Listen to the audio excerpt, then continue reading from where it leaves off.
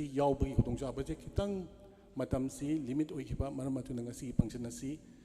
ꯈꯖꯤꯛꯇꯪ ꯑꯩꯈꯣꯏꯒꯤ ꯐꯝꯐꯝ ꯂꯥꯡꯅ ꯂꯦꯡꯁꯤꯜꯂꯤꯕꯁꯤꯡ ꯑꯁꯤꯒꯤ ꯃꯔꯛꯇ ꯈꯤꯇꯪ ꯆꯦꯟꯖꯦꯁ ꯂꯩꯖꯔꯦ ꯃꯁꯤꯒꯤꯗꯃꯛꯇ ꯀꯦꯝ ꯑꯣꯔꯒꯅꯥꯏꯖꯤꯡ ꯀꯃꯤꯇꯤꯕꯨ ꯉꯥꯛꯄꯤꯒꯅꯤ इकाई खुमनजरीबसिंगना डायसदा लेंसनखिरबा मतुंगदा ngasiगी इकाई खुमनजरीबसिंग असिबु इकाई खुमनबा उत्पिनबा हाइदुना ngasiगी के मसिगी volunteer सिंगना लयान fee अमममतंग अहानबोइना पानबिनबा निक्सिंगजरी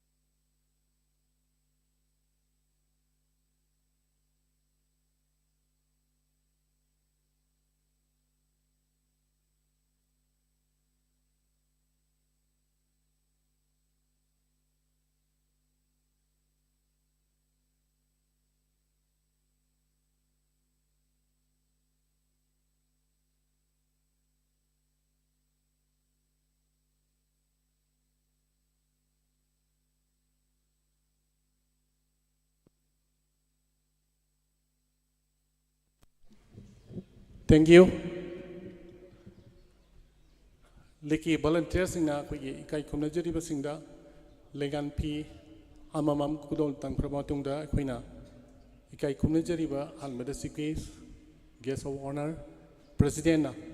koigi league of collaborators ki flag makhong da kinjariba maira mari asi amamam da oina jukat pi duna asi kem asi loichinda bagi function haujare haibadu tang na midongta निक्सिंजरी अखोई organisers मरक् की अखोई नुसिचु सिटपना मरम ओइदना मैरा चुकटपसी अमुक्तंग मतेंग पांगबियु हाइदना organising committee के माइकेट की निक्सिंजरी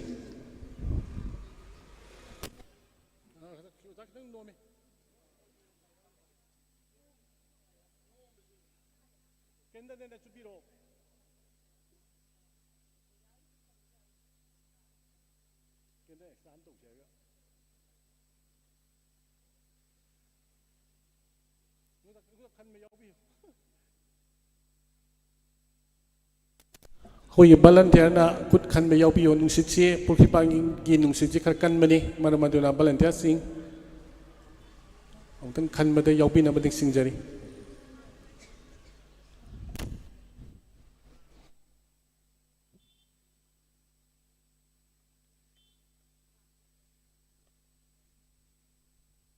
extra कैनर में थमवाई भी याद है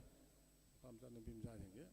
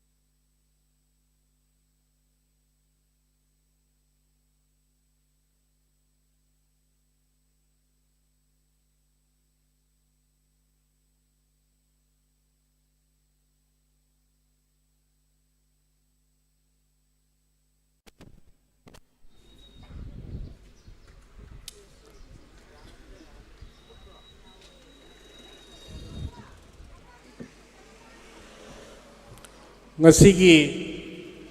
closing function ngasigi chief guest president amadi guest of honor singna maila sukar kraba matungda ngasigi ikai khumna jeriba sing amadi ngasigi invitees sing aduga nongin TV ki akoi live telecast tobiriba media person sing aduga kudum mapu akoi ikai khumna bo pinaba welcome as pibinaba aginaw namarakam surajbu asigi function asigi tamukta welcome as pibinam kopsinjeri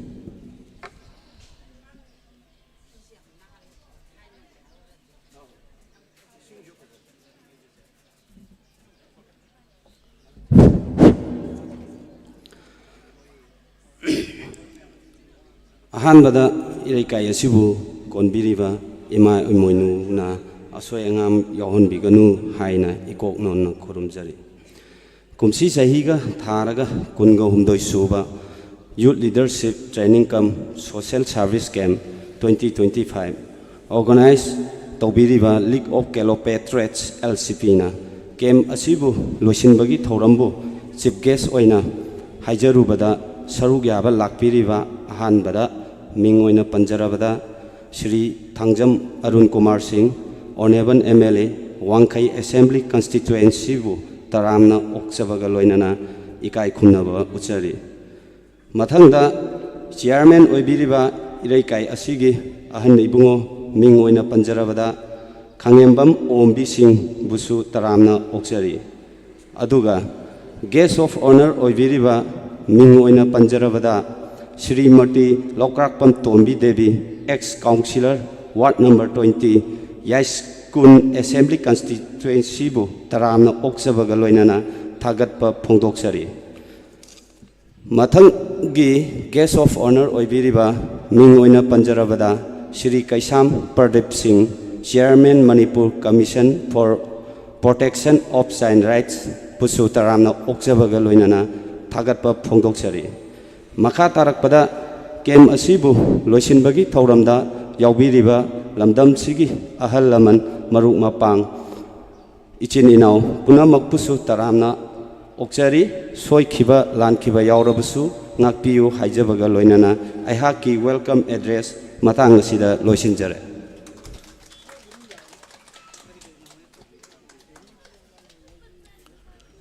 Thank you. Namarakam Surajdi akoi welcome address. PP Krapasi ki tungda League of Calopatriots ki ex-General Secretary Atopam Hamchandra KMC ki mani lena keynote address. PP namagi tungta agi maru Atopam Hamchandra ex-President League of Calopatriots stage the lengkat pirak namadi singjari.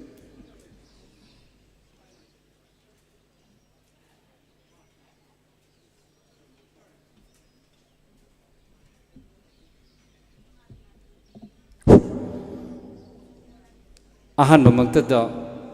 ngasigi chief guest ki phamham langda lengsin biriba lamdam sigi ikai khumnajaraba honorable MLA mingoina angkacharabada Thangjam Arun ikai khumnaba uchari aduga likkisu maruoiba member ama oibiduna aduga aikhoigi ireikai sigi Hantak Pangtok Seriba, Sigumlava Kem, Sigi Chairperson Chu Biriba, Yamba, Kangimum Ombi, Mahagna, Nasigi, Function Nasigi, President Oina Lengsin Biriba, Anisu, the Kai Kumnabu Cheri, Aduga, Kai Kumnazerba, ex-councillor,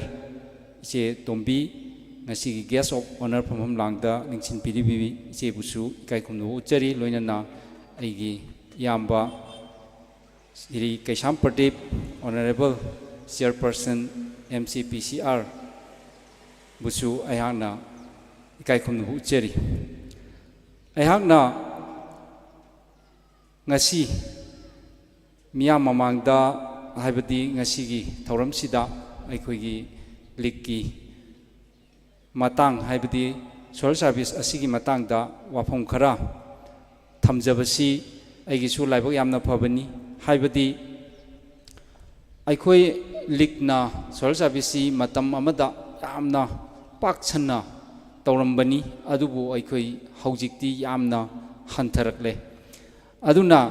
ꯃꯁꯤꯒꯤ ꯏꯍꯧ ꯑꯁꯦ ꯍꯥꯏꯕꯗꯤ ꯑꯩꯈꯣꯏ ꯑꯄꯨꯟꯕꯒꯤ ꯏꯍꯧꯁꯤ ꯃꯐꯝ ꯈꯨꯗꯤꯡꯒꯤ ꯂꯣꯏꯅ ꯇꯞꯊꯈꯤꯕꯗꯧꯅ ꯇꯧꯔꯦ ꯍꯥꯏꯕ ꯇꯥꯏ ꯃꯇꯝ ꯑꯃ ꯑꯩꯈꯣꯏꯒꯤ 1990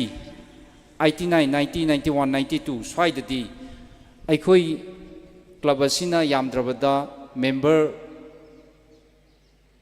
कैंपर है बतारे कैंपर चनी नत्रगा चाम यांखै नुपा नुपी यावरगा नुपीगिना नन रेजिडेंशियल ओइरगा नुपाना यामद्रबदा चाम कुनमुक अदमाइना नन रेजिडेंशियल ओइरगा पांगथोकपा नुमित तरेनी दगिना तरानी फावो पांगथोकपा केमना Anam गाक्तनी मतमदुदा अखोइना जेनिम्स hospital TB hospital अदुगा अकोइबदा लेरिबा कोंगबा लमलोंग अदुगा कोनुंग ममांगी even ख्वाइमन बाजार बाव चही अमनी अखोइ सियेंग अदुगी मतिक कनो तौगे अदु मतमसिदा लेकाई खुदिमकी क्लब सिंगसु हाइबा सुमाइ तौदना केम से अथा अथा पसेंग चत्रगसु मागी लेकाई सि यंग लाउना तौई अदुबु ngasiदगी चही 39 तरामुकी ममांगदगी हौना अखोइसु मसिगी इहोसी लोइना तपथगिबदौना तौरे सुमनगी अखोइगी खोंबान सेंगजी अदु तौजी लंबी केनो तौजी मयामगी चाखोदांग तौजी केम तौजी हाइबा मतमदा अखोइगी लमदुगी एमएलए नत्रगा मंत्री दुना अखोइ केनो खर थारागा जेसीबी खर थारा गाड़ी खर तौरगा मी मंगा तुक लेपगा कोटपा अदु नुंगदांगी मतमदना चाका पकजादा चाबा अदुमाइ तौदना हुजिक्सी पुरा अखोइगी अपुनबगी फोर्स से पुरा मांगबदौना मा तौबसी मसी यामना अखोइ यामना पेनफुल ओइबा आइदी अखोइ मियामगी ओइना तौबा तौजरिबा अखोइदा यामना नुंगाइतबा अदुगुम्बा मा फाउजै मसी कोअन्नबगी दमकता अखोइगी लीगना अखोइगी लीगकी केनोसिदी अखोइ मसी यारिबै होनदना अखोइना एमएलए दगी पोचै पांगअसु अमा तौरअसु पांगतब नते पैसासे अदुगी मतिक चंगी चाबा थकपा करिकरा अदगी हैंड ग्लोव अदि टुपी नुंबी अदि खुलाई नुंगाई लेबा पैसा चंगी लोइना चंगी अदु ओरगसु अखोइना लेकाइगी मीसिंगसी कमाइना थोनजिगे हाइना अखोइना यारि मखै अखोइ थोनब होनै थोकसु थोकपिरे आइदि इवन चाक थोंबा मतमदा अखोइ चाकी पाली तानरिबा इमाइबेल सिंह चाखुम अमुमुक तौबा मतमदा हाबदि अयुक्की नुंथिनगी यामद्रबदा इमाइबेल सिंह निफु यांखै थोलक्तना अदुमाइ तौदना अदुगा अखोइ हंदक्ति नुमित मरीनि खक पांथोकचबनी हौगिबा सेप्टेम्बर की तारीख 53 दगी हौरगा ngasiगी 12 सिदा लोइसनजबनी अदुना थबक सुबसी हौजिकी मतमगी नुंसासी अदुम मयामना खंबिरमनी अदुमकी नुंति साइ अदुबो अखोइगी नाहासिंग थोकलैबा सिंगसी मखोइदा थबक सुबगी स्पिरिटि खरखरदी लैरिब्रा हाइना खंजै अदुबु सुमाइ तौदना अखोइ मिफम कैका पांथोकपसे मसिगी कैनोसिमदी अखोइ कितंग अखोइना ओहनिंगबा फियमदु कितंग वाली नावाइदी मीसिंगसी सुमाइना मिफम पांथोकपा कैकासी अदुगी मतिक मपुंग फाना पांथोकपा ngami masima अखोइदा कितंग अवाबा म ओइरी मयामसी अदुगा सुमाइ तौदना अखोइना पांथोकचरकपा केमसी अखोइना मतमदुदा अखोइगी लेकाइदा लैरिबा मिपुं खुदिमक अमगा अमगा सखंग माइखंगनबगी केनोसी ओइरमी अदु हुजिकसु हंदकी अखोइना थमजरिबा केमसिदा अई चंगजनजरागे मसीगी ममीसी अखोइगी लेकाइसिदा अखोइना यारिबा मकै तारबरा हाइबसु अखोइना खंजबगी मरमदी अखोइ सुमाइना चाक थोंबा थबक सुबा केका फजना लेंथोरपा थोरपा याउबिरकपा मसी अखोइ यामना नुंगाइजै हाइबदी असुक यामख्रबा थबकसिंगसी अखोइना ngarang tarik 53 da अखोइ निंगतेम पुखरीजी मक छेंगबदा निंगतेम पुखरीजी किलोमीटर अमा दगी कितंग खतंग ताबनी मसी कनागुंबा मफम आइदी हाइनदबा मफम अमददी पुरा पाछांग अमा सेंगबगा चप मानबा हाइतारे मसीजु अदुम नुमित निनी मुक चंगी सेंगबदा अदगी मागी अकोइबदा लैरिबा अखोइगी चिल्ड्रेन पार्क सिंग अदुगो लैरकता अखोइ हंदक सेंगजरीसी सोमदा अखोइ देवी पखागी परेंगसिमा सेंगजरे अदुगा अखोइगी अवांग लैरकसिमा सेंगे सभी लैरक कैका अखोइ ममांगी केमसिंगदा यौबा ngamdaba मफम ꯍꯥꯏꯕꯗꯤ ꯃꯃꯥꯡ ꯒꯦꯝꯗꯗꯤ ꯄꯨꯈ꯭ꯔꯤꯁꯤ ꯑꯗꯨꯛꯀꯤ ꯃꯇꯤꯛ ꯁꯣꯡꯈꯤꯗꯅ ꯂꯩꯔꯛ ꯀꯩꯀꯥꯁꯤ ꯑꯩꯈꯣꯏ ꯌꯧꯕ ꯀꯌꯥ ꯉꯝꯗꯦ ꯑꯗꯨꯕꯨ ꯍꯟꯗꯛꯇꯤ ꯂꯩꯔꯛ ꯃꯌꯥꯝꯁꯤ ꯑꯩꯈꯣꯏ ꯌꯧꯕ ꯉꯝꯃꯤ ꯑꯗꯨꯕꯨ ꯇꯧꯕꯗꯗꯤ ꯑꯩꯈꯣꯏ ꯃꯇꯝ ꯑꯃꯒꯤ ꯂꯩꯔꯛ ꯈꯣꯡꯕꯥꯟꯗꯨꯒꯗꯤ ꯑꯃꯨꯛ ꯌꯥꯝ ꯈꯦꯠꯅꯔꯦ ꯍꯧꯖꯤꯛꯇꯤ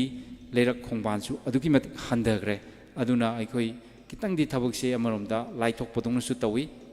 ꯑꯗꯨꯃꯥꯏꯅ ꯇꯧꯗꯅ ꯉꯁꯤꯁꯤ ꯑꯩꯈꯣꯏꯒꯤ ꯂꯩꯀꯥꯏꯒꯤ ꯄꯤꯄꯜꯁ ꯀ꯭ꯔꯦꯃꯦꯇꯣꯔꯤꯌꯝꯒꯤ ꯑꯦꯔꯤꯌꯥ ꯑꯗꯨꯒ ꯕꯥꯜꯋꯥꯗꯤ ꯔꯣꯗ ꯄꯦꯕꯝ ꯂꯩꯔꯛ ꯀꯩꯀꯥ ꯑꯗꯨꯃꯥꯏꯅ ꯉꯁꯤꯁꯤ ꯀꯣꯚꯔ ꯇꯧꯗꯅ ꯍꯟꯗꯛꯁꯤ ꯊꯕꯛꯁꯤ ꯌꯥꯝꯅ ꯋꯥꯏꯗꯂꯤ ꯑꯣꯏꯅ ꯑꯩꯈꯣꯏ ꯄꯥꯡꯊꯣꯛꯈꯤꯕ꯭ꯔꯥ ꯍꯥꯏꯅ ꯑꯩꯈꯣꯏ ꯃꯥꯏ ꯄꯥꯛꯑꯦ ꯍꯥꯏꯅ ꯈꯟꯖꯩ ꯑꯗꯨꯒ ꯑꯩꯈꯣꯏꯅ ꯀꯦꯝꯁꯤꯒꯤ ꯑꯩꯈꯣꯏꯅ ꯀꯦꯝꯁꯤꯗ ꯊꯝꯖꯔꯤꯕ ꯄꯥꯟꯗꯝꯁꯤ ꯁꯨꯃꯥꯏꯅ ꯊꯕꯛ ꯁꯨꯃꯤꯟꯅꯕ ꯍꯥꯏꯕꯁꯤꯃ ꯂꯩꯔꯦ ꯃꯁꯤꯃ ꯃꯄꯨꯡ ꯐꯥꯔꯦ ꯑꯗꯨꯒ ꯑꯅꯤꯁꯨꯕꯗ ꯑꯩꯈꯣꯏꯅ ꯀꯦꯝꯁꯤꯗ ꯂꯩꯀꯥꯏꯗ ꯍꯣꯡꯉꯛꯄ ꯃꯤꯁꯨ ꯂꯩꯔꯝꯕ ꯌꯥꯏ ꯑꯗꯨꯒ ꯚꯔꯥꯗ ꯂꯩꯔꯛꯄ ꯃꯤꯁꯨ ꯂꯩꯔꯝꯕ ꯌꯥꯏ ꯑꯗꯨꯒ ꯅꯠꯇ꯭ꯔꯒ ꯃꯥꯒꯤ ꯃꯊꯧꯅ ꯑꯉꯥꯡꯁꯤꯡꯁꯤ ꯑꯩꯈꯣꯏꯒꯤ ꯃꯥꯒꯤ ꯃꯊꯧꯅ ꯆꯠꯊꯣꯛꯈꯤꯕꯗ ꯉꯁꯥꯏꯒꯤ ꯃꯥꯒꯤ ꯊꯪꯅꯕꯒꯤ ꯂꯥꯏꯔꯤꯛ ꯇꯝꯕꯗꯅꯤ ꯈꯪꯗꯦ ꯑꯃꯗꯅꯤ ꯈꯪꯗꯦ ꯊꯪꯅꯕꯒꯤ ꯃꯤꯁꯤ ꯈꯪꯅꯔꯛꯇꯕ ꯃꯁꯛ ꯃꯁꯥ ꯈꯪꯅꯔꯛꯇꯕ ꯁꯤꯒꯨꯝꯕ ꯃꯌꯥꯝ ꯑꯃꯁꯨ ꯍꯥꯏꯗꯤ ꯍꯧꯖꯤꯛ ꯑꯉꯥꯡ ꯑꯃ ꯆꯍꯤ 13 13ꯀꯤ ꯀꯩꯅꯣ ꯑꯃꯗ ꯃꯤ ꯑꯃ ꯍꯦꯛ ꯍꯪꯕ ꯀꯥꯟꯗ ꯑꯁ ꯈꯪꯉꯤ ꯈꯪꯗꯦ ꯂꯣꯏꯅ ꯍꯦꯛꯇ ꯈꯪꯗꯕꯅ ꯅꯝꯕ ꯍꯥꯏꯇꯥꯔꯦ ꯁꯨꯃꯥꯏꯅ ꯌꯥꯝꯅ ꯅ꯭ꯌꯨꯀ꯭ꯂꯤꯌꯁ ꯁꯣꯁꯥꯏꯇꯤ ꯑꯃ ꯑꯣꯏꯁꯜꯂꯛꯄꯁꯤ ꯁꯨꯃꯥꯏꯅ ꯇꯧꯗꯅ ꯀꯦꯝꯁꯤꯗ ꯊꯣꯛꯅꯔꯀꯥꯟꯗ ꯑꯃꯒ ꯁꯛꯈꯪꯅꯕ ꯑꯁꯤ ꯑꯍꯜ ꯑꯁꯤꯗꯤ ꯑꯁꯤ ꯌꯨꯝ ꯑꯁꯤꯗ ꯂꯩꯕꯅꯤ ꯑꯁꯤ ꯅꯨꯄꯤ ꯃꯆꯥꯁꯤꯗꯤ ꯑꯁꯤ ꯌꯨꯝ ꯑꯁꯤꯗ ꯂꯩꯕꯅꯤ ꯑꯁꯤ ꯃꯧ ꯑꯁꯤꯗꯤ ꯑꯁꯤ ꯂꯩꯕꯅꯤ ꯍꯥꯏꯕꯁꯤ ꯁꯤ ꯈꯪꯅꯅꯕꯒꯤ ꯈꯨꯗꯣꯡꯆꯥꯕꯁꯤ ꯃꯁꯤ ꯑꯃ ꯑꯩꯈꯣꯏꯅ ꯄꯨꯟꯅ ꯀꯩꯅꯣ ꯇꯧꯕꯁꯤꯗ ꯑꯩ ꯄꯤꯕ꯭ꯔꯥ ꯍꯥꯏꯅ ꯈꯜꯂꯤ ꯑꯗꯨꯅ ꯃꯁꯤꯃꯛꯁꯨ ꯑꯩꯈꯣꯏꯅ ꯂꯩꯀꯥꯏꯁꯤꯗ ꯑꯄꯨꯟꯕ ꯑꯃ ꯁꯥꯒꯠꯂꯛꯅꯕꯒꯤ ꯑꯗꯨꯒꯨꯝꯕ ꯌꯥꯝꯅ ꯀꯩꯅꯣ ꯇꯧꯕ ꯃꯁꯤꯃꯁꯨ ꯑꯩꯈꯣꯏ ꯏꯁꯥꯅ ꯂꯧꯁꯤꯟꯕ ꯍꯩꯔꯒꯗꯤ 100% ꯀꯩꯅꯣ ꯑꯣꯏꯖꯔꯦ ꯀꯥꯟꯅꯔꯦ ꯍꯥꯏꯅ ꯈꯜꯂꯤ ꯑꯗꯨꯒ ꯂꯧꯁꯤꯟꯕꯤꯍꯧꯗꯕ ꯃꯤꯒꯤꯗꯤ ꯃꯁꯤ ꯃꯥꯡꯖꯕꯅꯤ ꯃꯁꯤꯃꯅ ꯑꯗꯨꯅ ꯑꯩꯈꯣꯏ ꯀꯦꯝꯒꯤ ꯄꯥꯟꯗꯝꯗꯤ ꯃꯁꯤꯃꯁꯨ ꯑꯃꯅꯤ ꯑꯗꯨꯒ ꯑꯩꯈꯣꯏꯅ ꯍꯧꯈꯤꯕ ꯀꯦꯝꯁꯤꯡꯗ ꯇꯧꯕꯒꯨꯝꯅ ꯑꯩꯈꯣꯏ ꯍꯟꯗꯛꯁꯤ ꯁꯨꯞꯅꯒꯤ ꯉꯔꯥꯡ ꯁꯦꯞꯇꯦꯝꯕꯔꯒꯤ ꯇꯥꯔꯤꯛ 19 ꯃꯁꯤꯁꯨ ꯑꯩꯈꯣꯏꯒꯤ ꯃꯅꯤꯄꯨꯔꯒꯤ ꯏꯇꯤꯍꯥꯁꯇ 1949ꯗ ꯚꯥꯔꯠꯇ ꯏꯟꯗꯤꯌꯥ ꯃꯅꯤꯄꯨꯔꯅ ꯄꯨꯟꯈꯤꯕꯒꯤ ꯁꯤꯒꯨꯝꯕ ꯅꯨꯃꯤꯠꯁꯤ ꯑꯇꯣꯞꯄ ꯃꯐꯝꯁꯤꯡꯁꯤꯁꯨ ꯄꯥꯂꯟ ꯇꯧꯅꯩ ꯑꯗꯨꯕꯨ ꯑꯩꯈꯣꯏꯒꯤ ꯂꯤꯛꯇꯤ ꯃꯁꯤꯒꯤ ꯍꯦꯛ ꯑꯩꯈꯣꯏꯒꯤ ꯂꯤꯛꯁꯤꯅ ꯍꯦꯛ ꯍꯧꯗꯣꯔꯛꯄ ꯁꯣꯁꯤꯌꯦꯜ ꯁꯥꯔꯚꯤꯁ ꯀꯦꯝꯞ ꯍꯥꯏꯕ ꯈꯨꯗꯤꯡꯃꯛꯁꯤ ꯃꯁꯤꯒꯤ ꯅꯨꯡꯒꯤ ꯑꯣꯏꯕ ꯑꯥꯏꯗꯤꯌꯥ ꯑꯃꯗ ꯃꯁꯤꯒꯤ 21 ꯁꯦꯞꯇꯦꯝꯕꯔ ꯑꯁꯤ ꯑꯩꯈꯣꯏ ꯀꯣꯚꯔ ꯇꯧꯔꯒ ꯇꯧꯖꯕꯅꯤ ꯃꯔꯝꯗꯤ ꯑꯩꯈꯣꯏꯅ ꯑꯩꯈꯣꯏꯒꯤ ꯏꯇꯤꯍꯥꯁ ꯑꯩꯈꯣꯏꯒꯤ ꯉꯁꯤꯒꯤ ꯍꯧꯔꯛꯏꯕ ꯅꯍꯥꯔꯣꯜꯁꯤꯡꯁꯤꯗ ꯑꯩꯈꯣꯏꯒꯤ ꯄꯨ ꯋꯥꯔꯤꯕꯨ ꯈꯪꯍꯟꯗꯅ ꯅꯩꯅꯕꯒꯤ ꯑꯗꯨꯒꯨꯝꯕꯒꯤ ꯀꯩꯅꯣ ꯑꯃ ꯇꯟꯖꯥ ꯑꯃ ꯂꯧꯖꯕꯅꯤ ꯑꯗꯨꯅ ꯍꯟꯗꯛꯀꯤ ꯉꯔꯥꯡ ꯄꯥꯡꯊꯣꯛꯄ ꯑꯁꯤꯗꯁꯨ ꯑꯩꯈꯣꯏꯒꯤ ꯏꯀꯥꯏ ꯈꯨꯝꯅꯖꯔꯕ ꯑꯩꯈꯣꯏ ꯏꯔꯝꯗꯝꯁꯤꯒꯤꯁꯨ ꯑꯣꯏꯕ ꯑꯗꯨꯒ ꯃꯅꯤꯄꯨꯔꯒꯤ ꯑꯣꯏꯅ ꯏꯀꯥꯏ ꯈꯨꯝꯅꯖꯔꯕ ꯄ꯭ꯔꯣꯐꯦꯁꯔ MC ꯑꯔꯨꯟ HOD ꯑꯣꯏꯅ ꯄꯨꯕꯤꯕ ꯑꯦꯟꯊ꯭ꯔꯣꯄꯣꯂꯣꯖꯤ ꯗꯤꯄꯥꯔꯠꯃꯦꯟ MUꯒꯤ ꯃꯍꯥꯛꯅ ꯂꯥꯛꯑꯒ ꯑꯩꯈꯣꯏꯒꯤ ꯚꯥꯔꯠꯇ ꯇꯤꯜꯂꯨꯔꯕ ꯃꯇꯨꯡ ꯑꯃꯁꯨꯡ ꯑꯩꯈꯣꯏꯒꯤ ꯉꯁꯤꯒꯤ ꯃꯅꯤꯄꯨꯔꯒꯤ ꯑꯣꯏꯔꯤꯕ ꯐꯤꯕꯝ ꯃꯁꯤꯗ ꯌꯥꯝꯅ ꯁꯨꯒꯥꯏꯅ ꯑꯩꯈꯣꯏ ꯍꯥꯏꯕꯤꯔꯝꯃꯤ ꯑꯃꯁꯨꯡ ꯌꯥꯝꯅ ꯐꯖꯕ ꯋꯥꯈꯜꯂꯣꯟ ꯃꯌꯥꯝ ꯑꯃ ꯊꯝꯕꯤꯔꯝꯃꯤ ꯑꯗꯨ ꯑꯩꯈꯣꯏꯅ ꯃꯤꯑꯣꯏꯕꯅꯤꯅ ꯃꯥꯅ ꯍꯥꯏꯕꯗ ꯁꯣꯏꯕ ꯉꯥꯝꯕ ꯃꯌꯥꯝ ꯌꯥꯎꯔꯝꯕ ꯌꯥꯏ ꯑꯗꯨꯕꯨ ꯃꯥꯅ ꯍꯥꯏꯕꯗꯨꯗ ꯌꯥꯝꯅ ꯐꯖꯕ ꯄꯣꯏꯟꯠꯁꯤꯡ ꯑꯗꯨꯝ ꯌꯥꯎꯗꯕ ꯅꯠꯇꯦ ꯍꯥꯏꯕꯗꯤ ꯑꯩꯈꯣꯏꯒꯤ ꯍꯧꯖꯤꯛ ꯈꯨꯟꯅꯥꯏꯁꯤꯗ May 3ꯀꯤ ꯃꯇꯨꯡꯗ 3 May 2023ꯒꯤ ꯃꯇꯨꯡꯗ ꯑꯩꯈꯣꯏꯒꯤ ꯃꯅꯤꯄꯨꯔꯁꯤꯗ ꯑꯣꯏꯔꯛꯏꯕ ꯆꯩꯅꯥ ꯃꯤꯀꯞ ꯃꯤꯔꯥꯎꯈꯣꯜ ꯑꯗꯨꯒ ꯑꯩꯈꯣꯏ ꯃꯅꯤꯄꯨꯔꯒꯤ ꯇꯪꯗꯨ ꯂꯩꯇꯥꯗꯕ ꯃꯅꯤꯄꯨꯔꯒꯤ ꯏꯄꯥ ꯏꯄꯨꯒꯤ ꯆꯍꯤ 2,000-3,000 ꯂꯩꯔꯛꯏꯕ ꯏꯇꯤꯍꯥꯁꯁꯦ ꯍꯧꯖꯤꯛ ꯀꯥꯏꯔꯗ꯭ꯔꯥ ꯍꯥꯏꯅ ꯄꯥꯈꯠꯂꯤꯕ ꯃꯁꯤꯒꯤ ꯃꯇꯥꯡꯁꯤꯗ ꯃꯥꯅ ꯃꯀꯣꯛꯇꯒꯤ ꯍꯧꯔꯒ ꯑꯔꯣꯏꯕ ꯐꯥꯎꯕ ꯁꯝꯇꯛꯅ ꯊꯝꯕꯤꯔꯝꯃꯤ ꯑꯗꯨꯅ ꯃꯁꯤꯗ ꯃꯥꯅ ꯑꯩꯈꯣꯏꯒꯤ ꯂꯧꯁꯤꯟꯖꯧꯕ ꯌꯥꯕ ꯑꯃꯅ ꯃꯥꯅ ꯊꯝꯃꯝꯕꯗ ꯃꯁꯤ ꯍꯧꯖꯤꯛꯇꯤ ꯊꯥꯏꯅꯒꯤ ꯇꯥꯏꯞꯇ ꯏꯔꯥꯕꯣꯠ ꯍꯥꯏꯔꯒ ꯏꯔꯥꯕꯣꯠ ꯈꯛꯇꯪ ꯊꯣꯛꯂꯛꯑꯒ ꯌꯥꯔꯔꯣꯏ ꯑꯗꯒꯤ ꯅꯠꯇ꯭ꯔꯒ ꯑꯗꯨꯃꯥꯏꯅ ꯇꯧꯅ ꯗꯦꯃꯤ ꯒꯣꯠ ꯑꯃ ꯊꯣꯛꯂꯛꯑꯒꯗꯤ ꯍꯦꯛꯇ ꯌꯥꯔꯔꯣꯏ ꯑꯩꯈꯣꯏꯁꯦ ꯑꯗꯨꯅ ꯌꯥꯝꯅ ꯑꯩꯈꯣꯏꯁꯦ ꯑꯄꯨꯟꯕ ꯌꯥꯝꯅ ꯑꯩꯈꯣꯏꯒꯤ ꯀꯠꯊꯣꯛꯄꯗꯅ ꯁꯔꯨꯛ ꯑꯣꯏꯕ ꯑꯗꯨꯃꯥꯏꯅ ꯇꯧꯕ ꯑꯄꯨꯟꯕ ꯃꯤ ꯖꯥꯇꯤꯗꯤ ꯑꯦꯅꯤ ꯃꯅꯤꯄꯨꯔꯗ ꯂꯩꯔꯤꯕ ꯖꯥꯇꯤ ꯈꯨꯗꯤꯡꯃꯛꯀꯤꯗꯒꯤ ꯃꯤ ꯌꯥꯎꯕ ꯌꯥꯏ ꯑꯗꯨꯃꯥꯏꯅ ꯇꯧꯔꯒ ꯑꯄꯨꯟꯕ ꯀꯠꯊꯣꯛꯄ ꯂꯩꯕꯥꯛꯁꯤꯒꯤ ꯃꯅꯤꯄꯨꯔꯗꯃꯛꯇ ꯀꯠꯊꯣꯛꯄ ꯒ꯭ꯔꯨꯞ ꯑꯃ ꯊꯣꯛꯂꯛꯑꯀꯥꯟꯗ ꯁꯤꯒꯨꯝꯕ ꯀꯩꯅꯣꯁꯦ ꯁꯣꯏꯗꯅ ꯑꯣꯏꯒꯅꯤ ꯍꯥꯏꯅ ꯃꯥꯅ ꯍꯥꯏꯔꯝꯃꯤ ꯑꯗꯨ ꯀꯠꯊꯣꯛꯄ ꯒ꯭ꯔꯨꯞꯇꯨ ꯂꯥꯏꯔꯤꯛ ꯍꯩꯕ ꯑꯣꯏꯕ ꯌꯥꯏ ꯑꯣꯏꯗꯕ ꯌꯥꯏ ꯃꯟꯇ꯭ꯔꯤꯁꯤꯡꯒꯤ ꯃꯔꯛꯇ ꯑꯣꯏꯕ ꯌꯥꯏ ꯈꯨꯗꯤꯡꯃꯛꯇꯒꯤ ꯑꯣꯏꯔꯛꯄꯁꯨ ꯌꯥꯏ ꯍꯥꯏꯔꯤꯕ ꯒ꯭ꯔꯨꯞ ꯑꯃꯗꯤ ꯂꯩꯕ ꯑꯃꯗꯤ ꯆꯪꯉꯤ ꯍꯥꯏꯅ ꯃꯥꯅ ꯑꯗꯨꯃꯥꯏꯅ ꯌꯥꯝꯅ ꯁꯝꯇꯛꯅ ꯊꯝꯕꯤꯔꯝꯃꯤ ꯃꯁꯤꯃ ꯑꯩꯈꯣꯏꯅ ꯌꯥꯝꯅ ꯂꯧꯁꯤꯟꯕ ꯌꯥꯕ कमाई तौना अखोई मणिपुर की हुजिक सोइरिबिसि चुमथोकदगे हाइना हाइबा मतमदा सोइरे हाइना खल्लबनी अखोई हुजिक अखोइजि हुजिक लैबाकसि खाइपुं खाइपुं लैनबदौना अखोइना नेशनल हाईवे सिंगदा निंगतमना चटपा ngamdaba अदुगा मोरे रोमदा चटपा ngamda सिंगमा मयाम अखोइगी यामना बोटल नेक ओइबा मैतैगी फाजन पुनजनबगी लैरिबा सिंगमा मयाम सिको अदा अखोइ इकोनोमी दा सोक्चल लैबा खुदिंगमक सिंगसि यंगकांदा मसि अखोइ खंदबा यादबनी अखोइ मणिपुर पाइपुना थंबिरंबा मणिपुर सि कमाइना कंजिगे हाइबसि खनबा मतमदा माना थममिबा आइडिया दु मसि मयाम दुगी मनुंगदा सिमा बाउदी अइना अखोइना खनबा याब्रा आइना अदमाइना खंजै अदुगा हाइरिबा कैनोसि तौरमदुदा अखोइना नुंगदांगी मतमदा आंगांसिंग अखोइना अखोइगी पांदम अमगी मतुंगिना आंगांसिंग स्टेज काबा कैबा हैतबा खोतबा अदि कनाउंबा कैनो तौनिंगबा मयाम अमसु अखोइना हाइरिबा केम असिदा मदुगी मदु फजबा फजदबना अमनी मदुगी खुदोंग चाबसु अखोइना पीरकांदा मसागी टैलेंट उथोकसनबा स्टेज काबा हैनबा सिंबा मयाम अमसु अखोइ तौजै सुमाइ तौदना अखोइना अखोइगी नुंगी ओइबा आइडिया अमसुंग पानगी ओइबा आइडिया सिंगसि अखोइगी खितंग दोरबसु अखोइ इरेकाइसिदा हांजन्नबा होनजबा सिगुंबा अखोइगी सेप्टेम्बर सोशल सर्विस कैम्पनी अदना मसिगुंबा कैम्प असिदा अखोइगी अखोइना पांदम सिंगसि फंगनबा होनबदा लेकाइगी मियामसिनसु अदुम यामना सपोर्ट तौबिखि हाइना अइ खली हाइबदि पैसागी पोटकी केका म्यामसु खुदिंगमक सिंगसि अखोइगी कैम्पगी यामना चाउना माइ पाकपा दुगा लिंगना सिंजरिबा चाही अखोइना ngasi अखोइना अखोइगी लिंकी लिंखलकपदगिदी कैम्पकी सिना खितंग मसिंगजे 23rd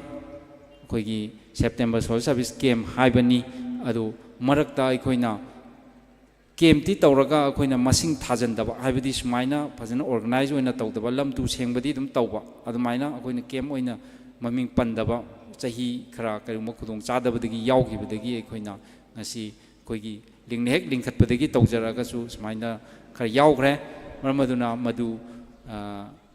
मियामदा मयामसि अइना खितंग मिना ओइनबा थमजबनी अदुगा मसि हाइरगा ngasiगी अइगी कैम्पसिगा मरी लेना अखोइना लिखना खंजरिबा थमजरिबा पांदमगी मतांगदा चौराकपा वाफम खरा थमजबसि टेंशन जगे thank you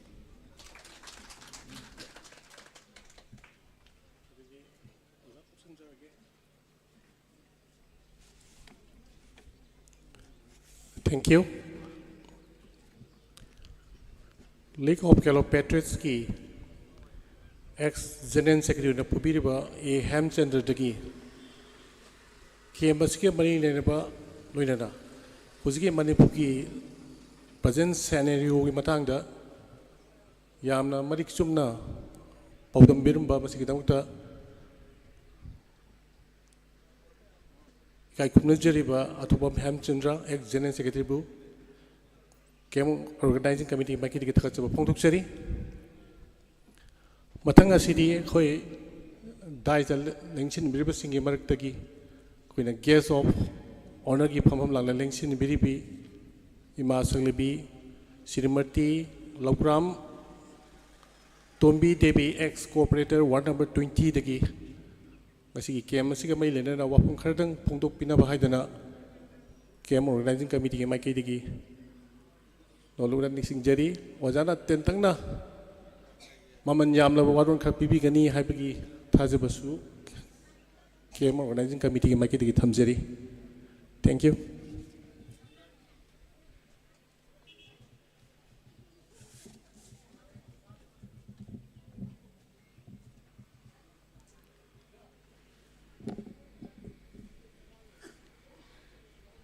अइना अहनबा मक्तदा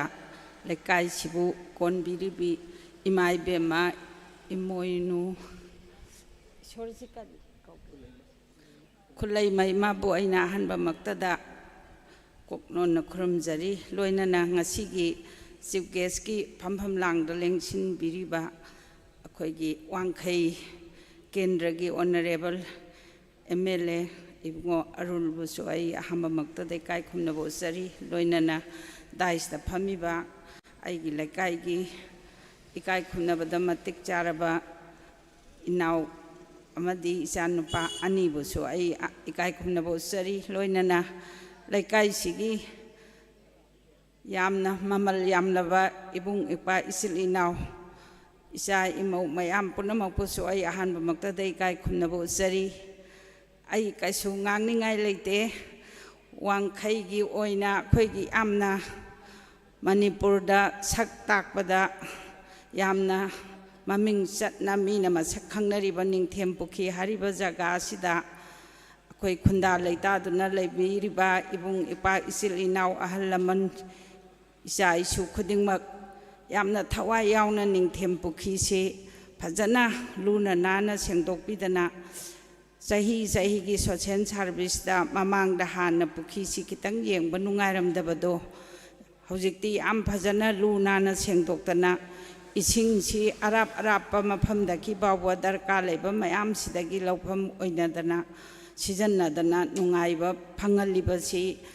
hojik tawbiriba ki camper mayam siga lakai sigi volunteer mayamna honabidana yam afaba makhanda ising si phagat halaktana mayamgi darka leba sijanaba phanganba si am nungaijai adu akhoidi koina pangansu puthokpa ngamdre leijaba mateng pangadabasu sauna pangba ngamjadaba sigi am nungaijadabasu lei lakai sida harau social service tawminnadana nupi singna pangan puthokdana cha ising thongdana camper singi mateng pangdana am nungsinana thabak tawbasi ubadai am hennasu nungaiba pokjai sumaina kairwa lakai si chamin thakminnadana suminnadana nominnadana matam punamakta nungsi chanana ana ek yaudana lamdam sigi lu nanaba phagatnaba kadaida kari jagada amor akai karmaina sengtok sige nalhan sige phagalan sige isa isuna karmai tor phagalan sige haidana khusamnabaga loinana ward kendra phagatnaba mayamna daita saungna lobidana tawbiriba se maman yam khre masi ai hanna thagatsari mathang chahi su karimta awat apa na yek akhoigi isilinaw singi marakta do salangpham taba na yek asauba panjau yaudana handaki camper sidagi masing henna chama chani thokna mayam punna sumaina social service asauba ma handak pangthoibsdai henna chawba ma pangthokpa ngamnaba imai bema mafamda nijaraga mayam punamuk punade yektaba punsi nungchangwa oisnu haibase haijaraga ai thamjaraga thank you all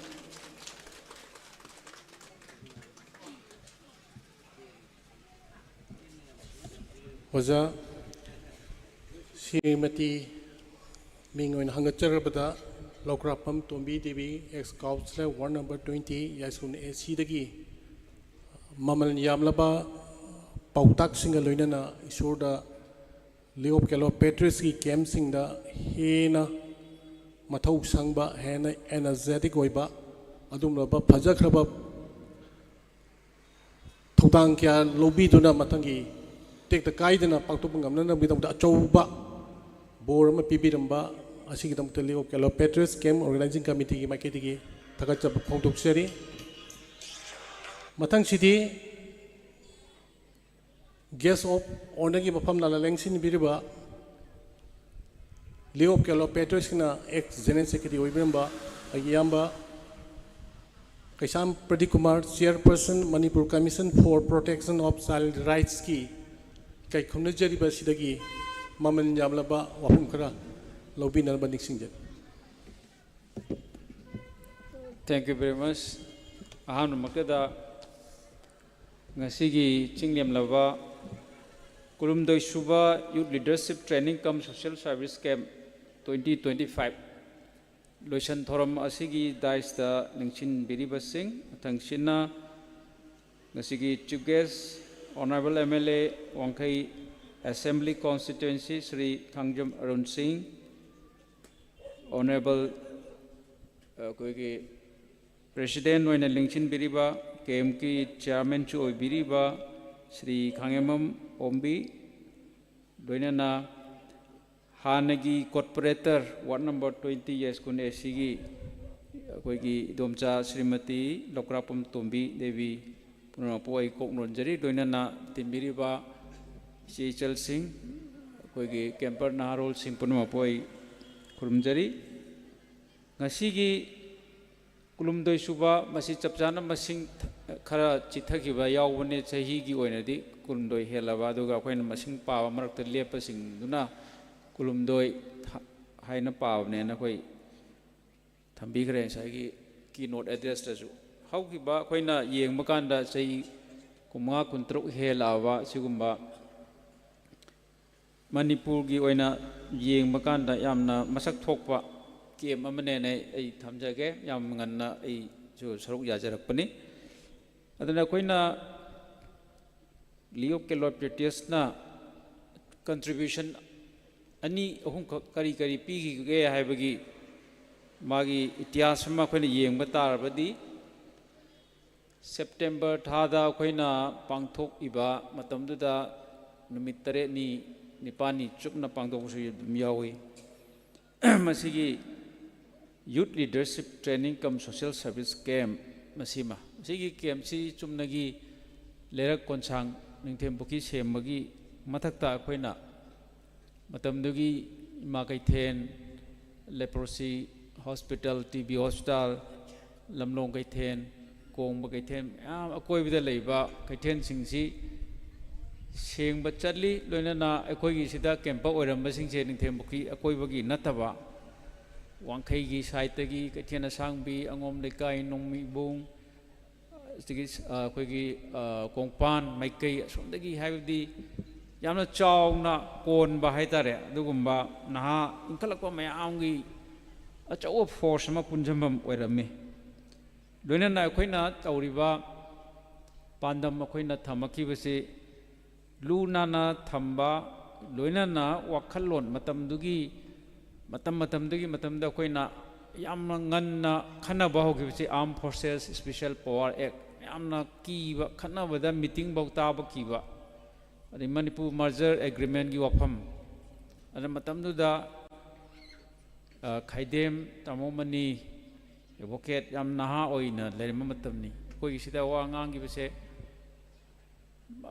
अखोगी अदगी honourable MLA ओजोय कोई सिदा वा ngangiबा अखोगी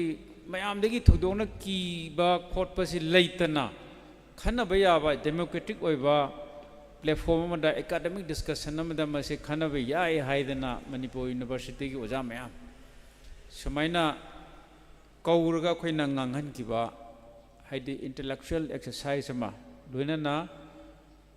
पुन्ना थबक सुमिन्नबगी spirit अमा अनि सिदा अखोइना मपुंग ओइना पुन्ना मसी training ने अखोइना अदुना यूथ लीडरशिप ट्रेनिंग अना अखोइ हाइजरिसे मसीना कोना मतम खरा लेरकांददी चही खरगी मतुंगददी मर्जर एग्रीमेंट मणिपुर असेंबली दा अखोइ नैनबा तारे पार्लियामेंट दा खन्नरे नैनरे पुखले एमपी ना ऑनरेबल एमपी अदुना हौजिक्ति मसी खन्नबदा आइन काइबनी मसी फा पुनगदरा हैना खलमदु ओइद्रे है सुमाइना मतमदा arm forces special power act मतम अखोइगी एक्स ऑनरेबल एमएलए आरके ननगसी यम नहा ओइना कोइसिदा वा ngangiba ngakतनी अदुना खोइना सिंजरिबा सोशल सर्विस केम सिगी यूनिक ओइबा मसक हाइतारदी सोशल इश्यूसिंग अकी खंग यावदना यामना ओपन डिस्कशन तौबगी प्लेटफॉर्म अमा अमदी पुन्ना थबक सुमिन्नबा चामिन्नबा अवाना खंगमिन्नबा असिने नै थमजगे तोपा अमना अखोइगी लिओ केलोपेट्रियसना धर्मगी ओइबा वाफम नतबदा कल्चर की ओइबा स्पिरिट अखोइना इमोइनुगी हिंगलनबसिम अखोइ अपुंग फाना तौइ अतोपा अखोइ होनबा अतैसु लेजे अखोइगी अखोइगी इमोइनुगी ओइबा अखोइ पैसा तुंगचनबगी माकी मिंगदा अखोइना इमोइनु नुमितगा अखोइना मियामदा मतेंग पांगबिनबाना अखोइ हंदकी लानगी मतमदसु पुकई लंगई हैबा मा अखोइ लेग्रे मैम खाइनबा अदुगा हंदकी लान व्यक्ति जम चाउदी चाउना थोखरे अदु मैतेलोंदा अखोइना कॉन्फ्लिक्ट हाइबसे मैतेलोंदा सिम लान मुक्नबा हाइबा तारे मसिगी मतमदसु अखोइना ꯂꯦꯡꯗꯕ ꯑꯩꯈꯣꯏꯒꯤ ꯐꯟ ꯑꯃ ꯁꯦꯝꯒꯠꯁꯤ ꯀꯥꯏꯅ ꯑꯩꯈꯣꯏ ꯃꯇꯝꯗꯨꯗꯁꯨ ꯑꯗꯨꯝ ꯍꯧꯈꯤ ꯄꯩꯁꯥ ꯌꯥꯝꯅ ꯅꯣꯡꯃꯗ ꯄꯩꯁꯥ ꯌꯥꯝ ꯇꯥꯈꯤ ꯑꯩꯈꯣꯏꯅ ꯃꯥꯏꯀ꯭ꯔꯣꯐꯣꯟꯅ ꯑꯃꯈꯛ ꯂꯥꯎꯊꯣꯛꯈꯤꯀꯥꯟꯗ ꯅꯣꯡꯃ ꯅꯤꯅꯤꯗ ꯂꯨꯄꯥ 50,000 ꯍꯦꯟꯅ ꯀꯂꯦꯛꯁꯟ ꯇꯧꯈꯤꯑꯕ ꯃꯌꯥꯝ ꯊꯥꯖꯕꯤꯕꯁꯦ ꯑꯗꯨꯅ ꯑꯩꯈꯣꯏꯅ ꯖꯒꯥ ꯖꯒꯥꯗ ꯆꯠꯂꯒ ꯔꯤꯂꯤꯐ ꯀꯦꯝꯞꯇ ꯏꯍꯥꯟ ꯍꯧꯖꯤꯛ ꯃꯇꯨꯡ ꯇꯥꯕꯗꯕꯨꯗꯤ ꯌꯥꯝ ꯄꯤꯅꯈ꯭ꯔꯦ ꯃꯇꯝꯗꯨꯗ ꯀꯅꯥꯅꯁꯨ ꯀꯗꯥꯏꯗ ꯆꯠꯂꯒ ꯄꯤꯅꯤ ꯀꯗꯥꯏꯗ ꯔꯤꯂꯤꯐ ꯀꯦꯝꯞ ꯍꯥꯡꯉꯤ ꯀꯩꯁꯦ ꯈꯪꯗ꯭ꯔꯤꯉꯩ ꯃꯇꯝ ꯌꯥꯝꯅ ꯉꯜꯂꯤꯉꯩꯗ ꯑꯩꯈꯣꯏ ꯍꯧꯖꯈꯤ ꯁꯨꯃꯥꯏꯅ ꯑꯩꯈꯣꯏꯒꯤ ꯂꯤꯛ ꯑꯣꯐ ꯀꯦꯂꯣꯄꯦꯇ꯭ꯔꯤꯌꯣꯁꯀꯤ ꯁ꯭ꯄꯤꯔꯤꯠꯁꯤ ꯄꯨꯗꯅ ꯁꯨꯝ ꯂꯥꯛꯄ ꯃꯁꯤ ꯂꯤꯁꯥꯡ ꯁꯤꯠꯅ ꯃꯥꯡꯍꯟꯗꯅ ꯂꯥꯛꯄꯗ ꯑꯩꯈꯣꯏꯒꯤ ꯁꯣꯁꯤꯌꯦꯜ ꯁꯥꯔꯚꯤꯁ ꯑꯁꯤꯅꯁꯨ ꯑꯆꯧꯕ ꯃꯇꯦꯡ ꯑꯣꯏꯔꯤ ꯑꯗꯣ ꯍꯟꯗꯛꯀꯤ ꯁꯣꯁꯤꯌꯦꯜ ꯁꯥꯔꯚꯤꯁꯁꯦ ꯑꯩ ꯌꯥꯝꯅ ꯃꯄꯨꯡ ꯐꯥꯅ ꯌꯥꯎꯕ ꯉꯝꯖꯍꯧꯗ꯭ꯔꯦ ꯑꯩ ꯃꯔꯛꯇ ꯒꯨꯋꯥꯍꯥꯇꯤꯗꯁꯨ ꯑꯃꯨꯛ ꯆꯠꯂꯨꯔꯦ ꯑꯗꯨꯅ ꯑꯩꯈꯣꯏꯒꯤ ꯍꯧꯖꯤꯛ ꯊꯣꯛꯂꯤꯕ ꯃꯅꯤꯄꯨꯔꯒꯤ ꯑꯣꯏꯔꯤꯕ ꯐꯤꯕꯝꯁꯦ ꯑꯃꯨꯛꯇ ꯊꯦꯡꯅꯗ꯭ꯔꯤꯕ ꯃꯑꯣꯡꯗ ꯑꯩꯈꯣꯏ ꯇꯪꯗꯨ ꯂꯩꯇꯥꯗꯕ ꯍꯥꯏꯕ ꯇꯥꯔꯦ ꯇꯪꯗꯨ ꯂꯩꯇꯥꯗꯕ ꯃꯈꯜ ꯑꯅꯤ ꯍꯥꯏꯕ ꯇꯥꯔꯗꯤ ꯑꯃꯅ ꯔꯥꯖꯅꯤꯇꯤꯒꯤ ꯑꯣꯏꯕ ꯇꯪꯗꯨ ꯂꯩꯇꯥꯗꯕ ꯄꯣꯄꯨꯂꯔ ꯒꯚꯔꯟꯃꯦꯟꯠ ꯑꯃ ꯑꯩꯈꯣꯏ ꯂꯩꯇꯕꯒꯤ ꯑꯋꯥꯠꯄ ꯂꯣꯏꯅꯅ ꯑꯩꯈꯣꯏꯒꯤ ꯂꯝꯁꯤꯗ ꯇꯣꯉꯥꯟ ꯇꯣꯉꯥꯟꯕ ꯏꯍꯧ ꯚꯥꯏꯂꯦꯟꯁ ꯊꯣꯛꯇꯅ ꯆꯠꯄ ꯉꯝꯗꯕ ꯑꯩꯈꯣꯏꯅ ꯃꯐꯝ ꯑꯃꯗꯒꯤ ꯑꯃꯗ ꯆꯤꯡꯗꯒꯤ ꯇꯝꯗ ꯇꯝꯗꯒꯤ ꯆꯤꯡꯗ ꯆꯠꯄ ꯌꯥꯗꯕꯒꯤ ꯁꯤꯃ ꯑꯇꯣꯞꯄ ꯑꯃꯅ ꯑꯩꯈꯣꯏꯗ ꯆꯦꯂꯦꯟꯖꯁꯤ ꯀꯦꯂꯥꯃꯤꯇꯤ ꯍꯥꯏꯕ ꯇꯥꯔꯦ ꯑꯩꯈꯣꯏꯒꯤ ꯍꯟꯗꯛꯀꯤ ꯂꯥꯁ 6 months ꯊꯥ 6ꯇ ꯑꯩꯈꯣꯏꯁꯤ ꯏꯆꯥꯎ 3 ꯊꯦꯡꯅꯩ ꯖꯨꯟ ꯖꯨꯂꯥꯏ ꯑꯥꯒꯁ ꯁꯦꯞꯇꯦꯝꯕꯔ ꯑꯗꯨꯅ ꯆꯍꯤ ꯑꯃꯗ ꯏꯆꯥꯎ 3 ꯊꯦꯡꯅꯕ ꯍꯥꯏꯕꯁꯦ ꯑꯃꯨꯛꯇ ꯑꯩꯈꯣꯏꯒꯤ ꯏꯇꯤꯍꯥꯁꯇ ꯂꯩꯈꯤꯗꯕ ꯑꯗꯨꯒ ꯊꯦꯡꯅꯔꯤꯕ ꯏꯆꯥꯎꯁꯤꯁꯨ ꯃꯤꯁꯤ ꯃꯤꯅꯥ ꯌꯥꯎꯕ ꯌꯥꯝ ꯁꯥꯊꯤꯕ ꯑꯃꯨꯛꯇ ꯊꯨꯝꯗꯕ ꯖꯒꯥꯒ ꯌꯥꯝ ꯐꯖꯅ ꯊꯨꯝꯕ ꯌꯨꯝꯒꯁꯦ ꯂꯣꯏꯅ ꯆꯥꯏꯈꯥꯏꯈꯤꯕ ꯑꯩꯈꯣই ꯑꯣꯅꯔꯦꯕꯜ MLA ꯁꯥꯔ ꯑꯔꯨꯟꯒꯤ ꯀꯦꯟꯗ꯭ꯔꯗꯒꯁꯦ ꯑꯋꯥꯕ ꯃꯌꯥꯝ ꯅꯪꯈ꯭ꯔꯕꯅꯤ ꯃꯁꯥꯃꯛꯀꯤ ꯌꯨꯝꯁꯨ ꯊꯨꯝꯖꯤꯟꯗꯅ ꯃꯃꯥꯡꯒꯤꯗ ꯑꯗꯨꯅ ꯑꯩꯈꯣꯏꯅ ꯃꯁꯤ ꯆꯦꯟꯕ ꯌꯥꯗꯕ ꯀꯦꯂꯥꯃꯤꯇꯤ ꯑꯃꯗꯤ ꯀꯣꯟꯐ꯭ꯂꯤꯛ ꯂꯣꯏꯅꯅ ꯄꯣꯄꯨꯂꯔ ꯒꯚꯔꯟꯃꯦꯟꯠ ꯂꯩꯇꯕꯒꯤ ꯑꯋꯥꯠꯄ ꯍꯥꯏꯔꯤꯕꯁꯤꯡꯁꯦ ꯑꯃꯨꯛ ꯑꯩꯈꯣꯏꯅ ꯁꯤꯡꯅꯕꯁꯤꯡꯁꯦ ꯑꯩꯈꯣꯏꯅ ꯔꯤꯖꯣꯜꯕ ꯇꯧꯔꯒ ꯃꯁꯤ ꯁꯝꯗꯥꯏꯅꯔꯒ ꯑꯩꯈꯣꯏ ꯇꯪꯗꯨ ꯂꯩꯇꯥꯕ ꯈꯨꯌꯥ ꯇꯨꯁꯤꯠꯄ ꯂꯩꯕꯥꯛ ꯑꯃ ꯁꯣꯏꯗꯅ ꯑꯩꯈꯣꯏ ꯑꯣꯏꯅꯕ ꯍꯣꯠꯅꯕ ꯇꯥꯕꯅꯤ ꯑꯗꯨꯅ ꯑꯩ ꯇꯦꯟꯁꯤꯟꯖꯒꯦ ꯑꯩꯈꯣꯏꯁꯨ ꯌꯥꯝ ꯄꯤꯛꯅ ꯍꯥꯞꯄꯦꯟ ꯁꯦꯠꯄ ꯃꯇꯝꯗ ꯌꯥꯎꯖꯔꯛꯄꯗꯨꯅ ꯍꯧꯖꯤꯛꯁꯦ ꯆꯍꯤ ꯐꯅꯌꯥꯝ ꯌꯥꯝꯁꯜꯂꯛꯑꯦ ꯃꯌꯥꯝ ꯑꯩꯈꯣꯏꯒꯤ ꯃꯔꯨꯞ ꯃꯄꯥꯡ ꯑꯩꯈꯣꯏ ꯉꯁꯤ ꯃꯔꯛꯇ ꯎꯗꯕ ꯂꯩꯈꯤꯗꯕꯁꯨ ꯑꯃꯨꯛ ꯌꯥꯎꯔꯦ ꯁꯤ ꯃꯔꯛꯁꯤꯗ ꯑꯗꯒꯤ ꯃꯈꯣꯏꯒꯤ ꯃꯆꯥ ꯃꯁꯨꯁꯤꯡ ꯌꯨꯝ ꯀꯩ ꯄꯥꯜꯂꯛꯄ ꯑꯃꯨꯛ ꯌꯥꯎꯔꯦ ꯃꯇꯝꯗꯨꯗꯤ ꯑꯩꯈꯣꯏ ꯌꯥꯝ ꯅꯍꯥ ꯑꯉꯥꯡꯅꯦꯅ ꯑꯩꯈꯣꯏ ꯂꯩꯔꯝꯕꯅꯦ ꯁꯣ ꯑꯩꯈꯣꯏꯒꯤ ꯂꯥꯛꯀꯗꯧꯕ ꯅꯍꯥ ꯑꯣꯏꯔꯤꯕ ꯖꯦꯅꯦꯔꯦꯁꯟꯁꯤꯡꯁꯤꯗ ꯑꯩꯈꯣꯏꯅ ꯊꯝꯃꯝꯕ ꯇꯝꯕꯤꯔꯝꯕ ꯌꯥꯕ ꯃꯈꯣꯏꯗ ꯑꯩꯈꯣꯏꯅ ꯁꯤꯟꯅꯔꯝꯕ ꯌꯥꯕ ꯑꯗꯨꯅꯦ ꯑꯩꯈꯣꯏꯅ ꯀꯦꯝꯞꯇ ꯄꯨꯜꯂꯒ ꯅꯍꯥꯒ ꯑꯍꯟꯒ ꯐꯥꯎꯗꯣꯛꯅꯕꯒꯤ ꯇꯥꯟꯖꯥ ꯑꯃꯁꯨ ꯑꯣꯏꯅ ꯂꯧꯖꯔꯤꯁꯦ ꯑꯗꯨꯅ ꯑꯩꯈꯣꯏ ꯃꯇꯨꯡ ꯆꯍꯤꯁꯤꯡꯗ ꯁꯣꯏꯗꯅ ꯃꯄꯨꯡ ꯐꯥꯅ ꯍꯦꯟꯅ ꯐꯖꯅ ꯑꯩꯈꯣই ꯇꯧꯕ ꯉꯝꯒꯅꯤꯅ ꯑꯩ ꯊꯥꯖꯕ ꯊꯝꯖꯔꯒ ꯇꯦꯟꯁꯤꯟꯖꯔꯒꯦ ꯊꯦꯡꯛ ꯌꯨ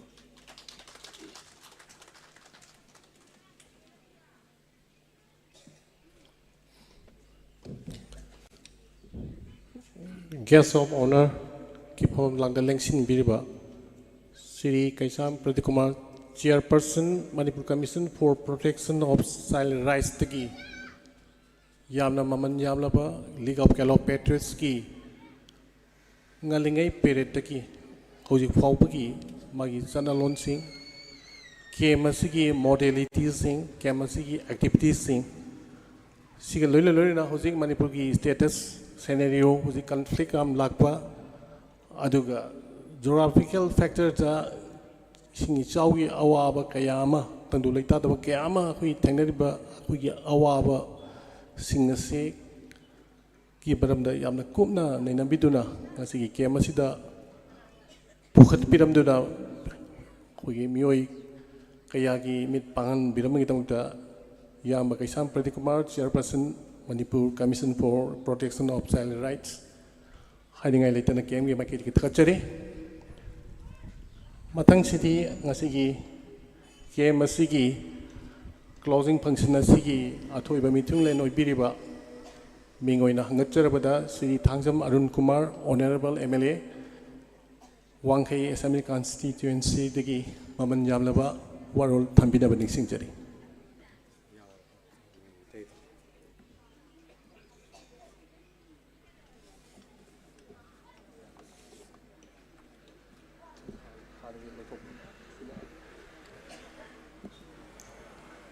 ꯑꯩ ꯑꯍꯥꯟꯕ ꯃꯛꯇꯗ ꯇꯤꯟꯕꯤꯔꯤꯕ ꯃꯌꯥꯝ ꯄꯨꯝꯅꯃꯛ ꯏꯀꯥꯏ ꯈꯨꯝꯅꯕ ꯎꯠꯆꯔꯤ ꯂꯣꯏꯅꯅ ꯉꯁꯤ LCP League of Calopatriots ꯅ ꯃꯔꯨꯑꯣꯏꯕ ꯊꯧꯗꯥꯡ ꯂꯧꯗꯨꯅ ꯆꯍꯤ ꯈꯨꯗꯤꯡꯒꯤ ꯄꯥꯡꯊꯣꯛꯄ ꯅꯨꯃꯤꯠ ꯍꯨꯝꯅꯤ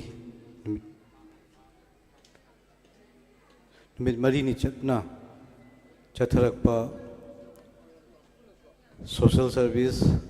amasung Youth Leadership Program loisanbagi thoramda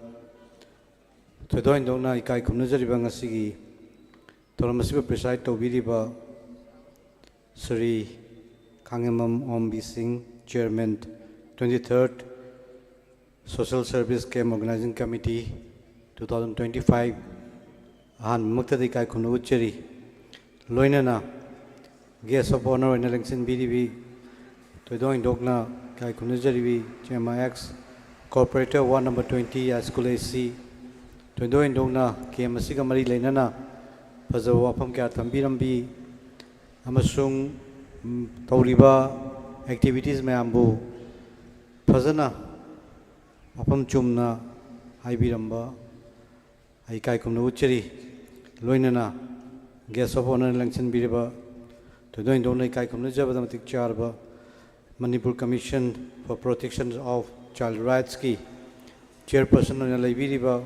Mingo Nangacharabada Sri Kesam Pradeep Kumar Kai Kumnuchari Yam Namarik Chumba Manipur Gilariba Ujiki Susi Matangas Yam Pazana Tambira Me Masung Ikuna Tengnariba Isusingasi Karamba Maunda Kamaina Toraga Ekoi Tengnagata Gabi Wapamsu Amarik Chumna Tambiramba to Kimatik Tagachaningi Loinana Mang the Lengson Biriba Lakai Siga Halaman Singh Imai Bell Ichel Marmapang Aduga Kem City Obidapa Youth Singh Aduga Club Key Tauburol Singh Taupubiriba Kwaipunamak Aikai Kumno Ucheri Yamna Karihaini Aina Some LCP program se tum ayam matamda sahi khuting sum yauji adu KM sing si social service KM adu kisi ki pangthui ba KM se tum lucian ba ki thoram jaya matamda adum yauji ngasi si ai de khoi honorable speaker khoi gi thudoi no kai khumna jari ba mingoi de panjarab sri thokchom setrabada singsu yaubi ramaga de hena nungai ne na khanjaram ne dubu Leba ki oiba issue, adu ki masagi oiba personal oiba, aduga tongan ba pan ki thobak trom kaya engagement lai ki bana yauba ngamdre dubu ma yauram magadi ai ki site ki su aina kitang proposal tawni ma mayamam lai hoji hoji kiti laiba Manipur ki situation sida mana kitang phaba position da lai re koi mayam ga yengna ba kanda adu matakta ma ti mamang da su laiba phaba da moi dum mantri oina kotna government of Manipur ki adu maina lairamba aduma koi colleague amani koi team supuna chamina na leibani aduma koi khara leibale kai se ki chako thorangi matang da su khara dum share tawduna wari sajaning bani adu ngasi di achin mana mar moidna samakti yaudre adu kudong chaba matamda madugi discussion su sai dum tawduna su lai adu dum makata na su tawjage na su ai kanjabani adu ga yamna nungai basi ngasi si Akoigi chumna sum social service katang to bunatana akoigi youth singi training program ama chahi kuding ga hapaga angang sing si training pira kanda moida tongan ba personality hengan na ba kokan na ba hona biba moida karigumba gathering ama da kamaina wanga ga dage adu karamba discipline chat ka dage karam hal laman singi chana pata kamai tawni kotpala tongan ba adu ke expert mayam ko raga Manipur gi leiriba situation gi matang da adu ga issue gi matang daga Moida speech pihan na kolandana knowledge share to hundana to busi am pai asai koi Hemchandra na haibi ramadam chumne matam amadadi social service tawse haraka mi si angang gase naharol gase to matik yam yam thongna ramani lekai lekai gi oina ani social service tawpa kolpa matam se mi ga war pasal ramde youth singi adumba participants se to ke matik yamamme adubu matam gi hongapagi matungina hojigi matam dadi ekon sum yengsi matam ama ekon angang wenge da koi family sing da hek hangak pada chinnaw kya no haidi mari manga dei taba mo yaw di loina manga truk tre nipan ya manga tene amana adubu hojigi matam dadi machanupa ama katang pokpa machanupi ma katang poba ya ma bada ani na taga hum aduna machanupa singse mayam ga socialize to bugi pochi am wala ya bujiti yum da loina confine to roga nang lai paw mapan thokanu kot kanu adu togunu da kadunu aina dum parents sing jina dum advice bidan leina ngang sing mapan tholak ta badagi akoi socialize oiba thabak sing jida involvement jam walak paneba aduna sigma mayam se leibisina ekoi gi bujiki sigumba mayam gi oiba thabak tholom torba kan da koi youth sing ji tholopki chang sam hantherak paneba aduna marum kan sumaina ka sigi tanja se CLP naga moy youth sing je training program ko pidana ekoi society sida koi saruk yaugdamni laik su tamgadamni imai pa na haibu su ingadamni aduga mayam gi oiba thabak tholoppa kan da ekoi su participate to buda ka lei gaina tambiri ba training jam da ka le yam phayene gi mota phauza etare adubu matam gi matung ina hoi asai haibirame guest of honor na su ki no address ta su matam amadadi social service to bukan da tongan ba jaga da ai gi hoji isu kana thoiba jaga da ni TB hospital ai ba leprosy gi jaga da ga laga social service to biram me hai du hoji eviction gi yam kana tori ba ai ko gi kanona su oja Kesam Pradeep Kumar su lak pidana nakta su angang sing madu angang cheni gi matak ta leibani adu matang da survey ga su togun leibani adu tongan ba lamlong kaitel kangde kongba kaitel kangde ima kaitel kangde mayam si loina CLP na ga chu todang laudana social service tawna kotna torposi am dugi matik yam singtha ningai ni hai pai adu bo matam gi matung ina hojik pichin jarasu sungle grep tana chei khuding gi routine namoina towi se am pai aikoi gi si aikoi se dum pokpada aikoi gi ida yaubra khangde aikoi si kariguma thaba ama toramaga singwa sagalamaga maintenance gi thabak se koi khara dum wa le ta koi jam kau thokalle se lekai gi leiriba ai gi mapa makta orsu drain se nalan ga di nuti gi sumang wai sit pada khara yaubi ra su dum khara makti dum phagadra nai khanjai ai wakal londa admain tawduna chahi khuding gi CLP na leibiriba organization asigi sina organize tawduna chahi khuding gi yam toina seng topang am da su chahi ama da muk tor su koi lekai si nalan da ya de koi lekai si luna na tham da ya de habigi wakal londa ga tawraga sigumba social service camp pangtuk pi se dugum bati nuai adu ko hoi si mayam puna mana khangnaraba manipur gi history ko reba ningthem puki mapan ningthem puki hai riba jaga sing ningthem puki hai riba si mamangi chahi ahum mari gi mamang da di ising je khara phatna leiramba aina su thengna jai ising sinaba yadaba ising sangaga akoi isang ka dana kodan tawba dubu matam du da sum akoi wari watai sanaba kanda numitu da di ai speaker su yobi geng khale aduga akoi expert singa tawga tanaraga masi kamain to na ising ji pagalan da ge am tawdu ngasi di ising ji am lu na na uram basa da sinaba yaba film da leram basa ngon da su am nungai aduga masi gi pukri sina puthoi se dugmatik yam gre sana kona bada su swimmer mayam ama manipur gi masak na reba swimmer mayam ama masidagi putoktana khotoktana aduga yam history ko ina lei basugma puki ama fajana maintain to bidana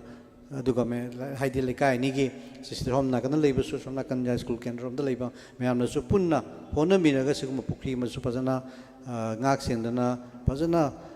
sinaba yaba mong thambi basu yam nungai jai aduna ekoi si ayam matamda maintenance to gi wakalon chenba aduga am nungai jabasi kaino hakanda CLP gi ani thaba ma torpa kanda adum unity di dum ubum phange dum imai bel singam saru ya ya ma tamda tabak tor ma tolpa kanda adum saru ya bi sai kino address ta dum haibi ram baduni sai sing thongna badum mi dum mangamba yaujage aduga yangam su mateng dum pangjage hojiki matamda kidang ai koi se lairiba situation jina kidang ai koi se lairiba situation jina politically mayam su yana khangbirabani sai gas of honor su thambiram baduni koi politically koi hojiki position je kitang phium chadana leiri adu atop top tongan mamma PR dai bamaram sina koi activity su khara wat pa hai tare adu sigma mayam sina marum more kan dai koi da tongan ba yam financially khangde adugi more kanu khangde power ni khangde amade khangde loina awat pa ngak to ina leiba hojik se adu bo atubo matam dai koi kan onajari अतुब मतमदा दुमा popular government number लाखना बाइदना अकोई होनजरी अकोई team फजना लेदना होनजरी अदुना थाजजबदा अतुब मतमदा सोइदना पॉपुलर गवर्नमेंट नंबर लाकदा खली लेबा सिचुएशन से दा सुम लेबदी यादबनिना अकोई हेन कन होनजरकांदा पॉपुलर गवर्नमेंट नंबर पुरकनबा अदुरगदी अकोइना तौनिंगनिबा पांथोकनिबा थबक तोरमसिंगसिजु अकोई पाक्थोकपा ngамगदराने खली अदुना ngasi अमुकजु हनाइना लोसिनजरकपदा इन हाइजनिंगबसी सेएलपी ना चाहि खुदिंगे पांथोकपिरिबसी अदुगी मतिक पै अदुना अकोइना चाहि खुदिंगी यामद्रबदा चाहि अमदा अमुक तोरसु फजना सोशल कौन तौदना सोशल सर्विस तौदना लेकाइसिबु लुनाना थंबा सि याम फै अदुना अकोइना क्लब सारसु कम्युनिटी हॉल सारसु अदुगा अमा मयामगी ओबे प्रॉपर्टी म सारसु मसि मेंटेन तौना थंबजे कोइ खर वारकल ले अदुबु मसि मेंटेन तौना थंबगी वाकलोन से हम आई थागत चनिंगी अदुगा मरुइना यूथ सिंग फजना ट्रेनिंग पीबीदना यूथ सिंगबु फजना पर्सनालिटी हेंगल हंदना अदुगा सोसाइटी सिगे अफब सिटीजन अमा ओइनबा ट्रेनिंग ग तौबीबसे दुक्की मते फैयेने खंजै अदु सिगुम थबक थोरम क्या लाखपदा आइसु दुम सरुक जाजगे अदुगा इसु अंगम मतेंग पांगजगे अदुगा मतम पुनमक्ता सीएलपी मियाम की थबक तौबदा सोक्तबा लेतबा मतम पुनमक्ता थबक तौरु खुदिमक्ता मणिपुर की सुबो ओरसु अमगी अममो ओरसु अदुम अयाम मतमदा थौदांग लौदना लापीबनी अदुना मसिगी थौदांग सिंग अदु लोबीबगा लोइनना तौरु थबक खुदिमक्तासु सीएलपी ना पांगथोरपा थबक थोरम क्या दसु इशोरना चानबीदुना माइ पाकपो ओइबियु आइबो फुंकरसे थमजरगा आई मैं पुनः बुथागत चरी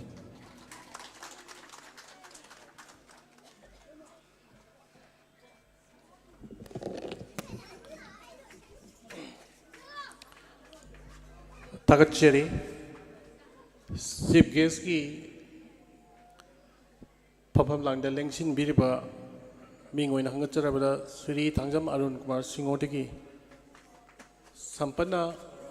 मणिपुर की पॉलिटिकल क्राइसिस नंबर मोइदना अखुगी एमएलए अमना तौगदब थबक थौरम सिंगदा यामना दिफंग ओइसलकपा अदुगा तौगदब थबक इथौना यामसलकपा मरमसिना सिगुम्बा मणिपुर की हुजिक तंगदु लेताद्रबा पॉलिटिकल क्राइसिस असि मतंगदा पनबिरंबा अदुगा ऑर्गेनाइजेशन अमना लौगदबा मागी फिरेप सिंह लोइना तोंगान तोंगान मखल की एरिया मरिक चुमना मतेंग पांगबिरपा मसिगिदमक्ता इकाई खुमनजिरबा सिबु अवांगमु थाकता लीगल केला पेट्रोसन थगतचरी हौखिबा स्पेस सिंगदा गेस्ट ऑफ ऑनरना अमदि कीनोस स्पीबिरंबा अदुदि यावखिबा खुगी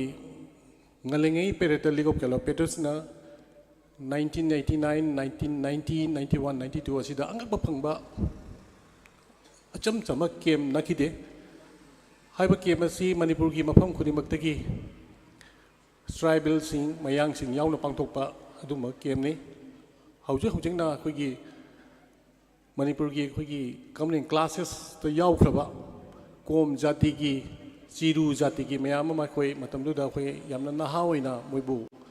केम सि यावनो मिदमता अखोइने invite तौई हरारौना lie हरारौना याउमिने मतमदुदा खितंग नहुना निसिंगलबदा अखोइना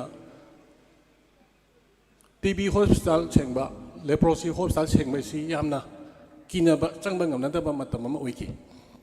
adubu league of kilometers ki volunteer singsina अखोइना खुलाई याव यावदना अखोइना मागी कैंपस सी यामना तरू तना सेंगबा मतमदा ngसाइगी केम अदुदा लेरमिबा हॉस्पिटल अदुदा लेरमिबा अखोइगी पेशेंट म्याम से अंगोंग अमा पैसा जे मरी खाइरगा अखोइगी कैंपर दा ऑर्गेनाइजिंग कमिटी दा पैसा खाइनरपा मपी तागे याम हराउदा अदुमबगी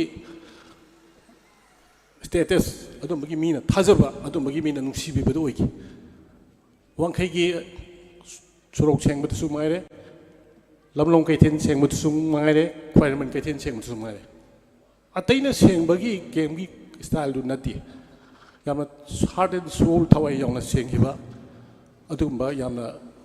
एनर्जेटिक ओइबे यूथ सिंग असिगी अंगकबा volunteers ngakne matamduda government of manipur na khoise youth award pi ni kai khumnadana ton makhani award si mayam phangi athina aikoina khaipe chok ning singjabani aduna kemasi aikoina regular camper si 300 numitang da khoi super fine bag ki ji sama si sara ani saba kon na di super fine bag ani na sara hum thok ko ne mi se adu ki mathi ju yamba adu akhoi ki common person amanda akhoi game si da sang ba yade mamni mai permission logani proper military ki rules ne tauris adu ma game duga hoje akhoi na sathai ba game si kitang flexible ya moire akhoi ki naron sing se tabak da yamna zain oi ba mi oi tabak ti ki ba lei tabak platform ni matang yo kwa kan stage matang yo kan mapan tho chi bang ya gan da ba sai ki ne address ta yo bi gi do adu adu ki award pa si amtang meng khata ba haidana akhoi leadership program sing adu conference sing akhoi pangthok na ba tamna mu sem sajagi haidana kan sinjari masigi dong ta ping thank you matang chi di akhoi League of Kelo Petroski came as he chairperson of Biriba, being on Hangacherabada City Kangamam or Bitaki when a wapam tadding him among the Ikai Kumnizaba guest of Sibgeski Pamon Landa Lengsin Biramba, Ikai Kumnizariba Chi Tangjam, Arun Kumar Singona came as he got Mutalipal Sing Trama Kusin Bide. Masih kita League of Kelo Petros game orang committee na awam tak cari aduga ingkai kumna jadi basina tungda pangtor kata pemai tapak terung kiada mai pak poina sunu hai tuna imunu lain bigi mamangda am kana su isu da kulam jadi thank you matang chidi League of Kelo Petros ki game organizing committee ki chairperson oi biriba kai kumne jere ba kaimo ombi singo deki kema sika mai lena wafum kara thambi na baning singjari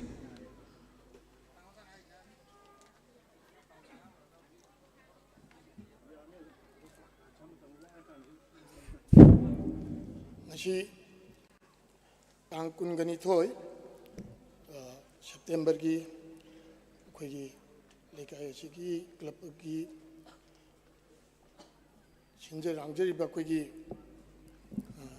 taraptagi khoi social service camp lotion bagi thoram masida lingbi reiba khoi gi mai tang ba lingbi lingchen biri ba khoi chief guest oina khoi mingoina panjarwada khoi thangjam marun kumar MLA adedagi khoi gi chief guest ki pam kano da pambiri ba chief honor ta pambiri ba kashangi khoi gi mingoin panjarwada kashangi pradeep adegi councillor birimbi khoi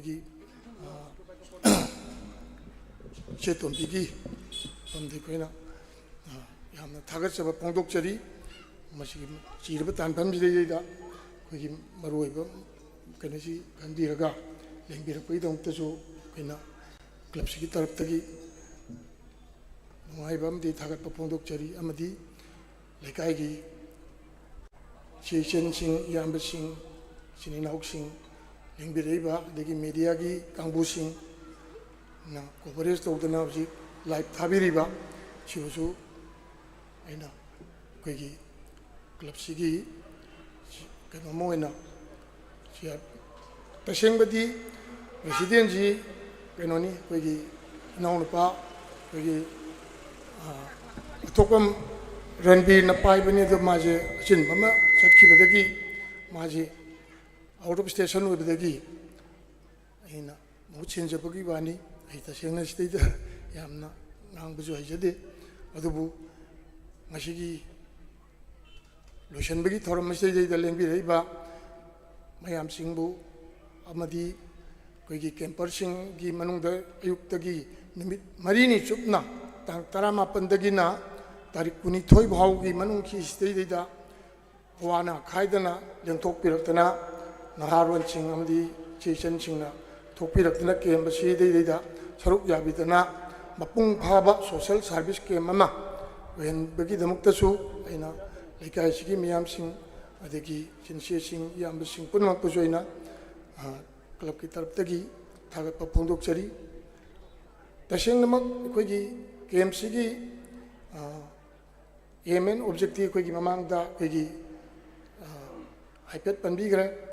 ꯃꯁꯤꯗꯩꯗ ꯁꯦꯡꯕ ꯈꯛꯇ ꯅꯠꯇꯅ ꯇꯔꯨ ꯇꯅꯥꯟꯅ ꯁꯦꯡꯕ ꯈꯛꯇ ꯅꯠꯇꯅ ꯑꯩꯈꯣꯏꯒꯤ ꯀꯩꯅꯣ ꯇꯧꯕꯗ ꯅꯨꯡꯗꯥꯡ ꯋꯥꯏꯔꯝꯒꯤ ꯃꯇꯝꯁꯤꯗꯩꯗꯁꯨ ꯑꯩꯈꯣꯏꯒꯤ ꯁꯤꯗꯩꯗ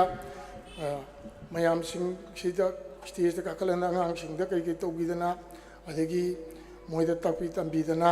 ꯉꯥꯡꯕ ꯁꯛꯄ ꯀꯃꯥꯏꯅ ꯇꯧꯒꯅꯤ ꯑꯗꯒꯤ ꯃꯣꯏꯒꯤ ꯅꯣꯂꯦꯖꯁꯨ ꯍꯦꯟꯒꯠꯅꯅꯕ ꯑꯐꯕ ꯄꯥꯎꯇꯥꯛ ꯄꯤꯕꯤꯗꯅ ꯑꯉꯥꯡꯁꯤꯡꯁꯤꯗ ꯄꯤꯕꯤꯕ ꯑꯗꯒꯤ ꯃꯔꯨꯑꯣꯏꯅ ꯁꯣꯁꯤꯌꯦꯜ ꯁꯥꯔꯚꯤꯁ ꯊꯣꯛꯂꯛꯏꯕ ꯃꯤꯁꯤꯡꯁꯤꯗꯁꯨ ꯑꯩꯈꯣꯏꯒꯤ ꯁꯣꯁꯤꯌꯦꯜ ꯑꯣꯏꯕ ꯌꯨꯝꯗ ꯊꯕꯛ ꯁꯨꯔꯝꯕ ꯌꯥꯏ ꯁꯨꯔꯝꯗꯕ ꯌꯥꯏ ꯀ꯭ꯂꯕꯁꯤꯗ ꯊꯣꯛꯂꯒꯗꯤ ꯑꯩꯈꯣꯏꯒꯤ ꯊꯕꯛ ꯁꯨꯕꯒꯤ ꯍꯦꯕꯤꯠ ꯑꯃꯁꯨ ꯑꯣꯏꯔꯤꯕꯅꯤꯅ ꯁꯤꯒꯨꯝꯕ ꯌꯥꯝꯅ ꯀꯦꯝꯞꯁꯤꯗꯩꯗ ꯌꯥꯝꯅ ꯀꯥꯟꯅꯕ ꯑꯃꯁꯨ ꯑꯣꯏ ꯑꯗꯨ ꯉꯁꯤꯁꯤ ꯇꯁꯦꯡꯅꯃꯛꯇꯤ ꯑꯩꯈꯣꯏꯒꯤ ꯁ꯭ꯀꯨꯜ ꯀꯦꯟꯗ꯭ꯔꯒꯤ ꯑꯩꯈꯣꯏꯒꯤ ꯑꯣꯅꯔꯦꯕꯜ ꯁ꯭ꯄꯤꯀꯔ ꯁꯤ ꯂꯥꯛꯄꯤꯔꯝꯃꯒꯗꯤ ꯌꯥꯝꯅ ꯅꯨꯡꯉꯥꯏꯔꯝꯒꯗ꯭ꯔꯥ ꯍꯥꯏꯅ ꯈꯟꯖꯕꯅꯤ ꯑꯗꯨꯕꯨ ꯃꯥꯁꯤ ꯑꯔꯨꯕ ꯊꯕꯛ ꯑꯃ ꯂꯩꯕꯗꯒꯤ ꯌꯥꯎꯗꯕꯁꯤꯅ ꯑꯩꯈꯣꯏꯗꯁꯨ ꯈꯤꯇꯪ ꯑꯩꯈꯣꯏ ꯍꯥꯏꯅꯤꯡꯕ ꯑꯣꯔ ꯀꯩꯅꯣ ꯇꯧꯅꯤꯡꯕ ꯈꯣꯠꯅꯤꯡꯕ ꯈꯔꯁꯨ ꯑꯩꯈꯣꯏ ꯋꯥꯠꯍꯧꯔꯦ ꯑꯗꯣ ꯑꯩꯈꯣꯏꯒꯤ ꯉꯁꯤꯒꯤ ꯑꯔꯣꯏꯕꯒꯤ ꯀꯩꯅꯣꯁꯤꯗꯩꯗ ꯑꯩꯅ ꯃꯌꯥꯝꯗ ꯍꯥꯏꯖꯅꯤꯡꯕꯗꯤ ꯑꯩꯈꯣꯏꯒꯤ ꯂꯩꯀꯥꯏꯁꯤꯒꯤ ꯁꯤꯒꯨꯝꯕ ꯆꯥꯎꯈꯠ ꯊꯧꯔꯥꯡꯁꯤꯗꯩꯗ ꯃꯤꯁꯤꯡꯁꯤ ꯈꯔ ꯁꯦꯀ꯭ꯔꯤꯐꯥꯏꯁ ꯑꯣꯏꯅ ꯑꯣꯔ ꯚꯣꯂꯨꯟꯇꯔꯤꯂꯤ ꯁꯣꯁꯤꯌꯦꯜ ꯑꯣꯏꯅ ꯊꯣꯛꯄꯤꯔꯛꯇꯅ ꯃꯄꯨꯡ ꯐꯥꯕ ꯁꯤ ꯈꯤꯇꯪ ꯋꯥꯠꯄꯁꯦ ꯌꯦꯡꯕꯗ ꯈꯤꯇꯪ ꯅꯨꯡꯉꯥꯏꯇꯦ ꯑꯗꯨ ꯃꯇꯨꯡꯗꯗꯤ ꯃꯁꯤꯒꯨꯝꯕ ꯑꯩꯈꯣꯏꯒꯤ ꯁꯣꯁꯤꯌꯦꯜꯒꯤ ꯑꯣꯏꯕ ꯁꯤꯒꯨꯝꯕ ꯂꯩꯀꯥꯏꯒꯤ ꯑꯣꯏꯕ ꯊꯕꯛꯁꯤꯗꯩꯗ ꯄꯨꯝꯅꯃꯛꯅ ꯊꯣꯛꯄꯤꯔꯛꯇꯅ ꯑꯍꯜ ꯂꯃꯟ ꯈꯪꯗꯦ ꯑꯉꯥꯡ ꯈꯪꯗꯦ ꯍꯥꯏꯗꯤ ꯅꯨꯄꯤ ꯑꯉꯥꯡ ꯄꯨꯝꯅꯃꯛ ꯌꯥꯎꯅ ꯊꯣꯛꯄꯤꯔꯛꯑꯒ ꯁꯤꯒꯨꯝꯕ ꯁꯣꯁꯤꯌꯦꯜ ꯁꯥꯔꯚꯤꯁꯇꯩꯗ ꯃꯇꯨꯡꯗꯗꯤ ꯀꯩꯅꯣ ꯇꯧꯕꯤꯅꯕ ꯁꯔꯨꯛ ꯌꯥꯕꯤꯅꯕ ꯑꯩ ꯃꯌꯥꯝ ꯃꯐꯝꯗꯁꯨ ꯍꯥꯏꯖꯔꯤ ꯁꯤ ꯍꯥꯏꯔꯒ ꯑꯩ ꯃꯌꯥꯝꯗꯒꯤ ꯑꯩ ꯕꯤꯗꯥꯏ ꯂꯧꯖꯒꯦ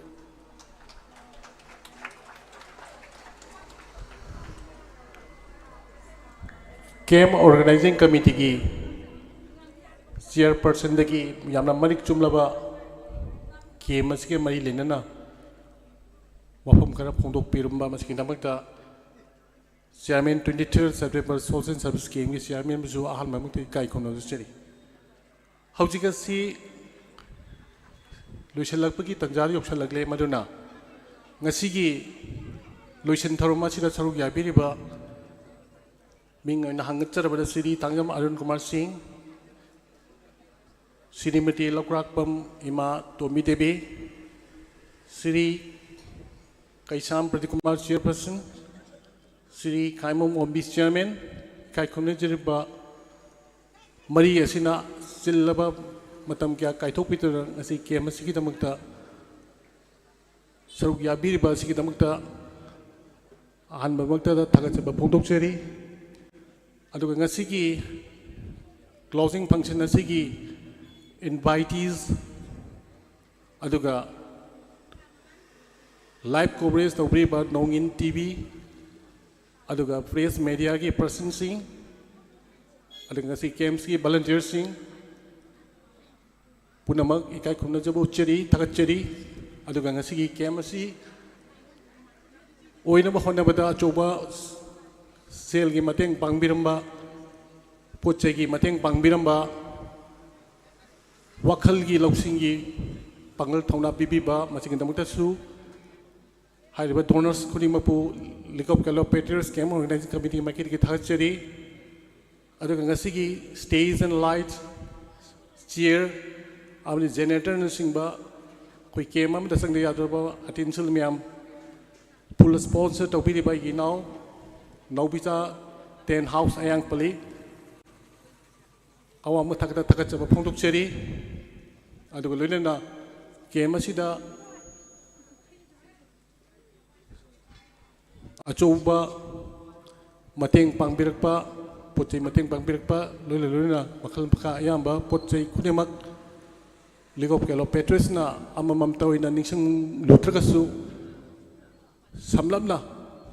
punamuk puthakacheri amadi ngasigi game asi numit marini sanba numit asida numit sakhum nipalak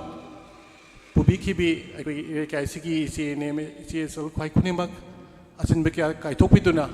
masa masa gi angang gi parikha babak थनमलगा ngasi game asi soin bayati haitana camper singi damakta sara sohendana tamna namagi damakta yobi ba agi ima ibel isi nem isi sel kwai kunima awam takata takachari aduga ngasi gi function asi da saruk yabadi ngamhaudraba aduga game asi di maipu nanna yobiramba aduga masagi anabana maramoidana yum da pothadun leiba mi sing पुनमक सुपचंजर का कोई ना game organising committee में क्या देखिए अमुका थका चली thank you अभी game chairman या याब लोग जरा का मतंग सीधा क्लोजिंग फंक्शन लोचन जरे अदुगा क्लोजिंग फंक्शन न मतंग दा कल्चरल प्रोग्राम सिंग मतंग हाउचना बा सेम साजरी thank you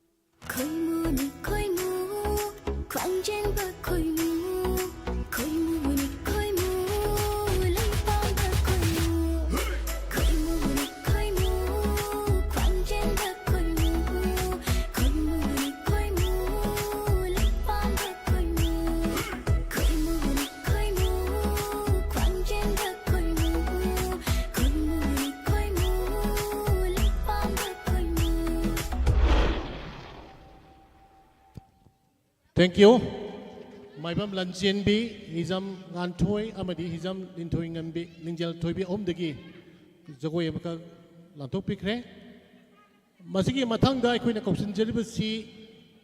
Yengkom lan kombi Yengkom lan kombi tagi su mana sabi kata besi jago ini Mermasina Yengkom lan kombi Sem sabiu aduga masih matang da Kaidem ya Sairem silaibi matang da sem jana ba jago ini jago semagi sound jadu ni sound je untang sembio ada masih matang da sairem silaibi se ready tau lebio jago sakadoi di mana masih naik kuina jago isi saba matam da kuina keset ki karigi se isang ada boy tadi kuigi sound engineer sing kuigi machine pai sing asi masida amuk tang masida hana pau pibiu maram dia kuina jago isi sana hona bada isai gi track si semi ngai da matam kha lau se masina kui nungai jade maram masina hana ne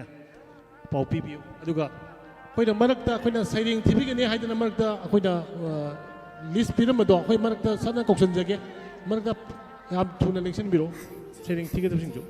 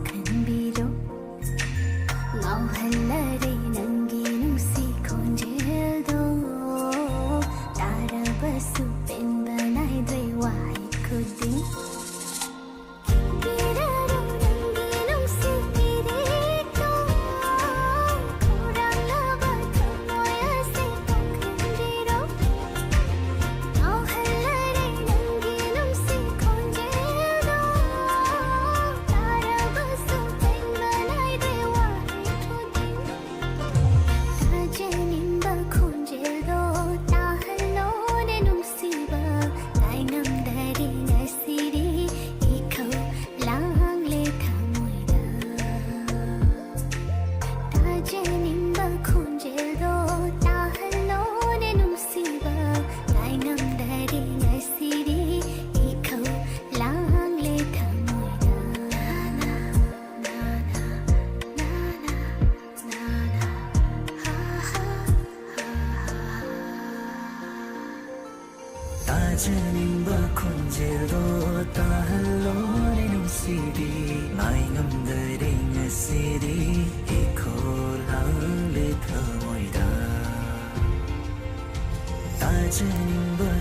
khonjelo tahalo rin sidi nai namdare ngasidi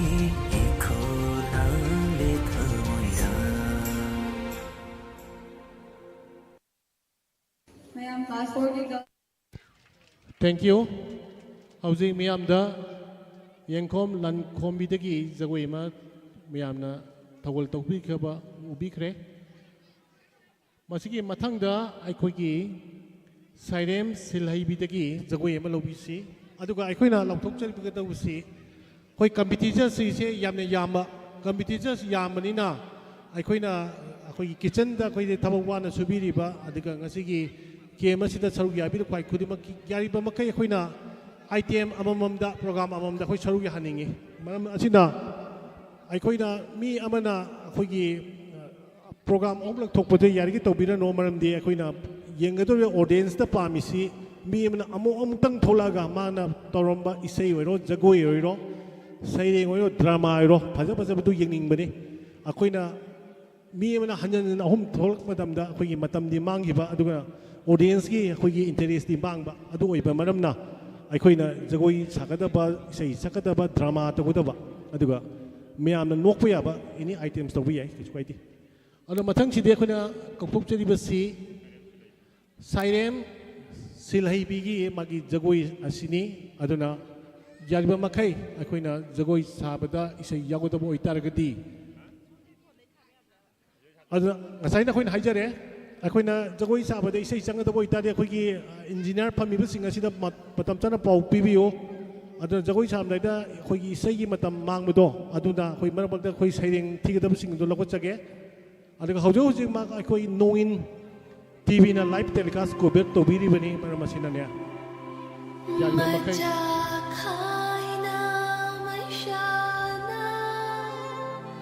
awi magbiri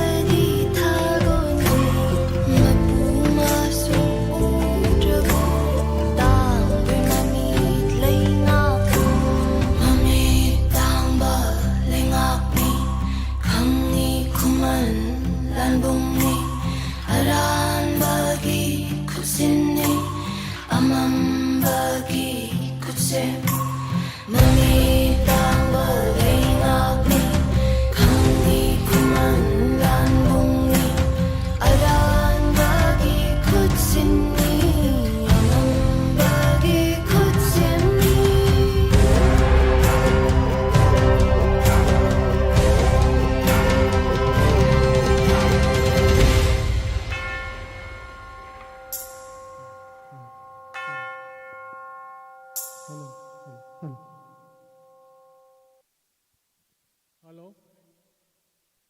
Hello, hello? Hello, hello?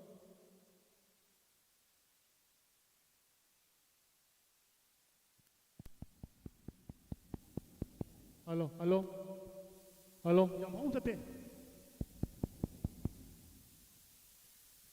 Hello, hello? Hello, hello? Hello, microphone. Hello, hello? Hello, hello? Hello, hello? Hello, hello?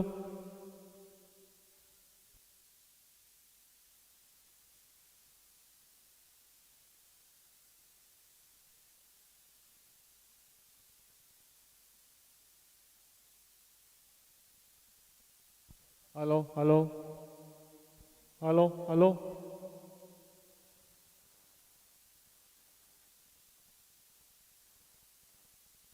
Hello, hello?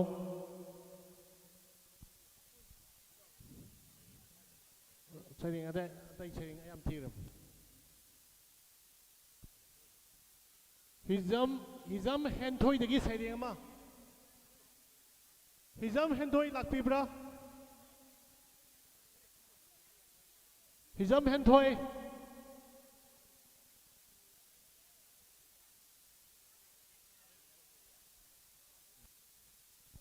Hello, hello?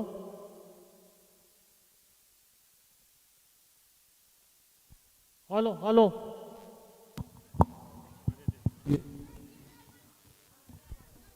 Marak thana, akhoi ki sound check si semi ngai da akhoi saireng ama kok thok chage. Yaisna nongthombam. Yaisna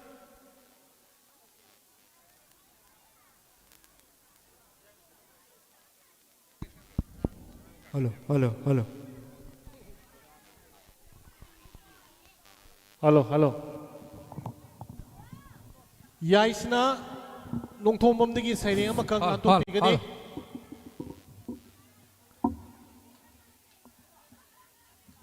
Masigi mathang da akhoi jagoi sem sadran leibinaba nisingjari. Hello, my name is Yaisna Nomthomba. I read in UKG class. My boy is Chagon Karubi. Chagon Karubi. Rasi Laibi Nusibi. Laida Macha Kamana. Chagon Angbu Taubadi. Lai Bachagum Padaido. Yang Bapen Manaidedo. Chagon Karubi. Rasi Laibi Nusibi. Rasi Laibi Nusibi. Thank you. Thank you. Yaisna nongthombam dagi saireng ama lobikre. Masigi mathang da akhoi jagoi ama kalakot jage. Yumlem bam langai chadu. Yumlem bam langai chadu dagi isai lanthok pikani magi akhoi ki cassette sing ado akhoi ki recording engineer dongtang pok pibiyo. Akhoi na manamak tani lakot chaise alak balak ta akhoi report amam tang tobiyo. Aduga akhoi na hanana akhoi ming pangkhat piram laba akhoi ki competitor sing amtang report tobiyo sida mamni reporting tongdaba ming di pakhala mamba yam yaure. Akhoi na series da akhoi na thabak program chatha jagata busi man ta yam da talle manam sina. Manam masina hausi akhoi na kopsang jari basi yumlem bam langai chanu.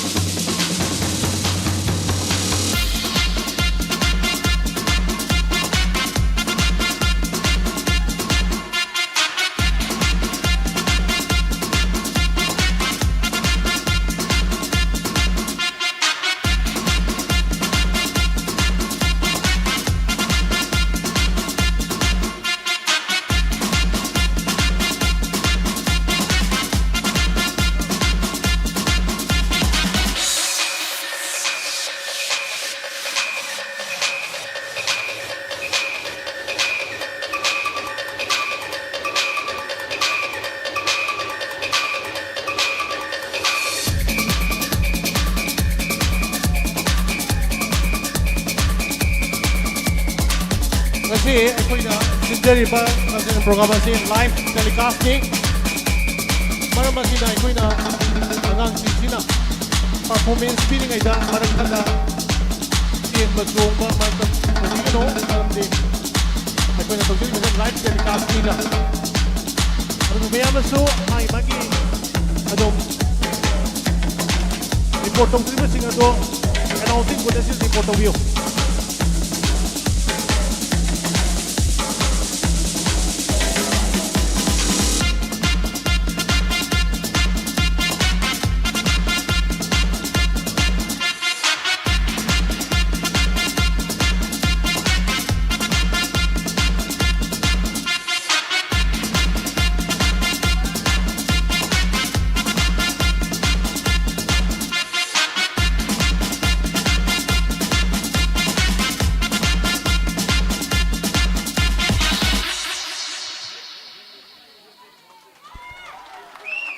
Thank you. ꯑꯩꯈꯣꯏꯒꯤ ꯌꯨꯝꯂꯦꯝꯕꯝ ꯂꯪꯒꯤ ꯆꯅꯨꯗꯒꯤ ꯖꯒꯣꯏ ꯑꯃ ꯁꯥꯕꯤꯈ꯭ꯔꯦ ꯃꯁꯤ ꯃꯊꯪꯗ ꯑꯩꯈꯣꯏ ꯁꯩꯔꯦꯡ ꯑꯃ ꯂꯧꯈꯠꯆꯒꯦ ꯃꯗꯨꯗꯤ ꯑꯩꯈꯣꯏ ꯂꯥꯏꯇꯣꯟꯖꯝ ꯂꯟꯆꯦꯟꯕꯤꯗꯒꯤ ꯁꯩꯔꯦꯡ ꯑꯃ ꯂꯥꯟꯊꯣꯛꯄꯤꯅꯕ ꯅꯤꯡꯁꯤꯡꯖꯔꯤ ꯃꯁꯤꯒꯤ ꯃꯊꯪꯗ ꯑꯩꯈꯣꯏ ꯏꯁꯩ ꯅꯨꯡꯉꯥꯏꯔꯕ ꯃꯌꯥꯝ ꯑꯃ ꯖꯒꯣꯏ ꯅꯨꯡꯉꯥꯏꯔꯕ ꯃꯌꯥꯝ ꯂꯩꯔꯤ ꯑꯩꯈꯣꯏꯅ ꯍꯧꯖꯤꯛ ꯐꯥꯎꯕꯗ ꯑꯩꯈꯣꯏꯅ ꯔꯤꯄꯣꯔꯠ ꯇꯧꯗ꯭ꯔꯤꯕ ꯁꯂꯥꯝ ꯋꯥꯠꯇꯕꯤ ꯑꯀꯣꯏꯖꯝ ꯂꯥꯡꯂꯦꯟ ꯋꯥꯡꯈꯩꯔꯥꯛꯄꯝ ꯅꯤꯕꯥꯅꯤ ꯋꯥꯡꯈꯩꯔꯥꯛꯄꯝ ꯕꯦꯅꯤꯐꯔ ꯑꯗꯨꯒ ꯑꯩꯁ ꯃꯪꯒꯣꯜ ꯂꯩꯃ ꯍꯥꯏꯕ ꯃꯤꯁꯤꯡꯗꯤ ꯔꯤꯄꯣꯔꯠ ꯇꯧꯔꯛꯇ꯭ꯔꯤ ꯑꯗꯨꯒ ꯍꯤꯖꯝ ꯍꯦꯟꯊꯣꯏ ꯁꯩꯔꯦꯡ ꯃꯥꯁꯨ ꯔꯤꯄꯣꯔꯠ ꯇꯧꯔꯛꯇ꯭ꯔꯤ ꯃꯣꯏ ꯂꯥꯛꯏ ꯅꯠꯇ꯭ꯔ ꯂꯥꯛꯇꯦꯗꯣ ꯈꯔ ꯊꯨꯅ ꯄꯥꯎ ꯄꯤꯕꯤꯅꯕ ꯅꯤꯡꯁꯤꯡꯖꯔꯤ ꯍꯧꯖꯤꯛ ꯀꯧꯁꯟꯖꯔꯤ ꯂꯥꯏꯇꯣꯟꯖꯝ ꯂꯟꯆꯦꯟꯕꯤ ꯖꯒꯣꯏ ꯂꯥꯏꯇꯣꯟꯖꯝ ꯂꯟꯆꯦꯟꯕꯤꯒꯤ ꯁꯩꯔꯦꯡꯅꯤ ꯑꯃꯨꯛꯇ ꯂꯦꯡꯁꯟꯕꯤꯌꯨ ꯈꯔ ꯊꯨꯅ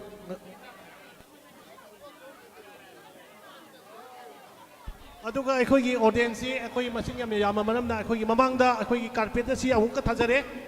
ꯀꯥꯔꯄꯦꯠ ꯇꯧꯅ ꯂꯦꯡꯁꯟꯕꯤꯌꯨ ꯑꯗꯨꯒ ꯆꯧꯀ꯭ꯔꯤꯁꯤꯡ ꯑꯗꯨꯅ ꯃꯅꯤꯡꯗ ꯈꯤꯇꯪ ꯍꯟꯊꯕ ꯌꯥꯕꯒꯤ ꯃꯑꯣꯡꯗ ꯚꯣꯂꯨꯟꯇꯤꯌꯔꯁꯤꯡ ꯑꯃꯨꯛꯇ ꯁꯤꯟꯕꯤꯌꯨ ꯃꯗꯨꯒꯤꯗꯃꯛꯇ ꯊꯥꯒꯠꯆꯔꯤ thank you My name is Laitonjam Lanchenbi. I read in class 4.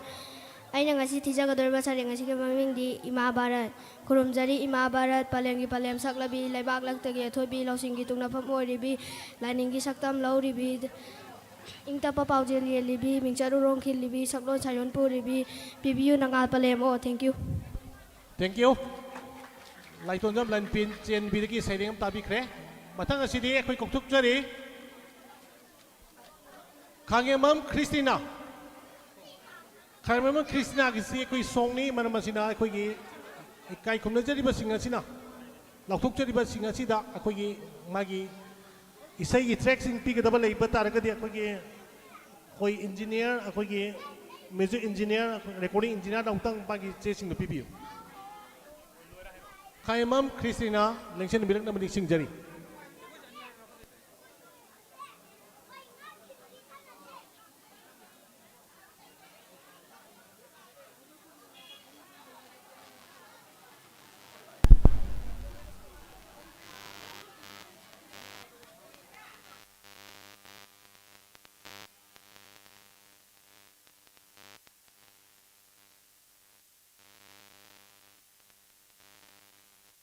Hello.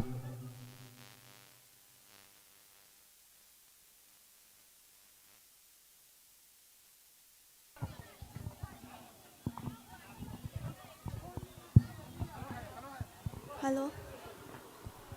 Hello.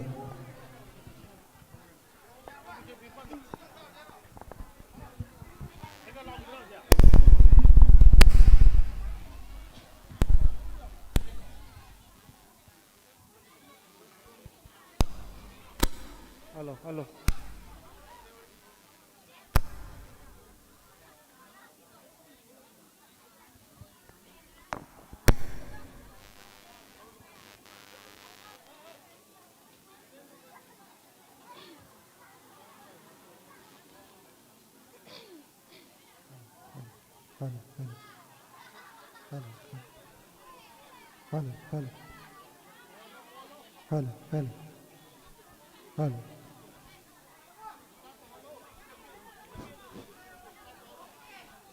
Hello, hello, hello,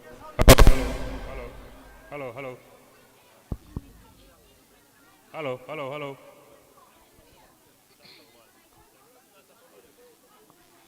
Hello. Hello, hello, hello. Hello. Hello, hello.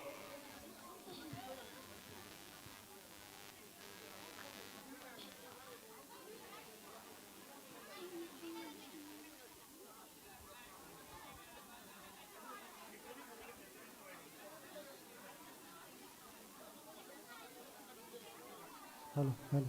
hello, hello, hello, hello. Hello, hello. Hello, hello, hello. Hello. Check, check.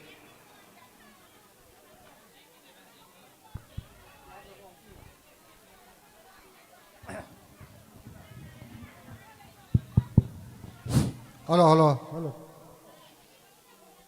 Chào piao, chú làm piao đó rồi. Hello, hello, hello. Ai gì vậy? Hello, hello, hello, hello, hello, hello. Hello, hello, hello, hello. Hello, hello, hello, hello. Hello, hello, sound check, hello.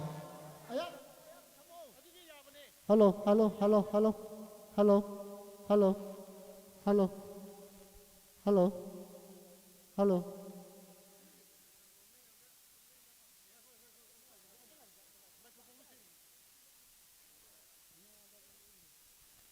Hello, hello, hello, hello, hello.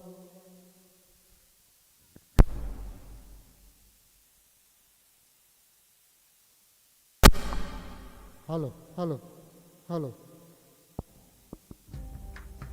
Hello, hello, hello, hello, hello, hello, hello, hello, hello, hello. Hello, hello.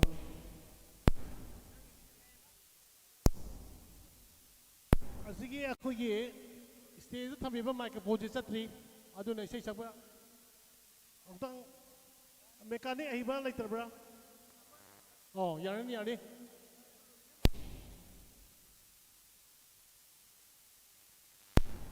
hauzik hauzik meyamang den lengsin biriba se khaima Christina Hello, hello, hello. mongoni ge isai ma tabi namani singjari Hello, hello.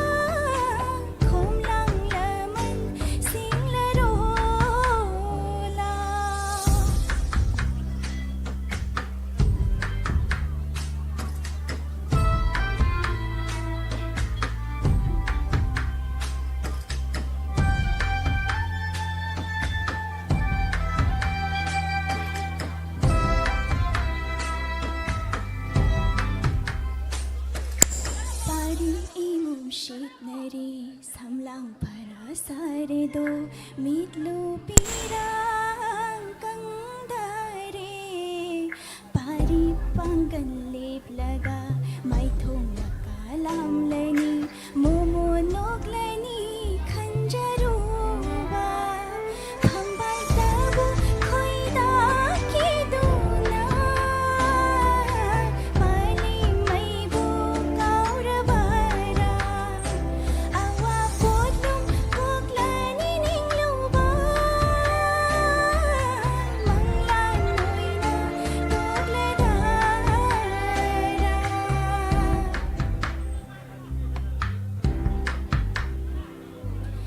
ipang khambi mai hore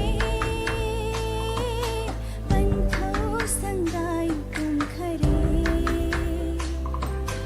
niklai pari nu shiva imom lang le num shivi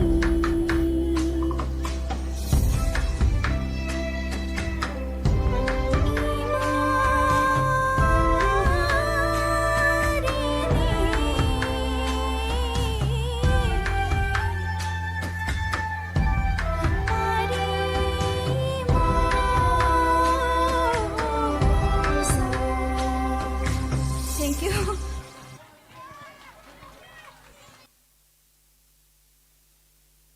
Hello, hello. Khayamam Chrissy Nadagi Fajaraba Isayama Tabikre Masiki Watanga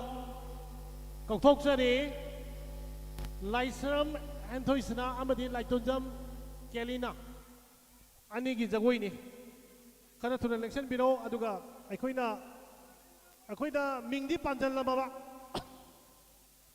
aduga lai lakte di pau pibirak taba myam yauri madu angtang confirm to bio listi salama ba aduga ne laktri ba akoina program si yamna kung mamanam ne khara thuna lochun ma gamda ba niking jabani thank you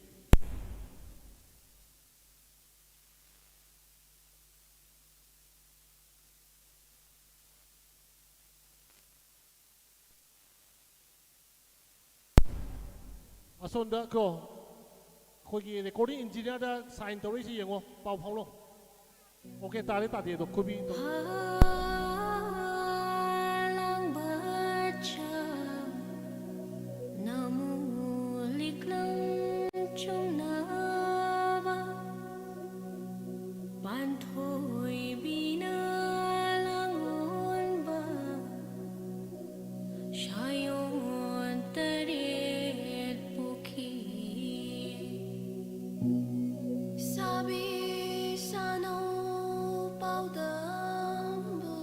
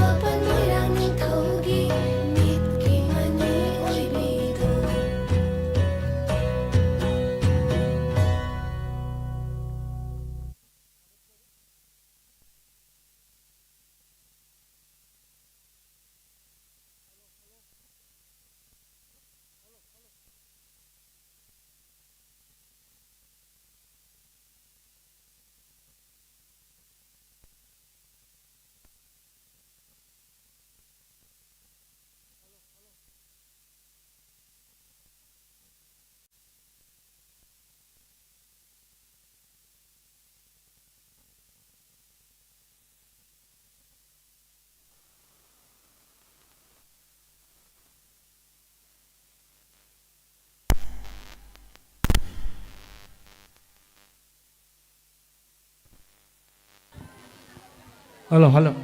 ꯑꯩꯈꯣꯏꯒꯤ ꯀꯅꯥꯒꯨꯝꯕ ꯀꯅꯥꯒꯨꯝꯕꯤꯁꯤꯡꯅ ꯑꯩꯈꯣꯏꯒꯤ ꯅꯨꯡꯁꯤꯕꯗꯒꯤ ꯑꯉꯥꯡꯁꯤꯡꯗ ꯄꯩꯁꯥ ꯊꯥꯅꯤꯡꯕ ꯂꯩꯔꯒꯁꯨ stage ꯃꯈꯥꯗꯒꯤ ꯑꯩꯈꯣꯏꯒꯤ ꯊꯝꯖꯔꯤꯕ ꯑꯩꯈꯣꯏꯒꯤ ꯁꯦꯡꯒꯥꯁꯤꯗ ꯄꯩꯁꯥ ꯊꯥꯕꯤꯌꯨ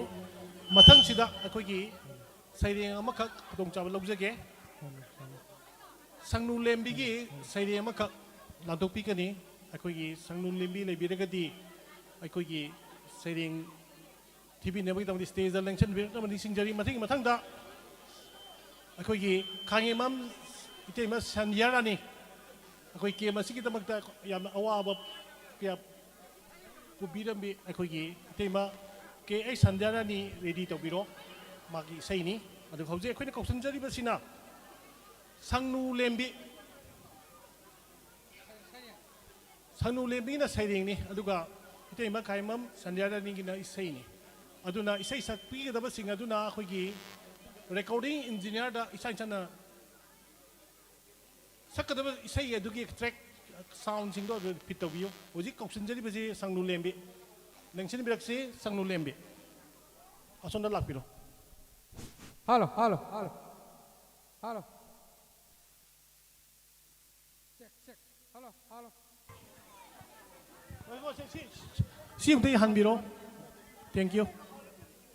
Hello, hello. Hello, hello.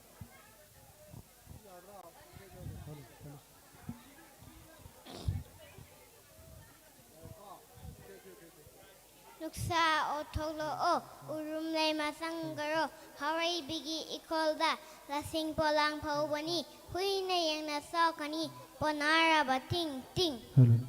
Thank you.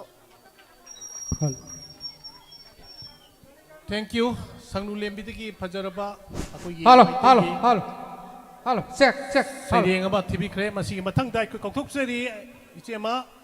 Khangimam Sandhyarani isai ni meyam khubam de khubiu Hello. Kiem Check. masigi damang su Hello. wabiba aduga paisa su yamna chawna chawna mating pangbiba aduga maisi mani maramasina ichi stage da lengkhat piraga ichi sigi mathang da Khangimam ichema Indira ang leijari ready tawbi masigi mathang da khogi nuai raba kalakara meyam leijari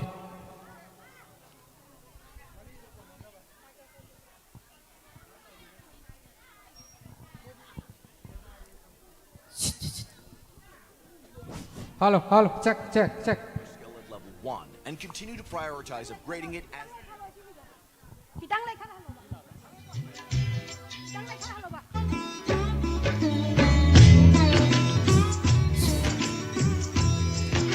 Hello.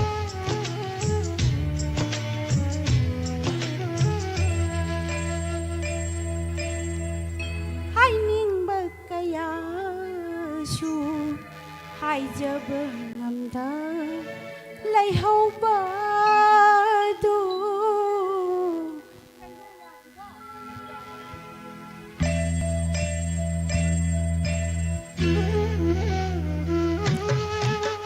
haining bakaya shu hai jab ngamda lai hau ba do kaina bani kupta pirang piroy na ring ho ba do kaya rakhali kauk thuk lagi kau bangan de thawai di lai ho re nung si nang di na nakta hai ning ba kaya su hai jabanda lai ho ba do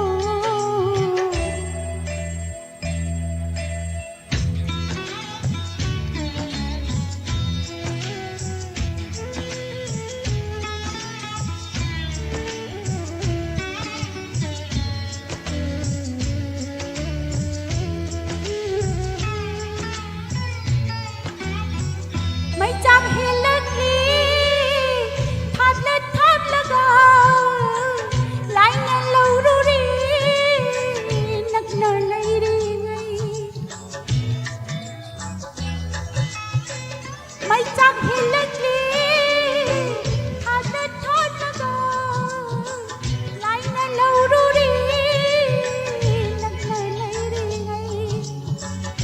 naitong tahuri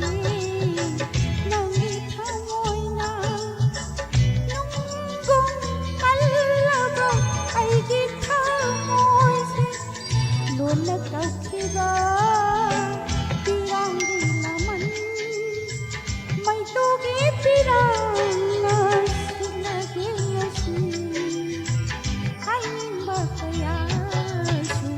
hai jaganda lai hobado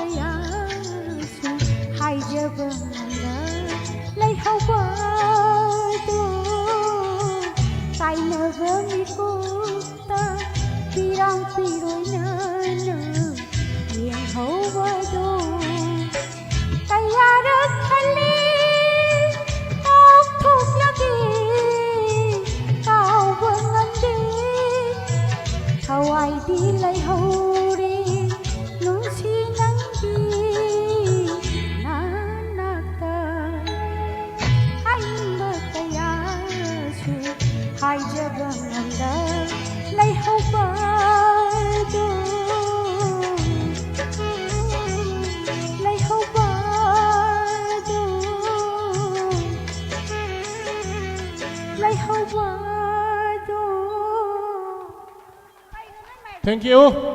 Aku isi ama kaimam Chandiara Queen of the Melodies 2025 September Social Service Kema si mana asi hoji pongti. Si ama asidagi henbiba laitri. Aduna isi ama si kema si kita bangta suyang wajar pa. Aku isi ama ni matung su hena masidagi hena phajaba performance PBU kema si kita bangta su achoba tawdang lobiu hai dun sinjari. Thank you. Matang sidi isi ama Indira. Aikogi ichebe Indirasu aikogi leibaki tabak tharum thawai kiada maipuna bibi aro kema sigi tamaktasu awada pakayama maipuna biribi akoina kariguma haijaru bada hara harona yabe pisi mani hoji kopsanjari khayamam Indira bakisu isei mayam kuba amtan kubiraga welcome amtan tawiyo mandi ise masisu araiba minate aikogi ayang leiba women's welfare association gisu achoba tawdang lobiriba aduga kema sigisu achoba tawdang lobiriba poina hairo ba tabak kudimakta awat ba leitana chithabna naidana miyang bidam mateng pangbiribi temani thank you ade masi mateng da fashion show lejare fashion show da yobi ka daba akogi numsi jarban akogi nasing ready tawduna lebiu thank you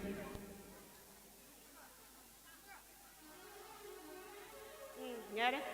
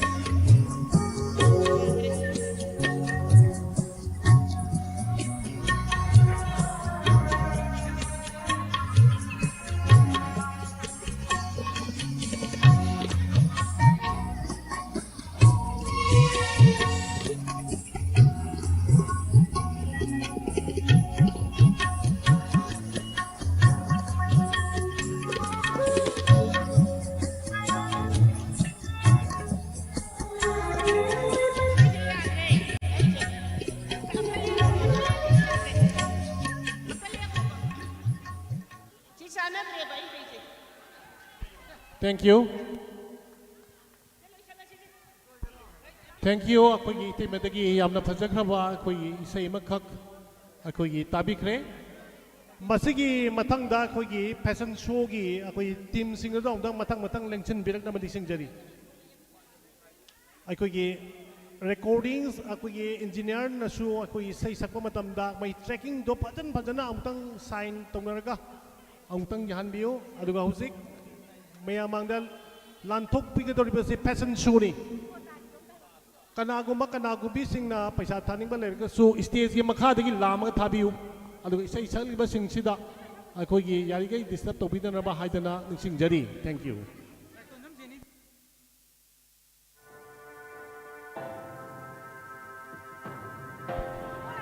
लाइटोंजंगी jenny नंग केम असिदा खर थुना election बिरो लाइटोंजंगी jenny केम असिदा खर थुना लाउबम मसिन election बिरो बाबाना नंग उननिंगे हाइरे thank you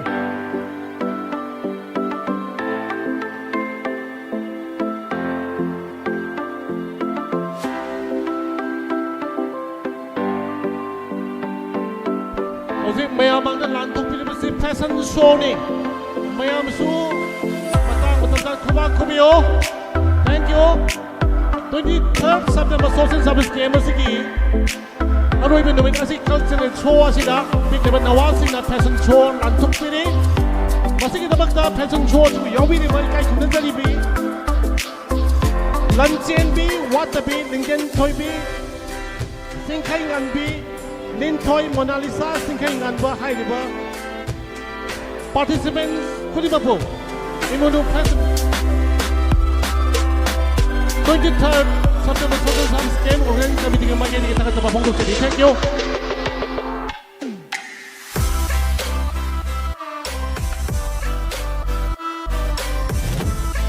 Mayam tuning tagot piyo nawasing sa fashion show gi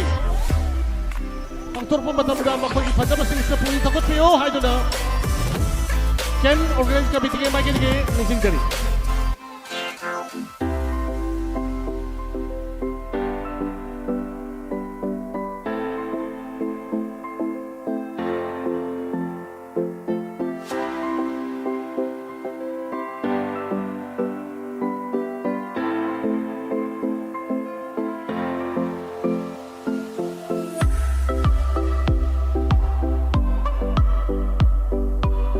Asugumba fashion show si ekwin he kokpudi urakpanda 3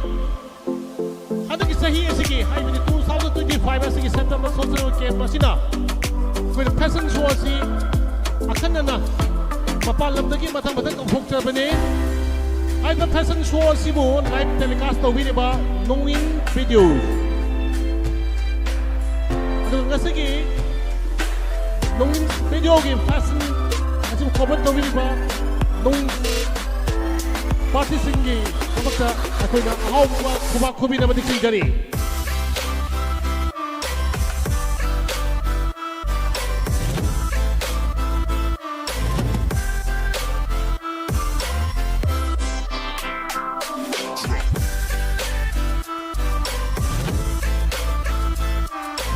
Matang sini, matang da isiema Zibolata. Thank you. Fashion show si atuki matik fazakre maram asina ngasi fashion show ji dawbir ba sing asi international gi thakta aikoi gi mathang da international gi thakta fashion show ji among ana yawbang amna ba haidona isorda khoiram binam ni singjari mathang asini aikoi gi ichema Jibolata game league of kala patron de sinba thabak thorum kya da si thaba lai khidraba hakchang solaba su sona Hakchang ngamdrabasu ngamdana aikoi fashion show chi chema Jibolata haiba thabak thorum kya da program kya da sithaba leitabani kauthok sari chema Jibolata amadi chema Jibolata ka loina ba akubiyo any hoji myam lobi si chema Jibolata amani mahagi party karamba performance speaker da ge haiba do khoi hoji urga khangani hoji election bini chema Jibolata amadi mahagi party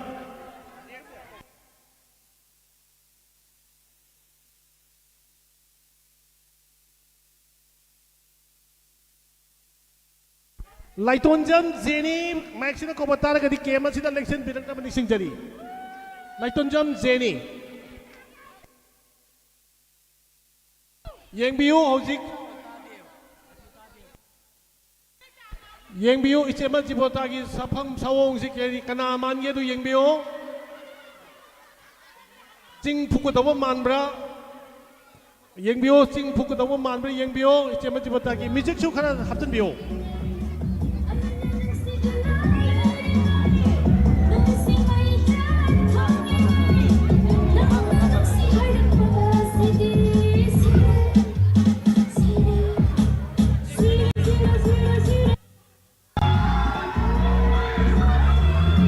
Sawino, active makata tayo.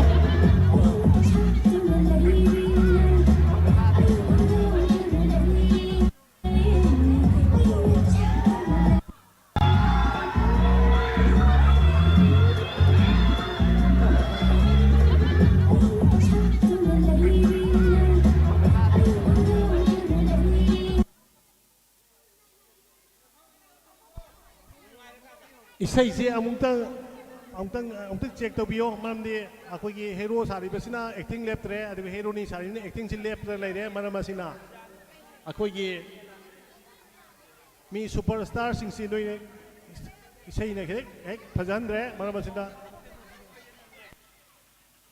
makok tagi isay do thabi ro haiba makok tagi manamdi hero ga hero ni ga se khoi combination mi sa chadre aduna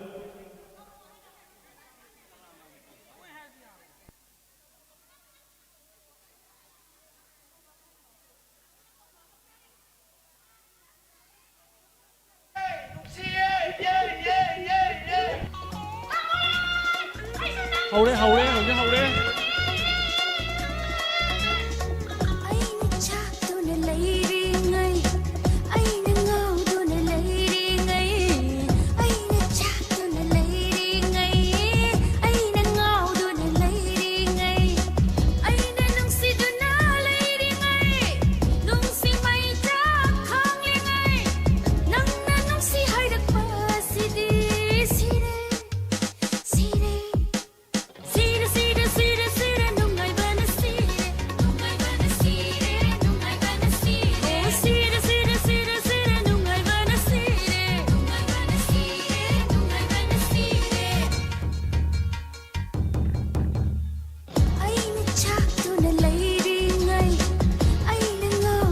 Kanago mana si manam tam ka boy ka di kita hero ni ka si desa lai re ai na ngau do na lai ngai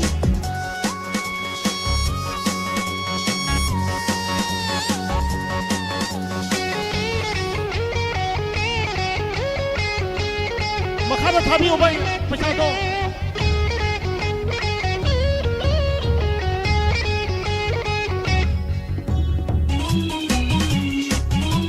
Makadagi lepa ka thabi o pachado. Kanaguman sila naming malere ka di. Ako'y na hero ni su ako'y game na lai reko. Buktang wiyo ang auloy.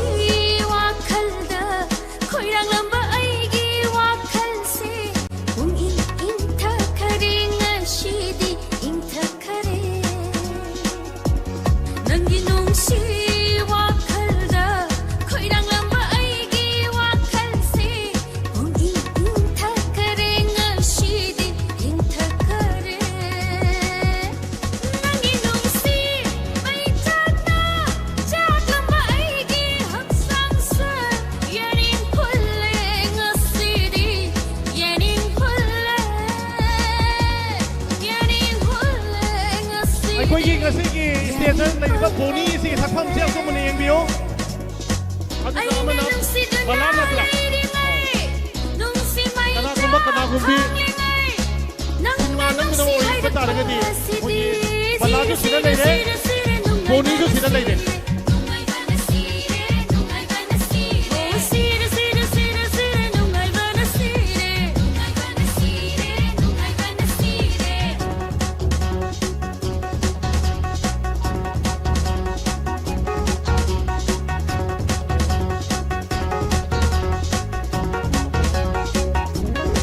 Thawai na taba na hakpo, ay di oy na pangjaba. Thawai na taba na hakpo, ay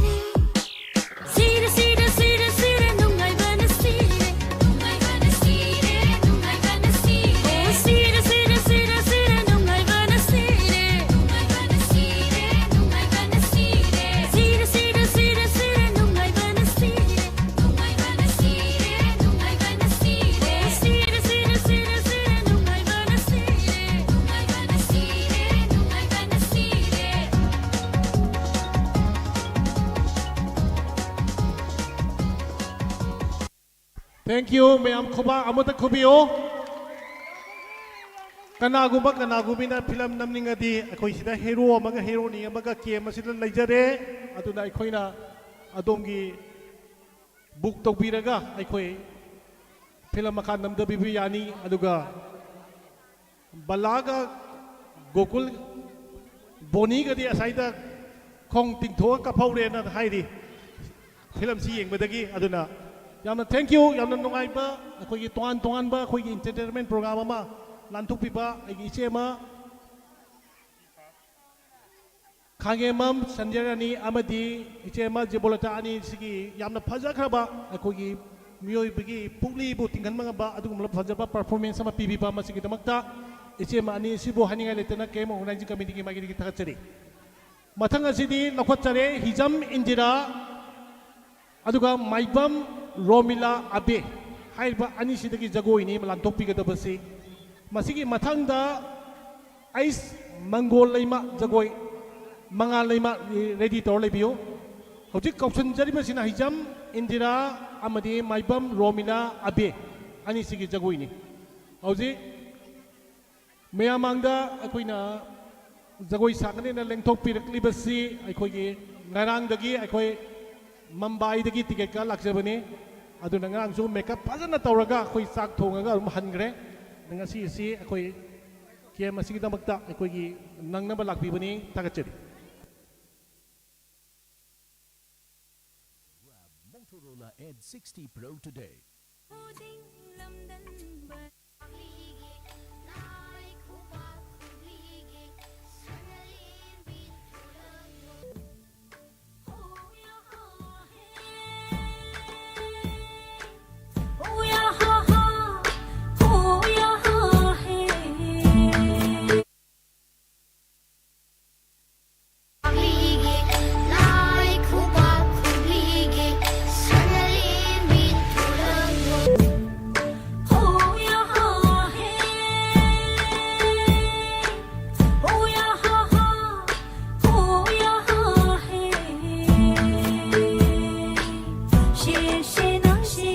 Kubak Kubiragat,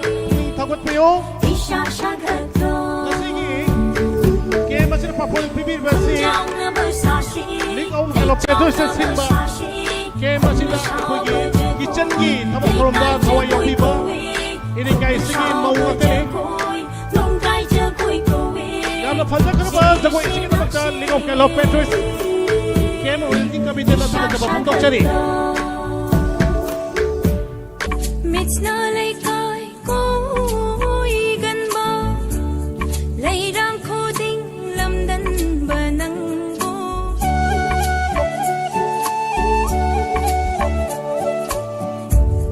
it's not like I go gan ba lay ram kho ding lam dan ba nang bo chin bal khoi chin bal da khoi dai du na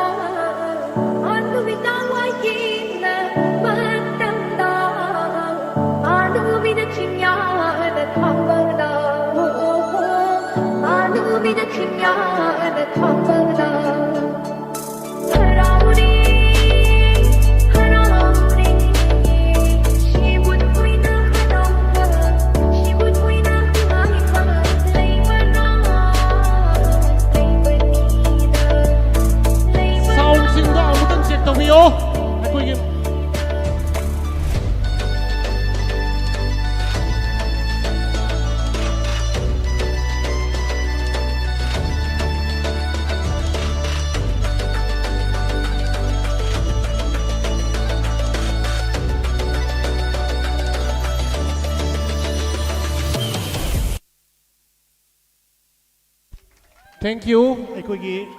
is jagoi si sound amana moidana lep su mali adubu. Akoina ꯃꯇꯦꯡ ꯑꯃꯇꯪ performance ꯄꯤꯕꯤꯕ ꯑꯁꯤꯒꯤꯗ ꯑꯩꯈꯣꯏꯒꯤ ꯃꯤꯠꯀꯤ ꯃꯤꯐꯝ ꯍꯣꯡꯕ ꯌꯥꯗꯕ ꯑꯗꯨꯝꯕ ꯐꯖꯈ꯭ꯔꯕ ꯄꯔꯐꯣꯔꯃꯦꯟꯁ ꯄꯤꯕꯤꯔꯝꯕ ꯉꯁꯤ ꯀꯦꯝ ꯑꯁꯤꯒꯤꯗꯃꯛꯁꯨ ꯀꯤꯆꯟꯒꯤ ꯊꯕꯛ ꯊꯧꯔꯝꯁꯤꯡꯗ ꯑꯆꯧꯕ ꯃꯥꯏꯄꯨꯅ ꯄꯤꯕ ꯑꯩꯈꯣꯏꯒꯤ ꯀꯩꯁꯤꯒꯤ ꯃꯃꯜ ꯇꯥꯡꯂꯕ ꯃꯧ ꯉꯥꯛꯇꯅꯤ ꯃꯊꯪ ꯑꯁꯤꯗꯤ ꯑꯩꯁ ꯃꯉꯥꯂꯩꯃ ꯔꯦꯗꯤ ꯇꯧꯕꯤꯔꯣ ꯑꯩꯁ ꯃꯉꯥꯂꯩꯃ ꯊꯣꯛꯄꯤꯔꯣ ꯑꯗꯨꯒ ꯃꯊꯪꯗ ꯑꯀꯣꯏꯖꯝ ꯂꯥꯡꯅꯦꯟꯅ ꯔꯦꯗꯤ ꯇꯧꯕꯤꯔꯣ ꯑꯩꯈꯣꯏꯒꯤ ꯏꯁꯥꯒꯤ ꯖꯒꯣꯏ ꯊꯥꯒꯗꯕꯁꯤꯡ ꯑꯗꯣ ꯁꯦꯠ ꯇꯧꯔ ꯊꯝꯕꯤꯌꯨꯀꯣ ꯑꯩꯈꯣꯏ ꯔꯦꯀꯣꯔꯗꯤꯡꯁꯀꯤ ꯑꯩꯈꯣꯏ ꯏꯟꯖꯤꯅꯤꯌꯔ ꯐꯝꯃꯤꯕꯁꯤꯗ ꯑꯗꯨꯒ ꯃꯔꯛ ꯃꯔꯛꯇ ꯑꯩꯈꯣꯏꯒꯤ ꯍꯧꯖꯤꯛ ꯐꯥꯎꯕꯗ ꯑꯩꯈꯣꯏꯒꯤ ꯀꯜꯆꯔꯦꯜ ꯄ꯭ꯔꯣꯒ꯭ꯔꯥꯝ ꯑꯁꯤ ꯈꯔ ꯃꯑꯣꯡ ꯇꯥꯅ ꯆꯠꯊꯖꯔꯤ ꯃꯔꯝ ꯑꯁꯤꯅ ꯑꯩꯈꯣꯏꯒꯤ ꯏꯀꯥꯏ ꯈꯨꯝꯅꯖꯕ ꯈ꯭ꯋꯥꯏ ꯈꯨꯗꯤꯡꯃꯛꯀꯤ ꯃꯔꯛꯇꯒꯤꯁꯨ ꯐꯖꯕ ꯄꯔꯐꯣꯔꯃꯦꯟꯁ ꯄꯤꯕꯤꯅꯕ ꯅꯤꯡꯁꯤꯡꯖꯔꯤ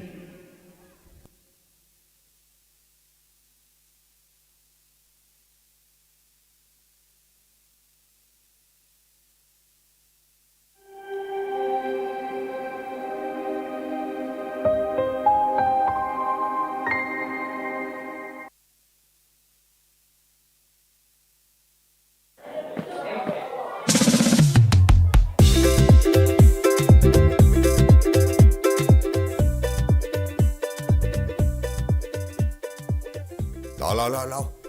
ꯑꯃꯗꯨꯅ ꯋꯥꯅ ꯉꯥꯏꯌꯣ ꯑꯇꯩꯗꯤ ꯌꯥꯔꯣꯏꯗꯕꯅꯤ ꯊꯤꯖꯤꯜꯂꯗꯕꯅꯤ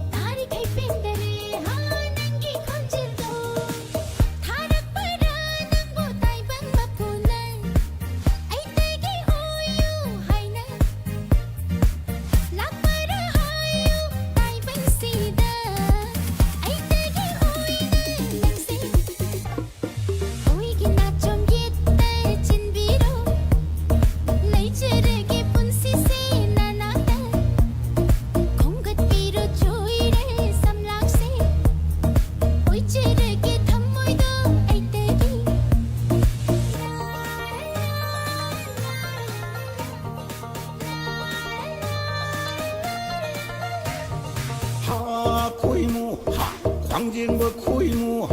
낭구보다 레이랑시 샷가이레 꼼사너기 레이랑시 샷가이레 잭실로 하모이 잭실로 잭실로다 잭실로 jet나 탐질로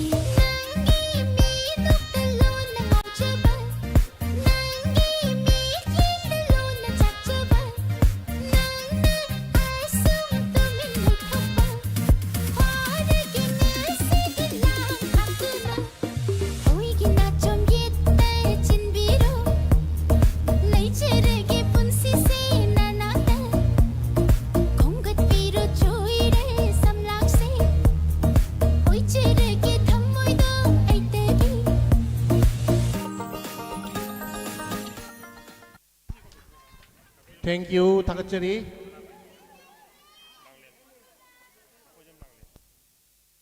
हिजम नुंसीबदी सामा खनबदी अमखक कनापु खन्नी कनादा लेसिगे हौजिक मतंगी पाखंगसिंगसे मसक लोइना फजै उरुबा खुदिंग नुंसीबा फावी कनानो खंदवा हाइफंग खंगे गुलाकी पुंसी आहा गुलाकी पुंसी आहा गुलाकी पुंसी आहा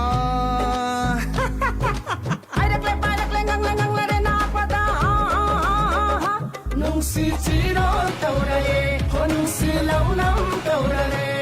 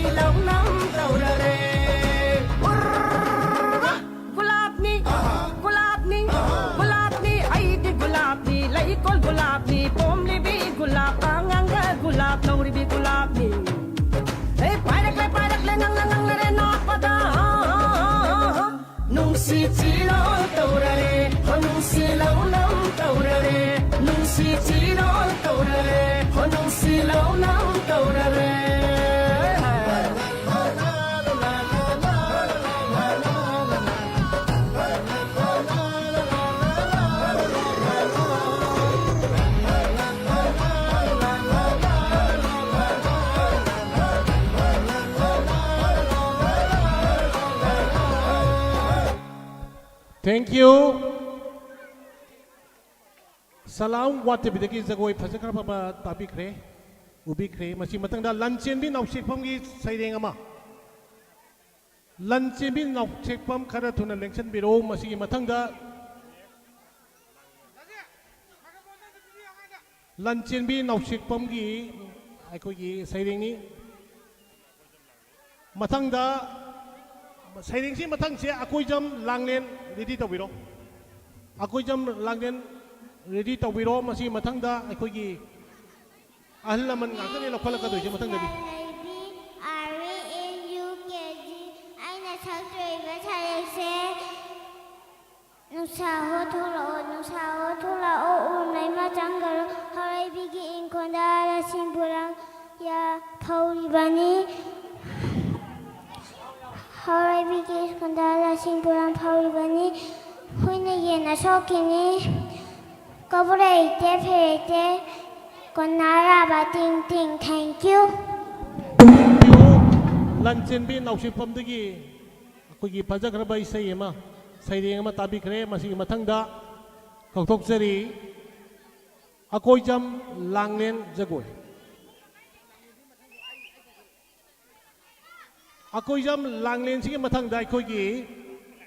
khomdram alex akoi gi evergreen akoi gi gold medalist ke masi gold medalist law leraba akoi gi isa khomdram alex dagi yalna masak naiba saireng isai lantok pigani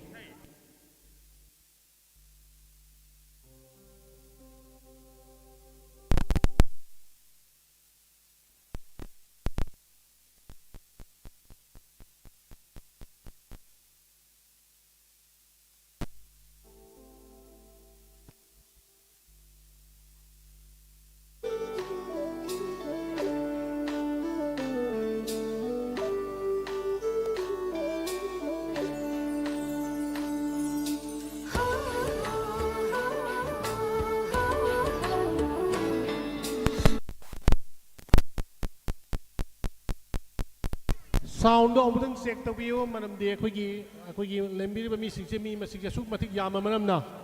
अखोगी wire सिंगना अखोगी खोंगना हेक chain थुबा यावब्रा अदो check तौबियो अखोगी इसै से हौगला कांदा अखोगी मरकता तत्पसी नुंगाइतब फावे मरमसिना अखोगी recording engineer सिंगना उनका section बिना सिंगरी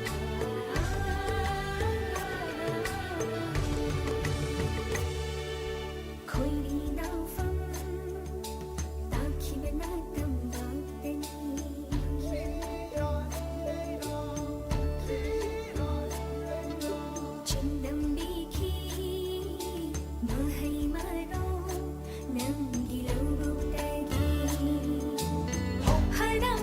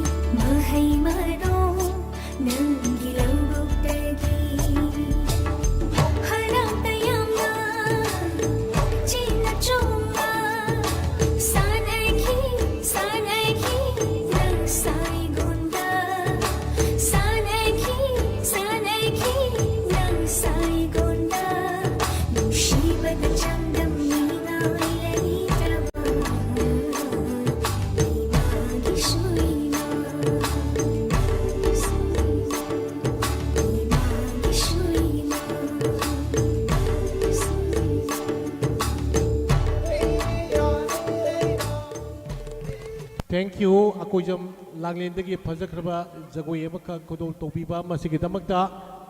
ꯀꯦꯝ organising ꯀꯃꯤꯇꯤꯒꯤ ꯃꯥꯏꯀꯩꯗꯒꯤ ꯍꯥꯏꯅꯤꯡꯉꯥꯏ ꯂꯩꯇꯅ ꯊꯥꯒꯠꯆꯔꯤ ꯃꯊꯪꯗꯤ ꯑꯩꯈꯣꯏꯅ ꯅꯨꯄꯥ ꯂꯛꯇꯒꯤ ꯂꯧꯈꯠꯆꯔꯦ ꯈꯣꯝꯗ꯭ꯔꯥꯝ ꯑꯦꯂꯦꯛꯁꯇꯒꯤ ꯏꯁꯩ ꯑꯃ ꯂꯧꯕꯤꯒꯅꯤ ꯃꯌꯥꯝ ꯈꯨꯕꯥꯝꯗ ꯈꯨꯕꯤꯌꯨ ꯃꯁꯤꯒꯤ ꯃꯊꯪꯗ ꯑꯩꯈꯣꯏꯒꯤ ꯑꯉꯥꯡ ꯅꯨꯄꯤ ꯃꯆꯥ ꯑꯅꯤꯈꯛ ꯂꯩꯖꯔꯤ ꯃꯁꯤ ꯂꯧꯈꯠꯂꯕ ꯃꯇꯨꯡꯗ ꯑꯍꯟ ꯉꯥꯛꯇ ꯉꯥꯏꯔꯦ ꯑꯗꯨꯗꯒꯤꯗꯤ ꯑꯩꯈꯣꯏꯅ ꯐꯖꯔꯕ ꯑꯩꯈꯣꯏꯒꯤ ꯄ꯭ꯔꯣꯒ꯭ꯔꯥꯝ ꯃꯌꯥꯝ ꯑꯃ ꯃꯊꯪ ꯂꯩꯖꯔꯤ ꯃꯔꯝ ꯑꯁꯤꯅ ꯑꯩꯈꯣꯏꯒꯤ ꯈꯣꯝꯗ꯭ꯔꯥꯝ ꯑꯦꯂꯦꯛꯁꯇꯒꯤ ꯑꯩꯈꯣꯏꯒꯤ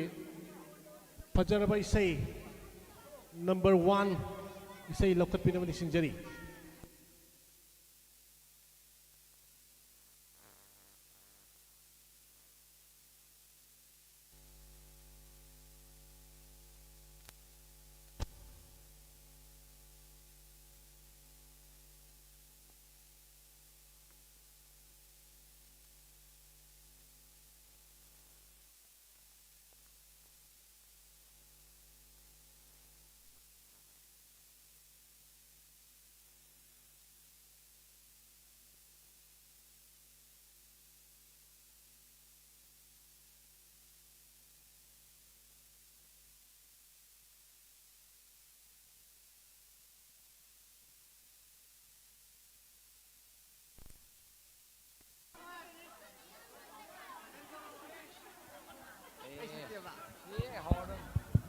Hello.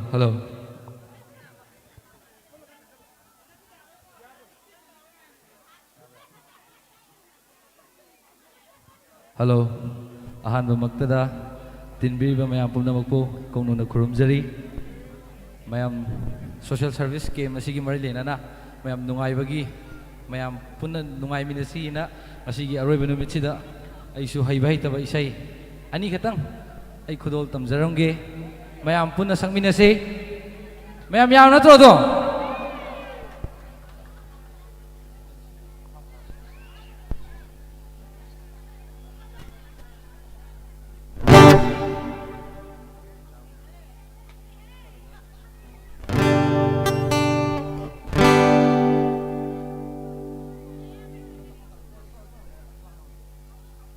mayam punna tausigo ay tom sak bataleo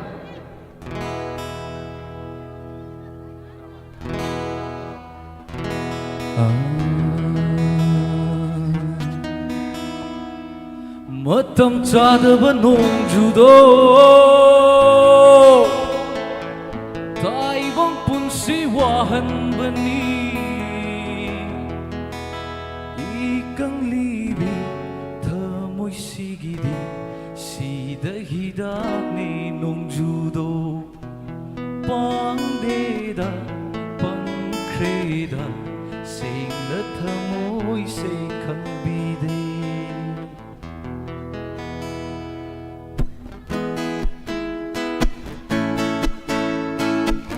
yang pura saksiba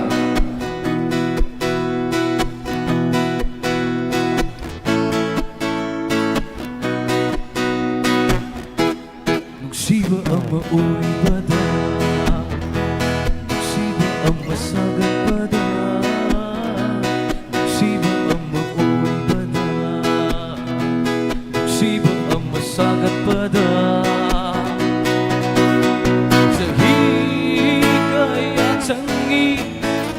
Madam kaya changi chahi kaya changi madam kaya changi oh kungi basanta manadi ama machangi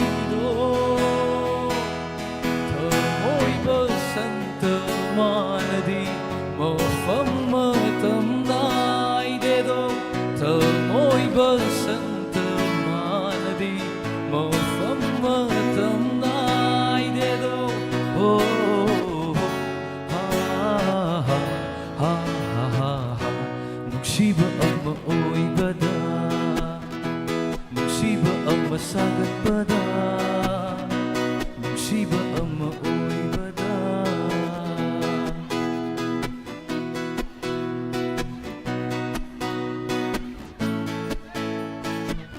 ꯑꯗꯣ ꯃꯌꯥꯝ ꯅꯨꯡꯁꯤꯕꯁꯦ ꯂꯥꯏꯕ꯭ꯔꯣ ꯂꯨꯕ꯭ꯔꯣ ꯑꯝꯇ ꯍꯥꯏꯔꯛꯎꯅꯦ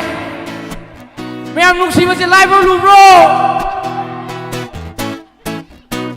ꯑꯗꯨꯕꯨ ꯅꯨꯡꯁꯤꯕꯁꯦ ꯌꯥꯝꯅ ꯂꯨꯏ ꯂꯨꯏ ꯂꯨꯏ ꯂꯨꯏ ꯂꯨꯏ ꯅꯨꯡꯁꯤꯕꯁꯦ ꯌꯥꯝꯅ ꯂꯨꯏ ꯑꯁꯦꯡꯕꯅꯤ ꯅꯨꯡꯁꯤꯕꯁꯦ ꯌꯥꯝꯅ ꯂꯥꯏ ꯂꯥꯏ ꯂꯥꯏ ꯂꯥꯏ ꯂꯥꯏ ꯅꯨꯡꯁꯤꯕꯁꯦ ꯌꯥꯝꯅ ꯂꯥꯏ ꯑꯗꯨꯕꯨ ꯅꯨꯡꯁꯤꯕꯁꯦ ꯌꯥꯝꯅ ꯂꯨꯏ ꯂꯨꯏ ꯂꯨꯏ ꯂꯨꯏ ꯂꯨꯏ ꯅꯨꯡꯁꯤꯕꯁꯦ ꯌꯥꯝ ꯑꯁꯦꯡꯕꯅꯤ ꯅꯨꯡꯁꯤꯕꯁꯦ ꯌꯥꯝꯅ ꯂꯥꯏ ꯂꯥꯏ ꯂꯥꯏ ꯂꯥꯏ ꯂꯥꯏ ꯅꯨꯡꯁꯤꯕꯁꯦ ꯌꯥꯝꯅ ꯂꯥꯏ ꯃꯇꯝ ꯆꯥꯗꯕ ꯅꯣꯡꯖꯨꯗꯣ ꯇꯥꯏꯕꯪ ꯄꯨꯟꯁꯤ ꯋꯥꯍꯟꯕꯅꯤ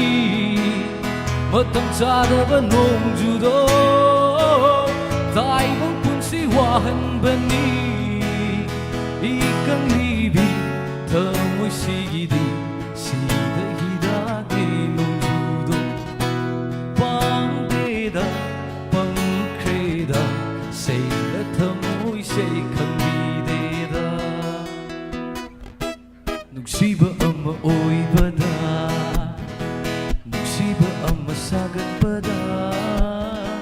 눅시바 엄마 오이바다 नुसीबा अम्मा सागतपदा चही कया चंगी मतम कया चंगी चही कया चंगी मतम कया चंगी ओ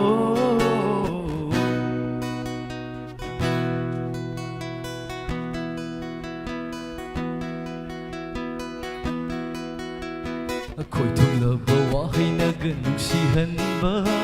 ꯅꯨꯔꯥꯛꯅꯕꯤ ꯃꯤꯠꯌꯦꯡꯅꯒ ꯅꯨꯡꯁꯤꯍꯟꯕ ꯑꯩꯈꯣꯏ ꯊꯨꯡꯂꯕ ꯋꯥꯍꯩꯅꯒ ꯅꯨꯡꯁꯤꯍꯟꯕ ꯅꯨꯔꯥꯛꯅꯕꯤ ꯃꯤꯠꯌꯦꯡꯅꯒ ꯅꯨꯡꯁꯤꯍꯟꯕ ꯌꯥꯕ ꯅꯠꯇꯦꯀꯣ ꯍꯣ ꯅꯨꯡꯁꯤꯕ ꯍꯥꯏꯗ ꯍꯥꯏꯔꯒꯨ ꯀꯧꯗ ꯀꯧꯔꯒꯨ ꯌꯦꯡꯗ ꯌꯦꯡꯂꯒꯨ ꯈꯨꯝꯂꯝꯒꯦ ꯑꯩꯁꯨ ꯅꯨꯡꯁꯤꯕ 하이드 하이드구 câu câu 얘ง더 얘ง구 쿵렁게 아이수 농시버 파니 đâu 농시버다 먼 홍한 거누 농시버다 더 모이와 할리버 농시버도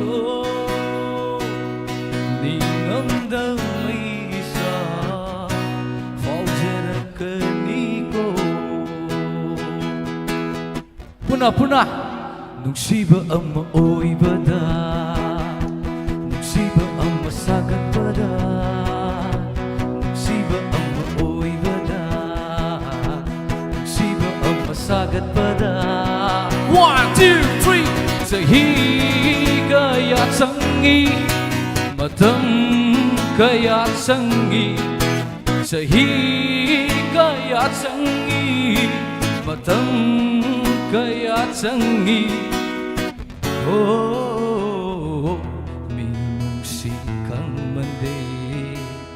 kamoy kang mali ikay na fondok chariba say love kamoy kang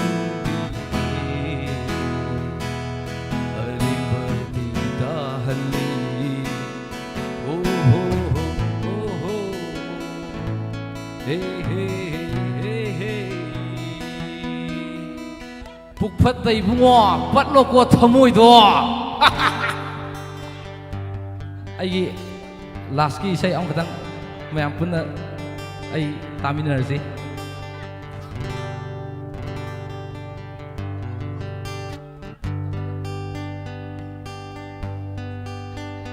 buk ning khang le pa movie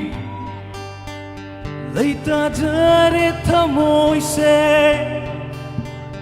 ai gi mang lan gi lai rem bi pena nokrage ngasidi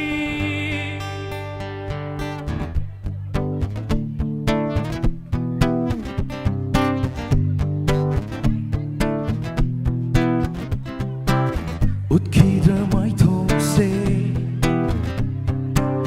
ikaiba nang le ai utkida mai thongse amuk nangonda ikaiba nang le ai hoga triba wadi se nangi aigi mandani lel hora pusi se nang bufangda uning ba mai thong ni nung sibi nang tegi taning ba konjeli nung sibi nang tegi uning ba mai thong ni nung sibi nang tegi taning ba konjeli nung sibi nang tegi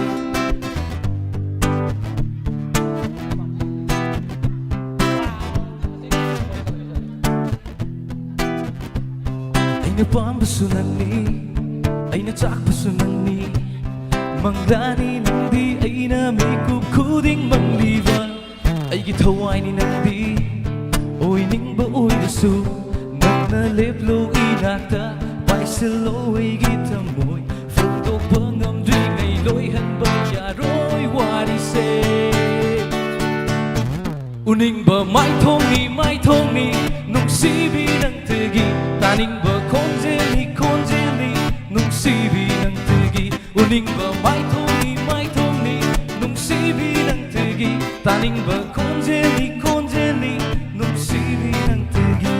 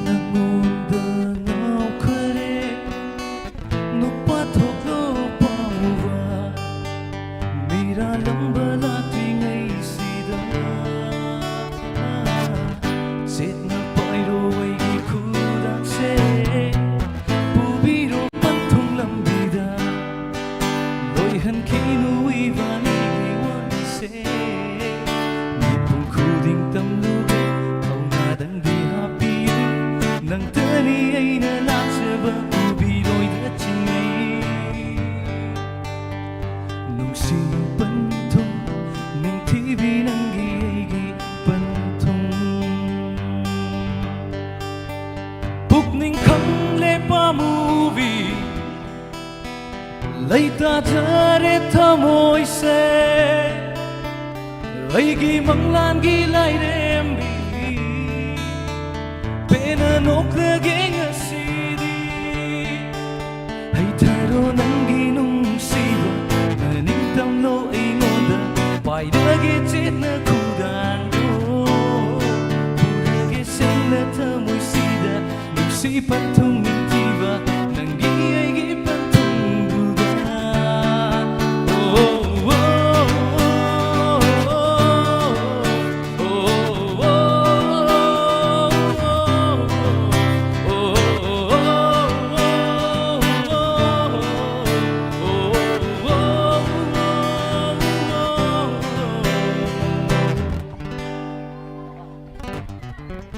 Mati amtang nungdama mati amtang nebi memgi bitta amtang tawjaramge serial budi meyam leiri ado nungdama mati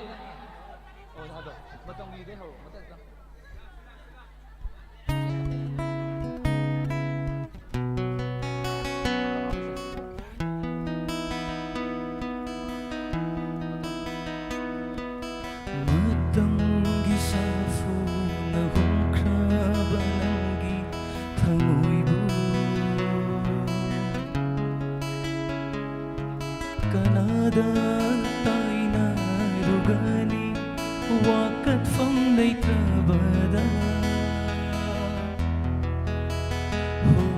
matanggi sa funa hung krabangi thamoy bu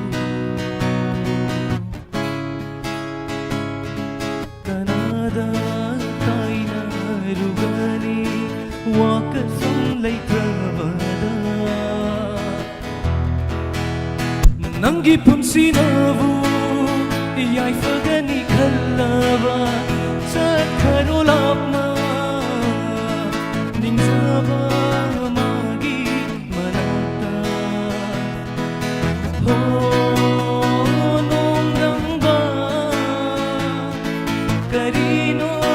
ꯇꯧꯔꯤꯁꯦ ꯑꯩꯉꯣꯟꯗ ꯍꯣ ꯅꯣꯡꯗꯝꯕ ꯀꯔꯤꯅꯣ ꯇꯧꯔꯤꯁꯦ ꯑꯩꯉꯣꯟꯗ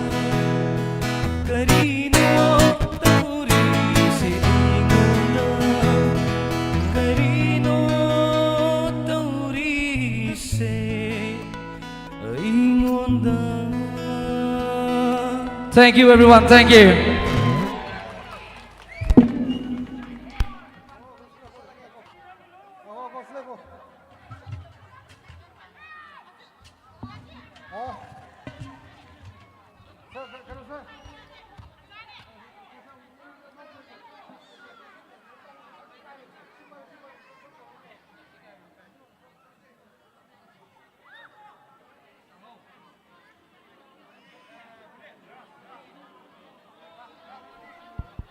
Hello, hello. ꯑꯩꯈꯣꯏꯒꯤ hello. ꯑꯩꯈꯣꯏꯒꯤ ꯀꯂꯥꯀꯥꯔꯁꯤ ꯑꯩꯈꯣꯏꯒꯤ ꯂꯣꯠꯇꯅ ꯊꯝꯕ ꯃꯌꯥꯝ ꯂꯩꯔꯤꯀꯣ. ꯑꯩꯈꯣꯏꯅ ꯃꯊꯪ ꯊꯝꯖꯔꯛꯀꯅꯤ. ꯑꯩꯈꯣꯏꯒꯤ ꯆꯥꯛꯈꯨꯝꯗ ꯑꯩꯈꯣꯏꯒꯤ ꯊꯧ ꯄꯨꯕꯤꯔꯤꯕꯤ ꯑꯩꯈꯣꯏ ꯃꯥꯏꯕꯝꯒꯤ ꯑꯩꯈꯣꯏ ꯃꯧ ꯃꯌꯥꯝ ꯂꯩꯖꯔꯤ. ꯑꯗꯨꯒꯤ ꯅꯣꯡꯊꯣꯝꯕꯝꯒꯤ ꯏꯃꯨꯡ ꯃꯅꯨꯡꯒꯤ ꯂꯩꯖꯔꯤ. ꯑꯗꯨꯅ ꯑꯩꯈꯣꯏꯅ ꯍꯥꯏꯔꯤꯕꯁꯤꯡꯁꯤ ꯃꯔꯝꯗ ꯑꯉꯥꯡ ꯑꯃꯅꯤ ꯈꯛꯇꯪ ꯍꯥꯟꯅ ꯂꯣꯏꯁꯤꯜꯂꯒꯦ. ꯑꯉꯥꯡꯁꯤꯡꯁꯦ ꯂꯣꯏꯁꯤꯜꯂꯕ ꯃꯇꯨꯡꯗ ꯃꯈꯣꯏꯁꯦ ꯑꯃꯨꯛꯇꯪ ꯑꯍꯟꯁꯤꯡꯁꯦ ꯇꯞꯅ ꯊꯝꯃꯒꯦꯀꯣ. ꯋꯥꯔꯧꯕ ꯌꯥꯗꯦ. ꯃꯊꯪꯗ ꯊꯥꯡꯖꯝ ꯊꯥꯖꯃꯥꯟꯕꯤꯒꯤ ꯏꯁꯩꯁꯤ ꯑꯃꯨꯛꯇꯪ ꯂꯦꯡꯁꯤꯟꯕꯤꯕ ꯌꯥꯕ꯭ꯔꯥ? ꯍꯥꯟꯅ ꯁꯦꯠ ꯇꯧꯔꯕ꯭ꯔꯥ ꯇꯧꯗ꯭ꯔꯤꯕ꯭ꯔꯥ ꯍꯥꯏꯗꯣ ꯑꯃꯨꯛꯇꯪ ꯅꯤꯡꯁꯤꯡꯕꯤꯌꯨ. ꯊꯥꯡꯖꯝ ꯊꯥꯖꯃꯥꯟꯕꯤꯒꯤ ꯏꯁꯩ ꯃꯥ ꯁꯦꯠ ꯇꯧꯔꯒ ꯊꯝꯃꯕ꯭ꯔꯥ? ꯅꯠꯇꯦ, ꯁꯦꯠ ꯇꯧꯔꯒ ꯊꯝꯃꯕ꯭ꯔꯥꯕ? ꯁꯦꯠ ꯇꯧꯔꯒ ꯊꯝꯃꯗꯤ ꯈꯔ ꯊꯨꯅ ꯂꯦꯡꯁꯤꯟꯕꯤꯔꯣ. ꯃꯊꯪꯗ ꯑꯩꯈꯣꯏꯅ ꯂꯧꯈꯠꯆꯗꯣꯏꯁꯤ ꯑꯩꯈꯣꯏꯒꯤ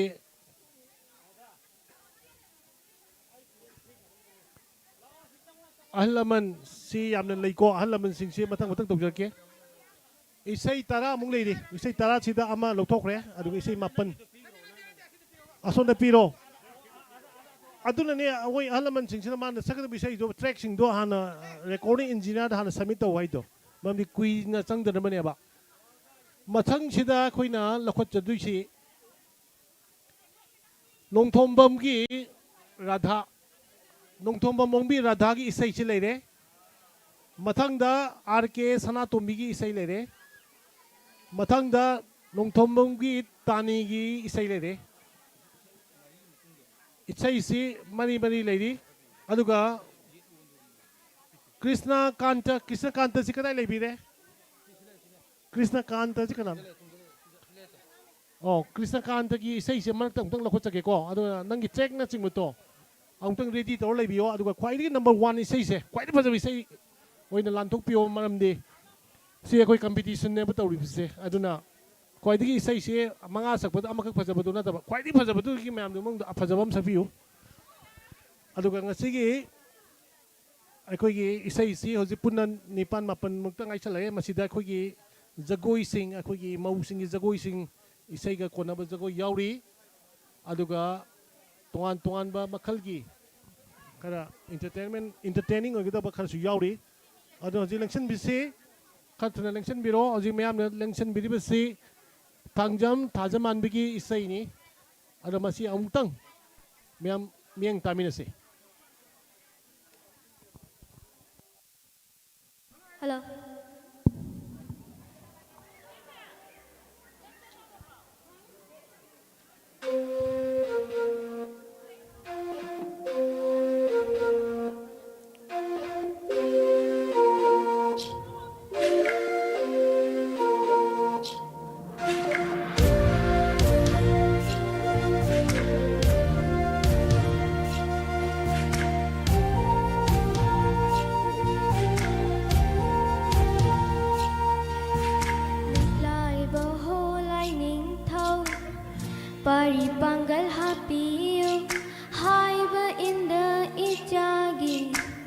nang ne thona pibiyu thona ril di chinguo asi thong do thing biyu thawai manga ichagi e thashi da sinabiyu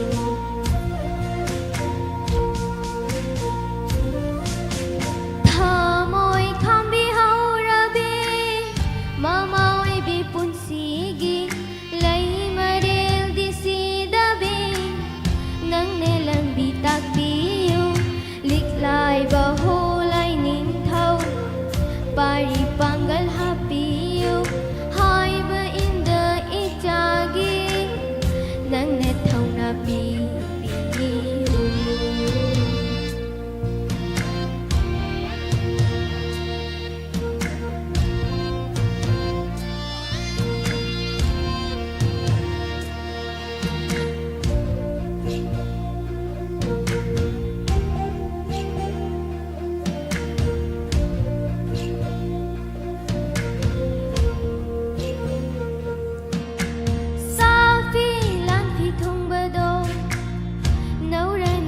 Savanda Bajai khangi imana Yen badi he ngam jadi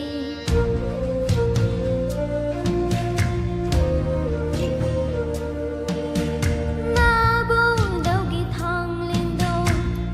Nang ne lai bakat laga Wang na hai na hum bado Ima yen bangam diye Lik lai baho lai ning Pari panggal hapiyu hai ba inda ichagi nang ne thong na pibiyu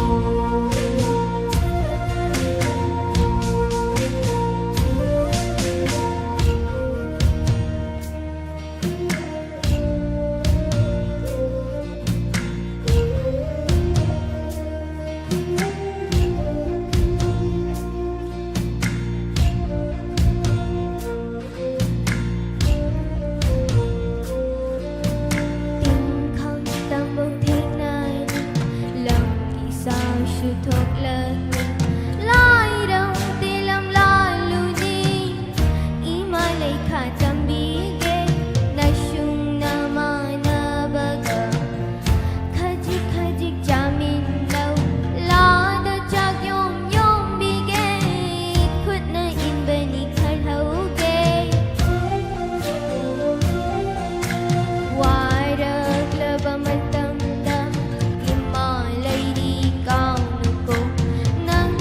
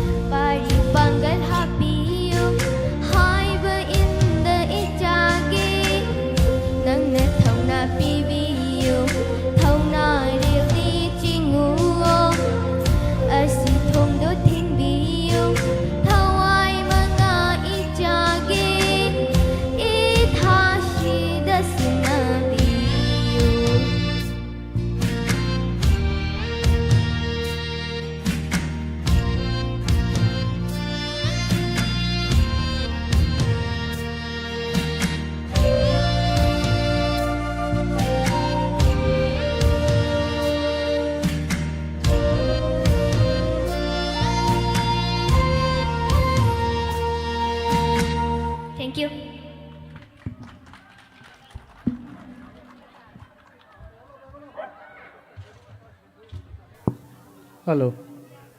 तागचरी Thangjam थाजमानबीदगी यामना थाजदना यामना फजना track जुमना इसई मा इसई the in मद यागनी मामा मपा ओइबसिंगना मा इसई द दुम थाजन बिबदा मही जागनी thank you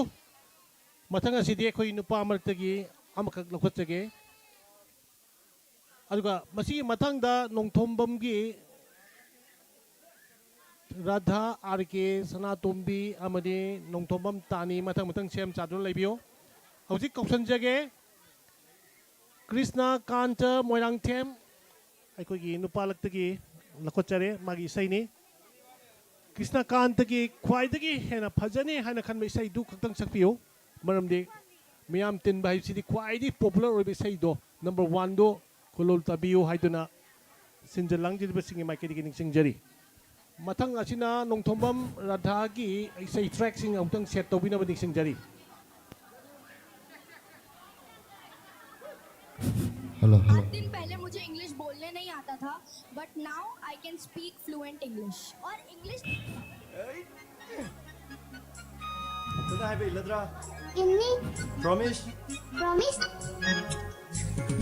wa amahai ge munna tao ai ge lamhe ni thaja taru taru bi nangi bira ai di pamui ne thaja wa amahai ge munna tao ai ge lamhe ni thaja taru taru bi nangi bira ai di pamui ne thaja wa amahai ge munna tao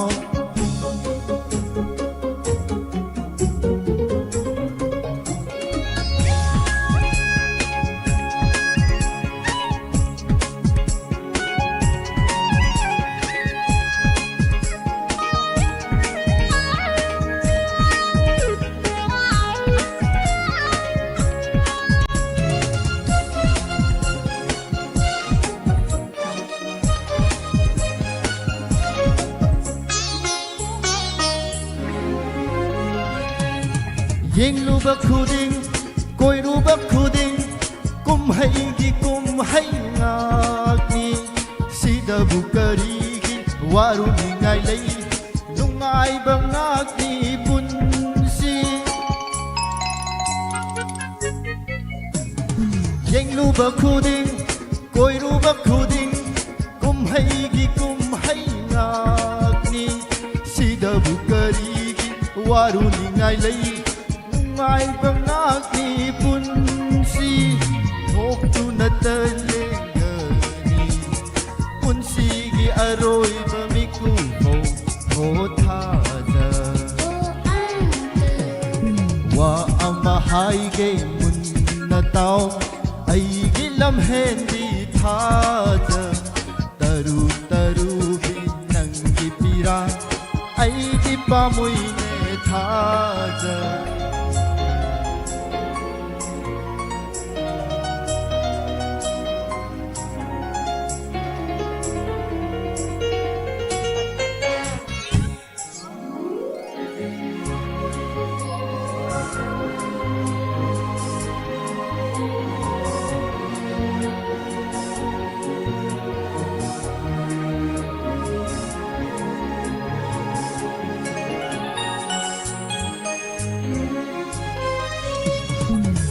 na khoi da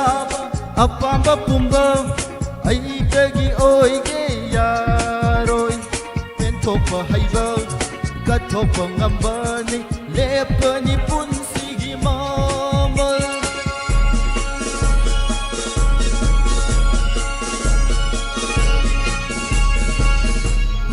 obun khoi da apamba pumba ai tagi oi ge ya roi thopa haiba ka thopa ngambana lepa ni pun sigi mamal ringba kaira su kari gumba sinthani pirang momo nokna ho thaja wa amahai ge munna tao ai ge lamhen di thaja taru taru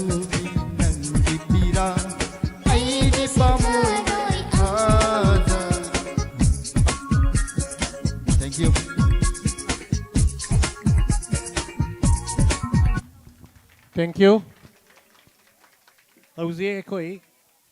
Krishna Nanda moirang team dagi isei matabi kre masih kita makta kemin chas gi maiki kita kata pongduk cari matang asidi nong thom banggi radha aku gi recording sound engineer da utang track ki PPO aduga asigi game asida aku gi kitchen da aku gi game gi salen chabi riba kwai kudemak ek loi bibaga stage dom da lengthok piraglaga ngasigi cultural program asi amuktang loidri phawba haibadi hojik akoi sei nipan khaktang aisalagle nipan asida akoi fajarba mayam ama akoi gi game asida chak thongbiri bi akoi gi kai khumna jaribi lamdam asigi koi gi maroi belamyan mi kayama leibiri maramasina ikai khumna jaribi sing asigi mokoi gi performance amuktang mayam punna yengminaduna ngasigi game asi amutang mapung phan biu haiduna ningsingjari koi sound akoi stage gi microphone si amutang sound chalan biu hello 1 2 3 hello thank you Hello.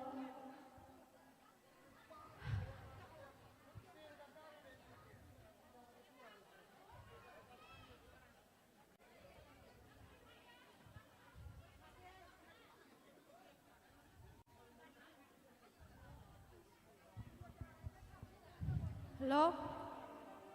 Ay dine isay jayam hay banate ko sunu sunu ano mayam kadang kami nasi.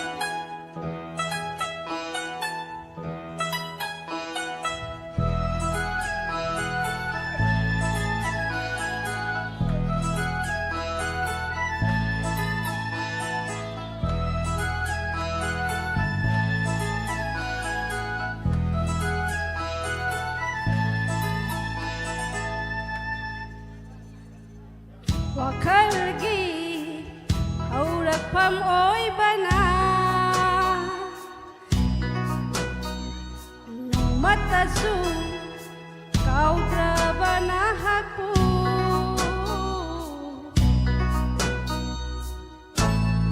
aina karam ningsingani sange tauke haladuna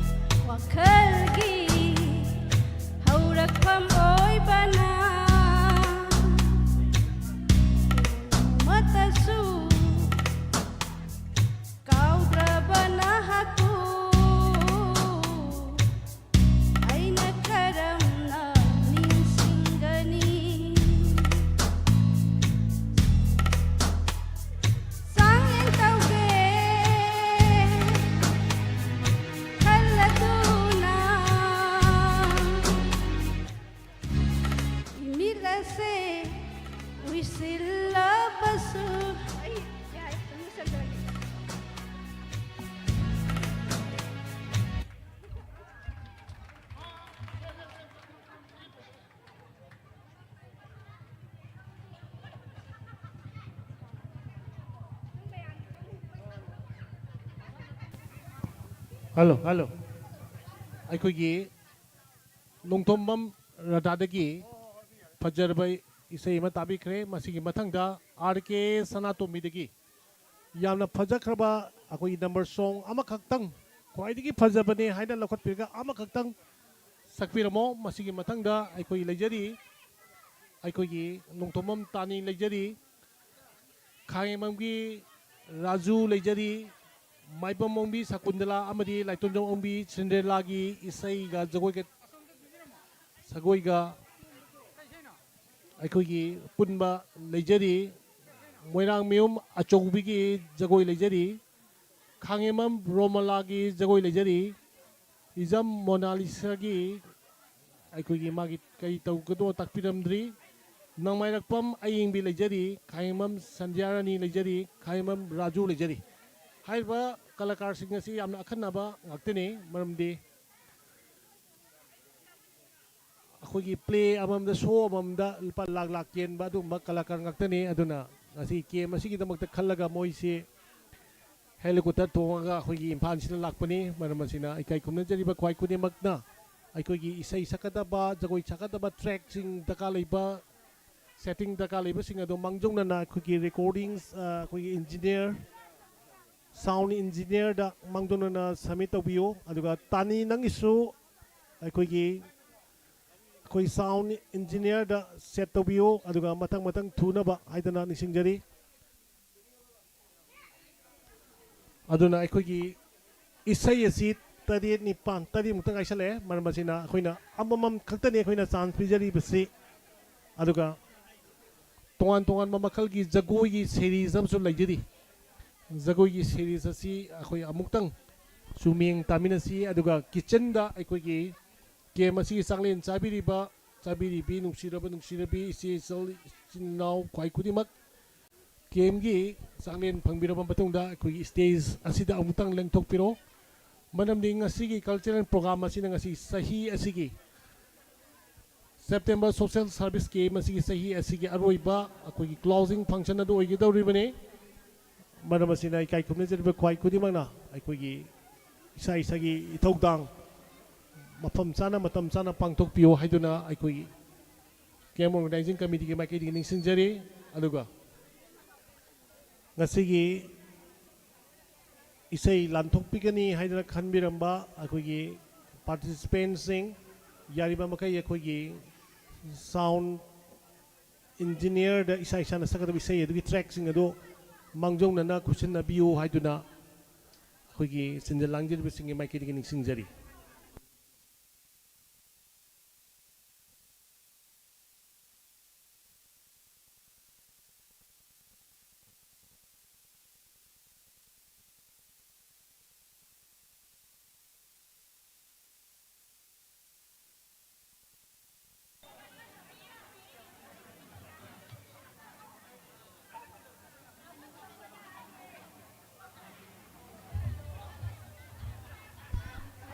अदुना अखोगी यामना थुना अखोगी ready दा सेम सादन लेबियो हौजे लेंसिन मैं पुनो मबु खुरुमजरी RK Sanatomi thank you IC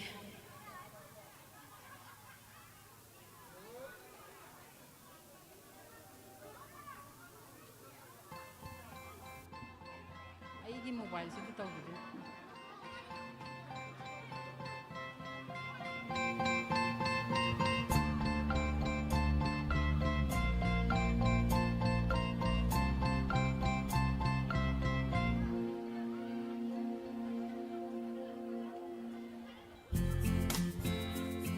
ngarang aigi manglan duda nangna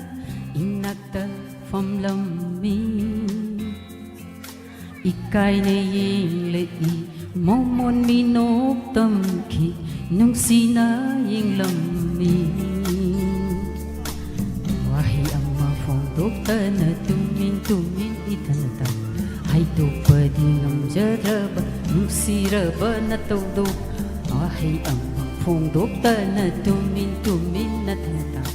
hai to padi ngam jaraba nung siraba na to do ai hindu ma wahan khi nang na lo ne nang na ꯑꯩꯒꯤ ꯏꯃꯥꯡꯗ ꯐꯣꯡꯗꯣꯛꯂꯒꯤ ꯅꯨꯡꯁꯤ ꯍꯥꯏꯅ ꯂꯥꯛꯂꯣꯅꯦ ꯅꯪꯅ ꯇꯥꯏꯕꯪꯗꯁꯨ ꯃꯨꯛꯂꯔꯨ ꯃꯪꯂꯥꯟ ꯈꯨꯗꯤꯡ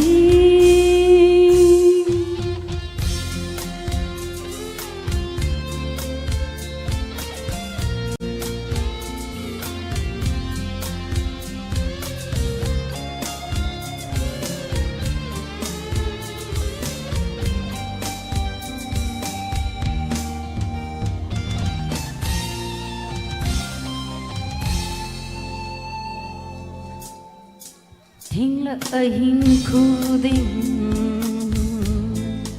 chikla mafam khuding nangi wakhal na mai chak oina le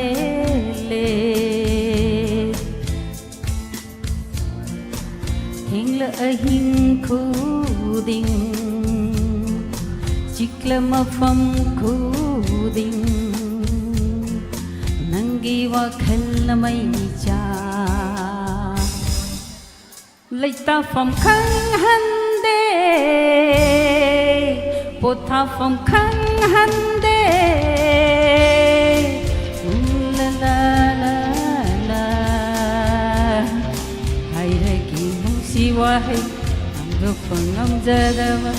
Nang na ipamda Liploni nang na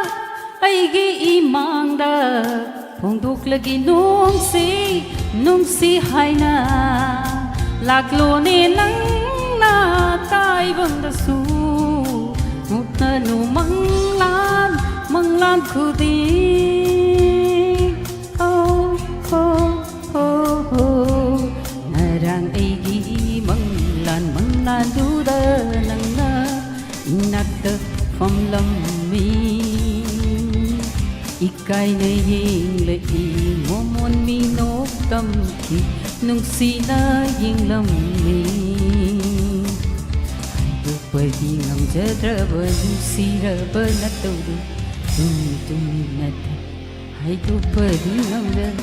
Hong tông la la la la la la Lip lô li nang na aigi imangda nak manglan khudi la la la la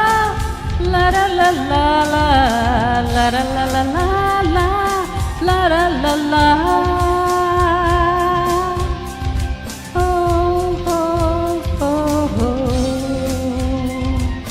liplo ni nang na aigi imangda nak manglan khudi Thank you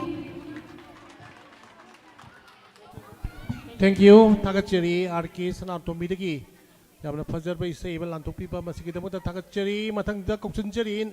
Nongthombam Tani gi mathangda sem sadon lebiu Komdram Yaipabi Masigi mathangda Jagoi Pareng leire Jagoi Pareng leire aduna aikogi Pajaraba akogi items programs meyam lejari manamasina aikogi chakhumda aikogi sanglen chabiribi kwai kudimangna sanglen chaba hek loiraga aikogi gasigi songi stage lomda lengchan biraknam nisingjari mangjong na isana sagadaba isai adugi track su amuktang sound engineer da amutang hana pisan biu akoi ngaina basi aikogi competitors si yami aduga akogi anirak kumba haning basu yauri marmasina ikai kumne jari basingna matam sana akogi sound engineer da mai track sing adu pipiu aduga yari ba makai yam popular oi bisai faja batu adu competition asida yaubiu manamdi aikoina isai anobam sakpa madam da aikoina madugi tan ju khangdadana kara matam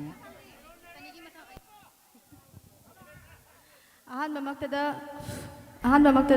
तीनबीरबा ma'am Punam पुई कोमनोना खुरुमजरी इसाई अमका खुदोल तमजगे सोई खिलांग के बेयावरबसु मैम नांगापीगनी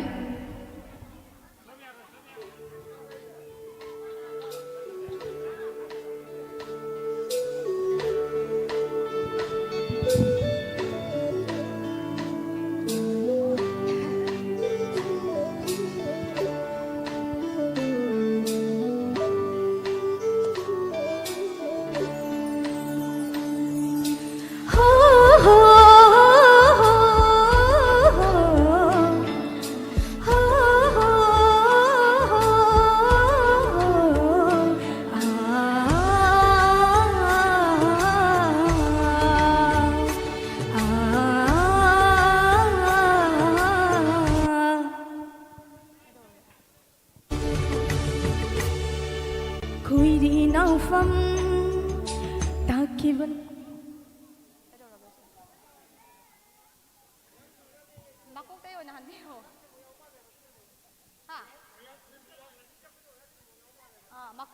Hello. ꯑꯩꯈꯣꯏꯒꯤ ꯋꯦꯌꯔꯁꯤꯡꯁꯤ ꯌꯥꯔꯤꯕ ꯃꯈꯩ ꯆꯠꯊꯣꯛ ꯆꯠꯁꯤꯟ ꯇꯧꯕꯗ ꯊꯦꯡꯕꯤꯒꯅꯨ ꯃꯔꯝꯗꯤ ꯁꯣꯝꯗ ꯏꯁꯩ ꯄ꯭ꯔꯣꯒ꯭ꯔꯥꯝ ꯆꯠꯊꯔꯤꯉꯩꯗ ꯃꯔꯛꯇ ꯇꯠꯄ ꯌꯥꯎꯏ ꯃꯔꯝ ꯑꯗꯨꯅ ꯌꯥꯔꯤꯕ ꯃꯈꯩ ꯆꯠꯊꯣꯛ ꯆꯠꯁꯤꯟ ꯇꯧꯕꯗ ꯋꯦꯌꯔꯁꯤꯡꯗꯣ ꯑꯃꯨꯛꯇꯪ ꯊꯦꯡꯕꯤꯗꯅꯕ ꯅꯤꯡꯁꯤꯡꯖꯔꯤ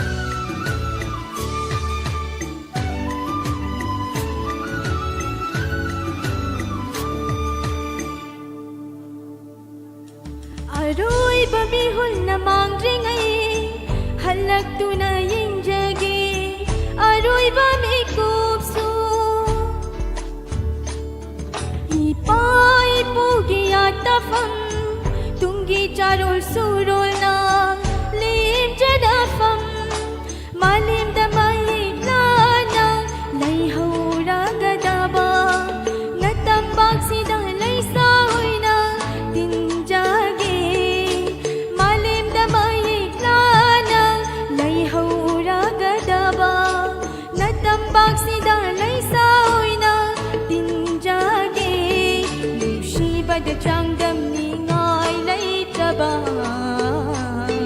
ꯅꯁꯥꯏꯒꯣꯟꯗ ꯅꯁꯥꯏꯒꯣꯟꯗ ꯈꯣꯏꯔꯤ ꯅꯥꯎꯐꯝ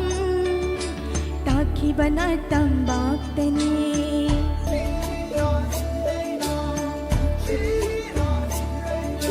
ꯆꯤꯡꯗꯝꯕꯤꯈꯤ ꯃꯍꯩ ꯃꯔꯣꯡ ꯅꯪꯒꯤ ꯂꯧꯕꯨꯛꯇꯒꯤ ꯍꯔꯥꯎꯗ ꯌꯥꯝꯅ ꯆꯩꯅ ꯆꯣꯡꯅ ꯁꯥꯟꯅꯈꯤ ꯁꯥꯟꯅꯈꯤ ꯅꯪ ꯁꯥꯏꯒꯣꯟꯗ ꯁꯥꯟꯅꯈꯤ ꯁꯥꯟꯅꯈꯤ ꯅꯪ ꯁꯥꯏꯒꯣꯟꯗ ꯅꯨꯡꯁꯤꯕꯗ ꯆꯥꯡꯗꯝꯅꯤꯉꯥꯏ ꯂꯩꯇ꯭ꯔꯕ 이마기수 이마 이마기수 이마 이마기수 이마 Thank you. 타gatse리 농톰밤 따니데기 얌나 파저바 이세마 kulol tokbiram ba masikitang uta 농톰밤 짜니부 Ligop Kelo Petrus Bakidigi Awang Matakda Ikai Kumna Zabucheri Matangda Lengshin Braksi Komdram Yaipabi Masigi Matangda Zagoi Paring Leire Aduna Zagoi Singasibu Sabigadaba Kwai Kudimangna Maibam Ombi Sangkutalagi Zagoi Leire Naitunyum Ombi Cinderellagi Isai Amani Zagoi Leire Aduna Matang Lomina Naba Haiduna Kema Organizing Committee Kema Kidi Singjari. Hello, hello. Yeah.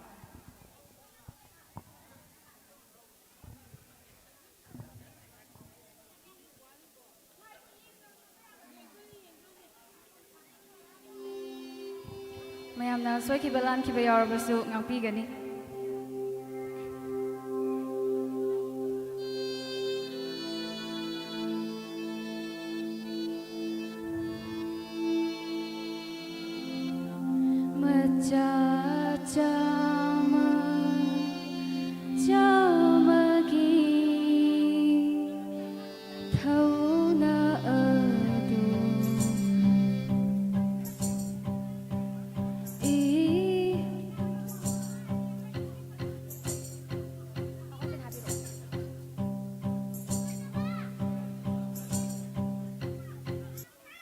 Makok tem ta thabiro ba. Chumdi chume.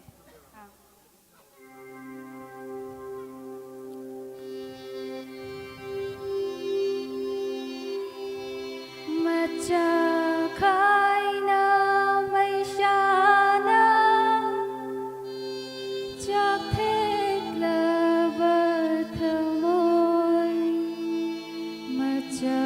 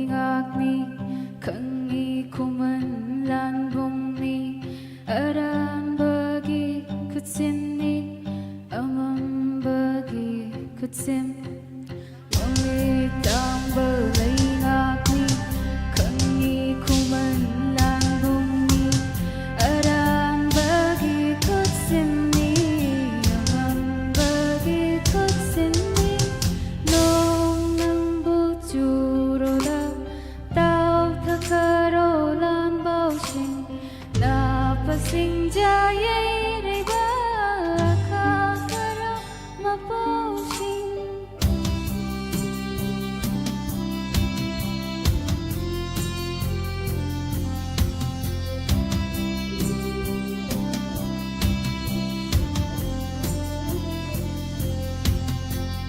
Aram khawrangba pathau mashena ahing ming sel khangduna yen namayong yariye palay namaoy bising sana sorok yang bitha pinamon khang nariye nong yai pule liye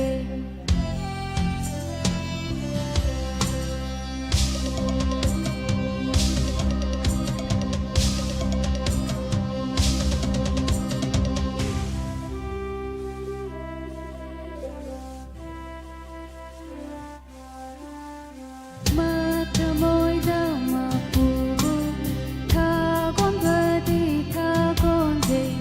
Mapu masu uraboy Tati mami lay ngaki Mami tangba lay ngaki Khangi kuman lan bong ni Aran bagi kutsin ni Amam bagi kutsin Mami tangba lay ngaki Khangi kuman lan bong ni Aran bagi kutsin ni Amam bagi kutsin ni Thank you. Thank you. Takachari. Mathangda Lakochari Maibabongbi Sakundala. Maki si sayuina sakpigane na takpiri amar masina masingi mathangda akhoi jagoi ama lakhot patare waro bipi yadre hanadi sidala tongnen torbado akhoi sakundrai mathangda achoubi laitundum achoubi sem sabit duna lebinum singjeri haujingna kauksinjari basina maibamongbi sakundala isaini masigi mathangda moirang mayum achoubi gi jagoi ni akhoi gi yariba makai akhoi gi isai sakataba sing aduna track sing adu hana akhoi sound engineer da kusin nabiyo aduga jagoi gi su kusin naraga thambiro haiduna sinjari basingi maike digining sinjari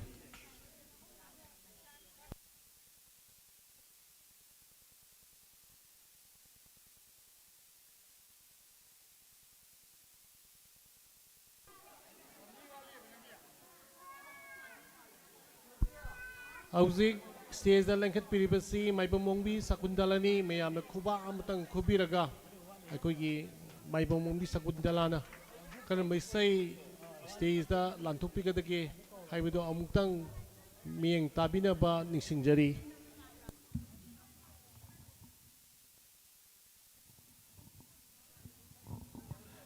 Ahanbada timbiriba mayambu ikoknona khurumjari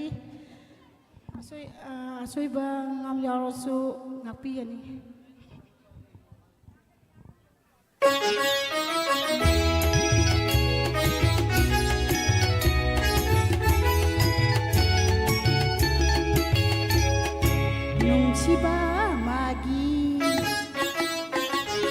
nungsiba magi itha ireida irangari aigi thamoi nungsigi tina palabada nungsigi tina palabada pai mapukning nungolene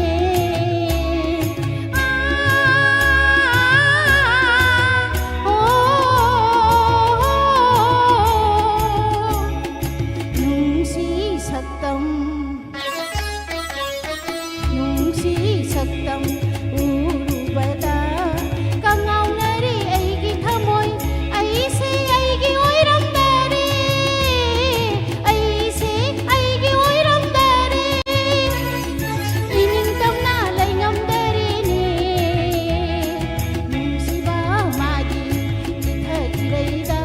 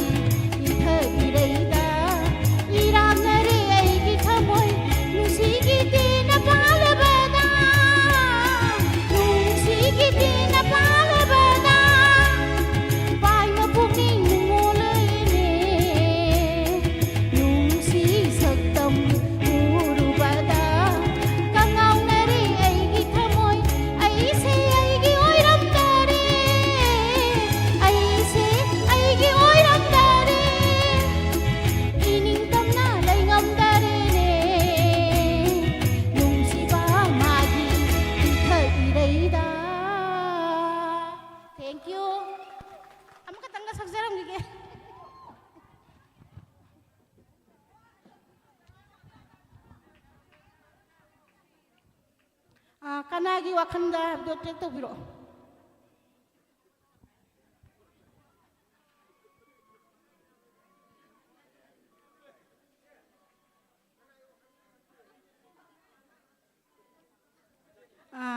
ꯍꯩꯇꯦ ꯍꯩꯇꯦ ꯑꯍꯥꯟꯕꯅꯦ ꯂꯥꯜꯂꯁꯨ ꯉꯥꯛꯄꯤꯌꯨꯀꯣ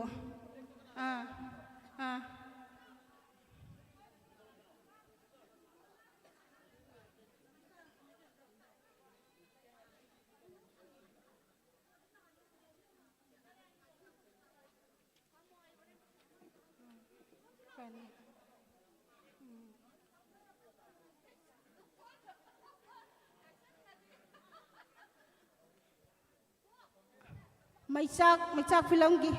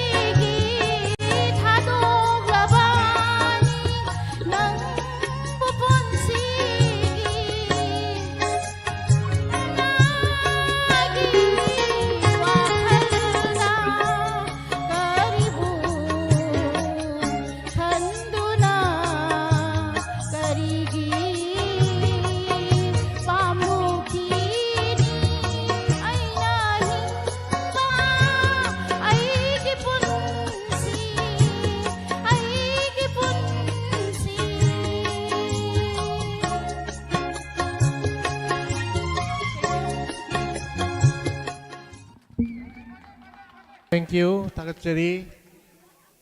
Mai pamongbi sakutala dagi isai ni lantok pikre masih matang da jagoi amat kak lakot jage moirang mayum achowi dagi akoi jagoi ama lakot lababatung da akoi laitun mongbi lagi isai ama lebiri isai isi sakpi kita pasing na track to amutang akoi sound engineer da sakadawi isai du track to amutang khana kuchin nabiro aluga Hauzik stage lengkat piripesina moirang mayum achobigi jagoi ni masing matang da jagoi amaga amulaidi aduga isai fajaraba akoigi isai ahungum amaga leidi toidona program si yamak tre aduga hello audience ki so amani dang lakhotjage thank you hello lengbira kiba mayambu kokno na khoiramjari asoiba aranba kaya yaugrabasu punamakna ngakpigani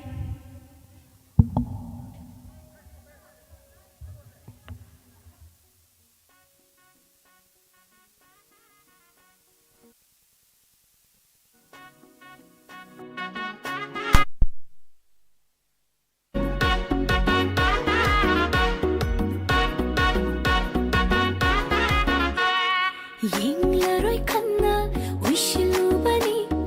aigi mitche nangbo lainangdi toina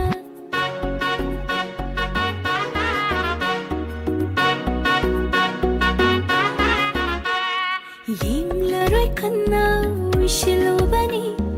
aigi mitche nangbo lainangdi toina wakhal sida thingba ngamde nungshiraroi khanna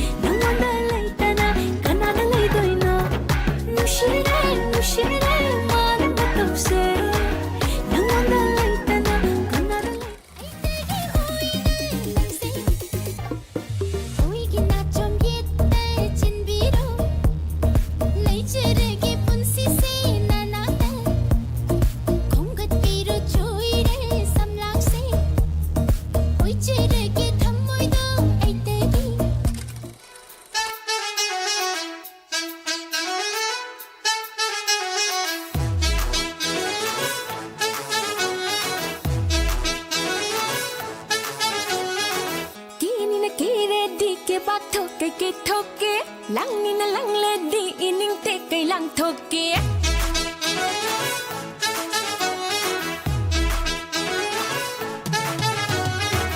ini na kira badi ke ba thoke ke thoke lang ni na lang le badi ining te kai lang thoke chak jab kaya gi thamoi i thak hau han ge momoi ma ko khanda na ma thum mara ngau hli musiba na Chakli thamoi se amuba nangna ngauhli musiba nangna chakli thamoi se amuba nangna khapne thanda roi aige nasiba tirani pundama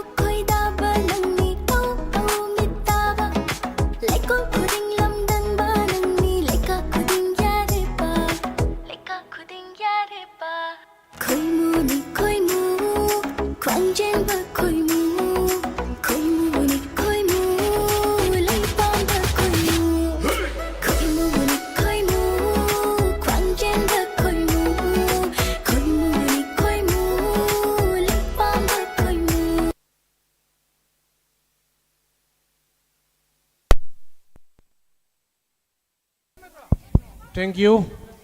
ꯑꯩꯈꯣꯏꯒꯤ ꯃꯣꯏꯔꯥꯡ ꯃꯌꯨꯝ ꯑꯆꯧꯕꯤꯗꯒꯤ ꯑꯩꯈꯣꯏꯒꯤ ꯖꯒꯣꯏ ꯑꯃ ꯇꯥꯕꯤꯈ꯭ꯔꯦ ꯃꯁꯤꯒꯤ ꯃꯊꯪꯗ ꯂꯥꯏꯇꯣꯟꯖꯝ ꯑꯣꯡꯕꯤ ꯁꯤꯟꯗ꯭ꯔꯦꯂꯥꯒꯤ ꯏꯁꯩ ꯑꯃ ꯂꯧꯈꯠꯄꯤꯁꯤ ꯃꯁꯤꯒꯤ ꯃꯊꯪꯗ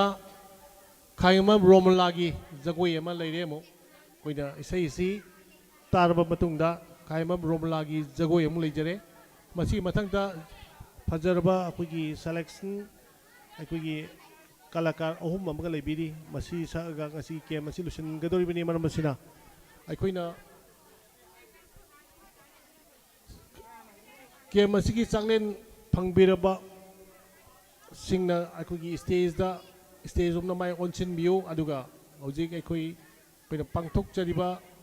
ꯑꯩꯈꯣꯏꯒꯤ ꯀꯜꯆꯔꯦꯜ ꯄ꯭ꯔꯣꯒ꯭ꯔꯥꯝ ꯑꯁꯤ ꯑꯃꯨꯛꯇꯪ ꯂꯣꯏꯕ ꯐꯥꯎꯕꯗꯪ ꯍꯥꯏꯕꯗꯤ ꯏꯁꯩ ꯑꯅꯤ ꯑꯍꯨꯝꯗ ꯉꯥꯏꯔꯦ ꯃꯁꯤ ꯑꯃꯨꯛꯇꯪ ꯇꯥꯃꯤꯟꯅꯔꯒ ꯑꯗꯒꯤ ꯀꯨꯞꯁꯤꯒꯤ ꯀꯦꯝ ꯑꯁꯤ ꯀ꯭ꯂꯣꯖꯤꯡꯁꯤ ꯉꯁꯤ ꯂꯣꯏꯁꯤꯟꯍꯧꯒꯗꯧꯔꯤꯕꯅꯤ ꯃꯔꯝ ꯑꯗꯨꯅ ꯏꯀꯥꯏ ꯈꯨꯝꯅꯖꯔꯤꯕ ꯖꯒꯣꯏ ꯁꯥꯒꯗꯕ ꯏꯁꯩ ꯁꯛꯀꯗꯕꯁꯤꯡ ꯑꯗꯨꯅ ꯃꯥꯒꯤ ꯇ꯭ꯔꯦꯛꯁꯤꯡ ꯑꯗꯨ ꯁꯥꯎꯟ ꯏꯟꯖꯤꯅꯤꯌꯔꯗ ꯑꯃꯨꯛꯇꯪ ꯄꯤꯕꯤꯅꯕꯅꯤ ꯁꯤꯡꯖꯔꯤ thank U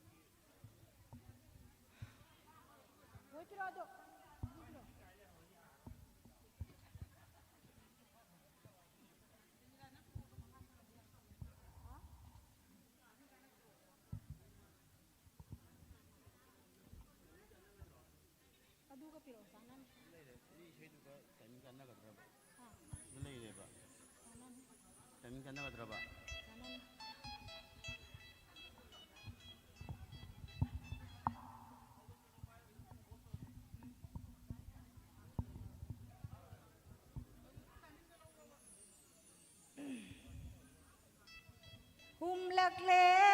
angau pamalang na may kay khangda Taragle nong lik sulay may datap na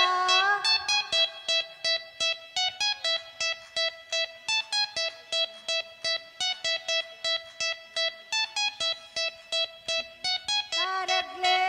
nong lik sulay may datap na Hang lage kong hang tamoy na Zat palambida Hing lage ay gipon siling tamna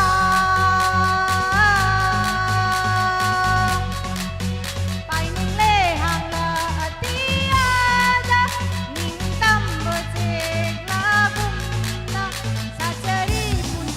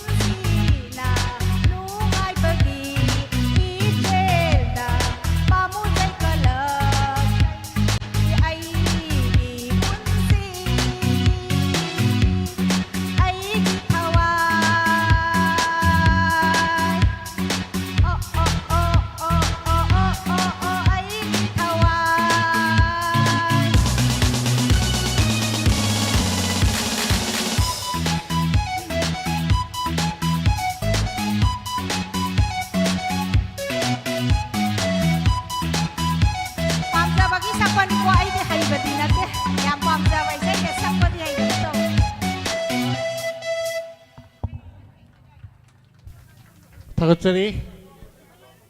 ꯑꯩꯈꯣꯏꯒꯤ ꯏꯁꯩ ꯐꯖꯕꯈ꯭ꯔꯕ ꯑꯕ ꯇꯝꯕꯤꯔꯝꯃꯒꯤ ꯃꯇꯨꯡꯗ ꯃꯊꯪꯗ ꯂꯦꯡꯁꯤꯟꯕꯤꯁꯤ ꯀꯥꯡꯌꯦꯃꯝ ꯔꯣꯃꯣꯂꯥꯗꯒꯤ ꯖꯒꯣꯏ ꯑꯃ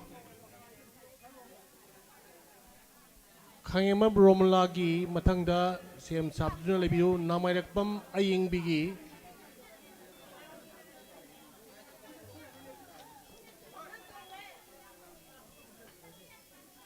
ꯍꯧꯖꯤꯛ ꯂꯦꯡꯈꯠꯄꯤꯔꯤꯕꯁꯤ ꯀꯥꯡꯌꯦꯃꯝ ꯔꯣꯃꯣꯂꯥꯅꯤ ꯃꯁꯤꯒꯤ ꯃꯊꯪꯗ ꯅꯥꯃꯥꯏꯔꯛꯄꯝ ꯑꯌꯤꯡꯕꯤ ꯁꯦꯝ ꯁꯥꯗꯨꯅ ꯂꯩꯕꯤꯅꯕ ꯅꯤꯡꯁꯤꯡꯖꯔꯤ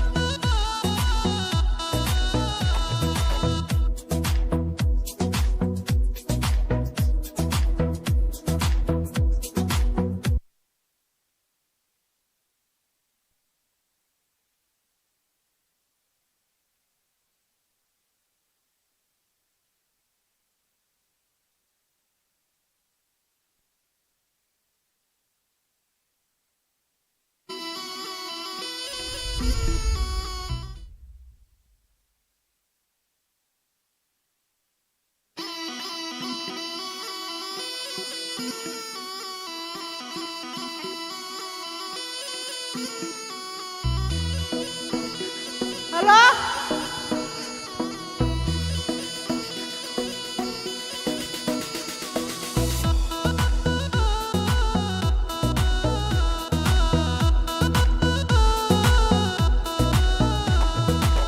Limpuba saktiba, susumuba koizomba.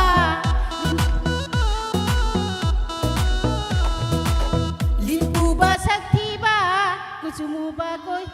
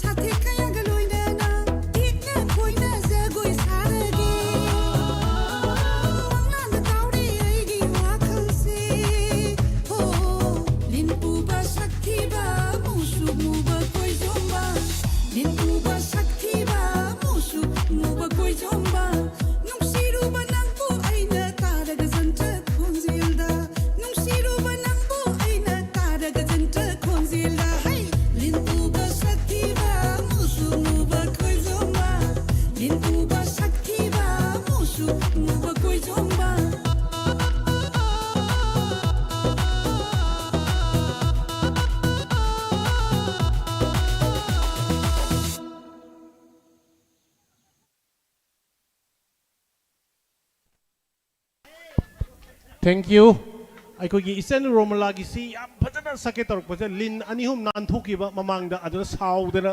ꯑꯗꯨꯕꯨ ꯏꯁꯩꯁꯦ ꯁꯛꯂꯀꯥꯟꯗ ꯖꯒꯣꯏꯁꯨ ꯌꯥꯝꯅ ꯍꯩꯕ ꯑꯃ ꯑꯣꯏꯔꯝꯃꯦ ꯃꯁꯤꯒꯤꯗꯃꯛꯇ ꯀꯦꯝ ꯑꯣꯔꯒꯅꯥꯏꯖꯤꯡ ꯀꯃꯤꯇꯤꯒꯤ ꯃꯥꯏꯀꯩꯗꯒꯤ ꯊꯥꯒꯠꯆꯔꯤ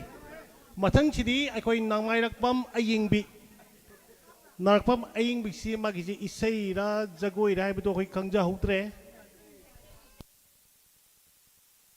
ꯏꯁꯩꯅꯤ ꯑꯗꯨꯒ ꯑꯩꯈꯣꯏꯒꯤ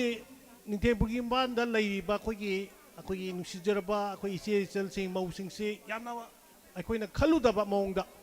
ꯖꯒꯣꯏꯗ ꯏꯁꯩꯗ ꯑꯩꯈꯣꯏꯒꯤ ꯑꯇꯣꯞꯄ ꯀꯂꯥꯀꯥꯔ ꯅꯠꯇ꯭ꯔꯁꯨ ꯌꯥꯕꯒꯤ ꯑꯩꯈꯣꯏ ꯁ꯭ꯇꯦꯖꯗ ꯂꯩꯔꯝꯕꯁꯤ ꯌꯥꯝꯅ ꯅꯨꯡꯉꯥꯏꯖꯩ ꯃꯔꯝ ꯑꯁꯤꯅ ꯑꯩꯈꯣꯏꯒꯤ ꯍꯧꯖꯤꯛ ꯂꯦꯡꯁꯤꯟꯕꯤꯔꯤꯕꯁꯤ ꯅꯣꯡꯃꯥꯏꯔꯛꯄꯝ ꯑꯌꯤꯡꯕꯤꯒꯤ ꯑꯩꯈꯣꯏꯒꯤ ꯏꯁꯩꯅꯤ ꯏꯁꯩ ꯑꯁꯤꯒꯤ ꯍꯦꯛ ꯃꯊꯪꯗ ꯑꯩꯈꯣꯏꯒꯤ ꯔꯥꯖꯨ ꯅꯣꯡꯒꯤ ꯏꯁꯩ ꯑꯃꯨꯛ ꯂꯩꯔꯦꯀꯣ ꯔꯥꯖꯨ ꯅꯣꯡꯒꯤ ꯑꯗꯨꯅ ꯍꯧꯖꯤꯛ ꯅꯣꯡꯁꯤ ꯈꯔ ꯃꯪꯇꯛ ꯇꯧꯔꯒꯁꯨ ꯑꯩꯈꯣꯏ ꯅꯣꯡꯐꯧꯗꯤ ꯇꯥꯍꯟꯅꯤꯡꯗ꯭ꯔꯤ ꯑꯗꯨꯅ ꯔꯥꯖꯨ nongi ꯏꯁꯩ ꯑꯃꯨꯛ ꯂꯩꯔꯦ thank you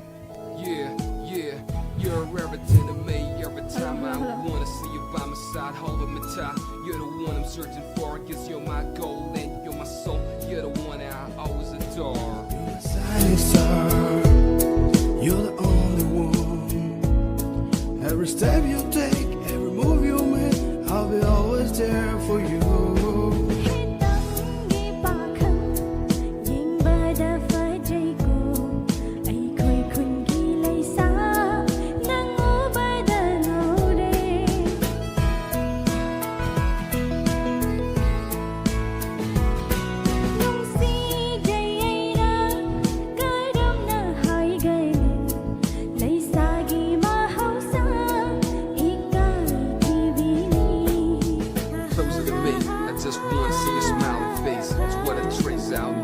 Before, but you told me that it's you every time. Mama said it to me, my baby.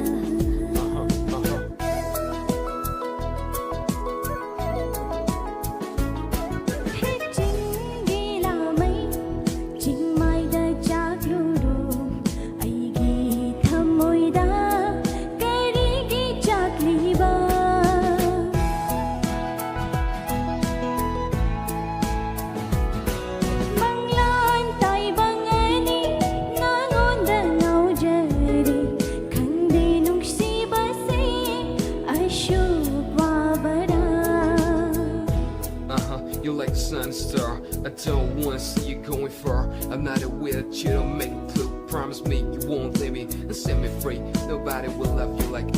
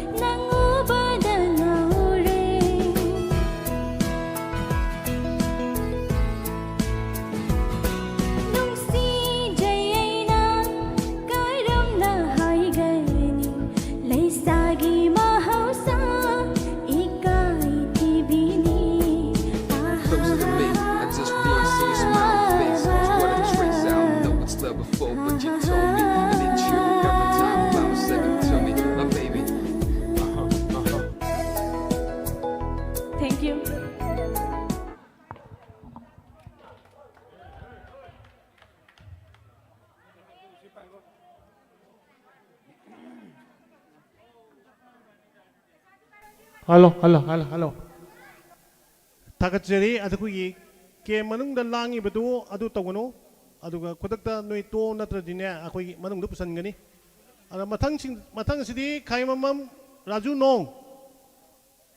Nong gi se sababa matungda aikogi Raju Nong gi isai hoji umlaire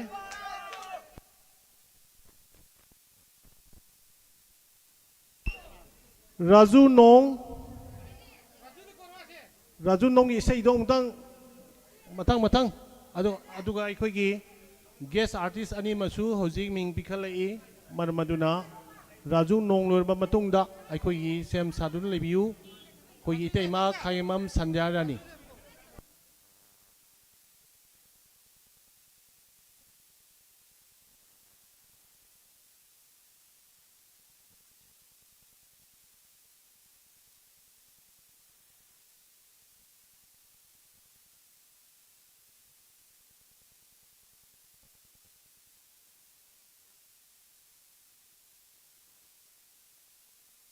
असिदगी अखोगी हानसु लौथोक चक्रे इसै सकदब सिंग अदो अखोगी sound engineer दा अखोगी इसागी track सिंग अदो fit तौबिरो अदुगने अखोगी इसै सकपदो खर थुना सकप ngamnanabagi tabda honabiyo maramdi अखोइना ट्रैक अखोगी सेटिंग तौरिङैदा मतमसे मिनिट मनि मा अखोई सोइबनिना मतम मांगमनिना अखोइना मदु matam mangan bidana ba haiduna aikoi ningsingjari maramasina isai sakataba aikoigi sinausing aduga ngasigi numidang si khara pung tarma thuida chapsana akoi losinaba arrange tawjabani adubu aikoigi nungdang de active oiba akoigi volunteer si yauksalai adu active oiba si akoi yarigei masi hanasu yade haususu yade aduna maduna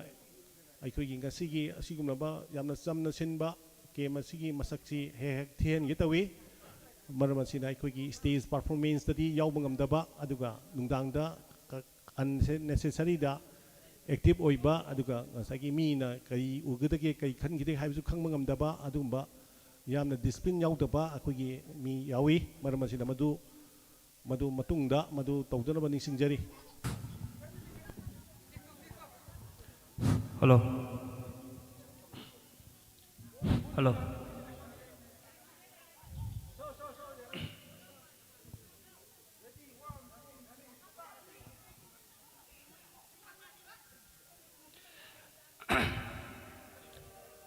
सोए नोगी काका राजू नोंग से तकोरे बुनता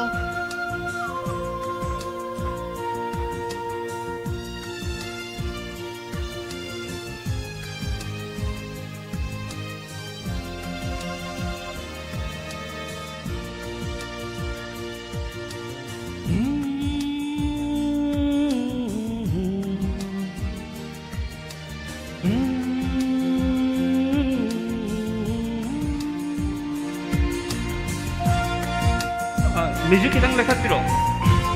목에 기당 레벨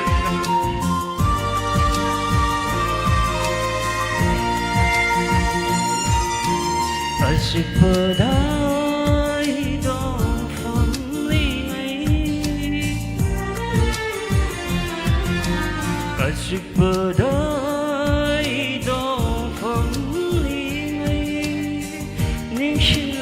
닝실럽레저너비 낭기 속당다 더떠너 랩러리버 릿망시더 낭떠너 멍랄러 타이벙나 하이펑 칸더레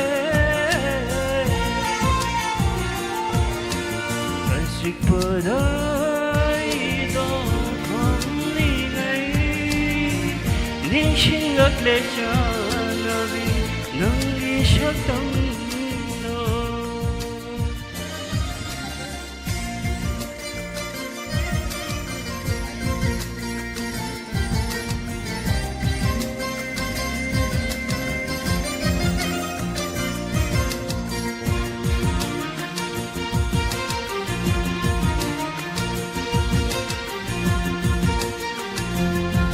Thank you, Bobe.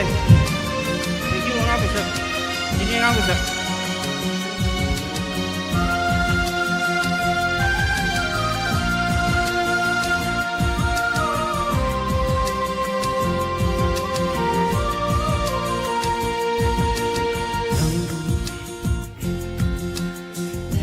망시더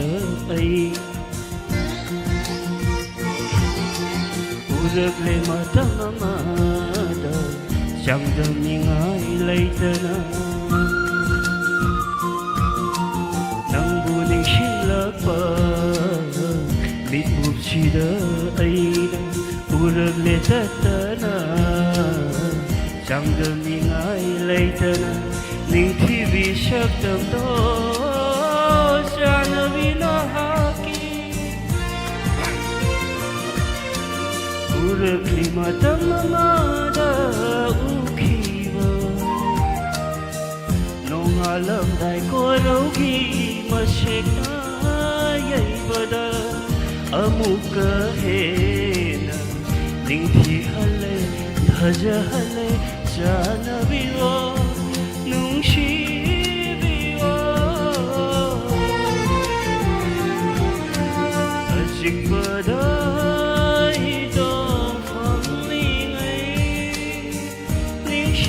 ले जानवी नंगी शतम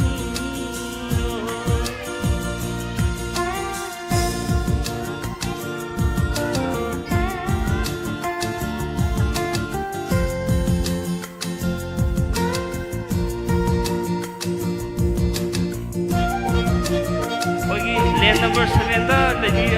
अगी मनु पांग सिंह लगी लगदी कोई स्टेज लोंग दा लाकिनबा निसिंग जरी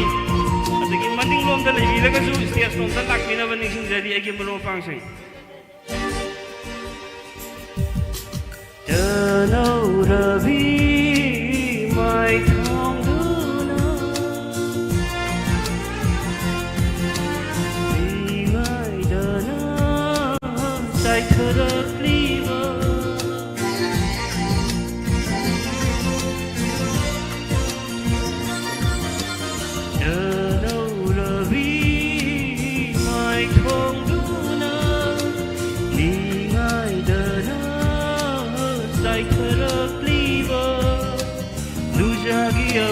Sablang dunaga fajabane oi bubada momol momol kiba simbana ka fajabane ikai kai na khut pai balu mando shuru shuru leila duna khanki baga amuka फजहले जानवियो नुंशिबियो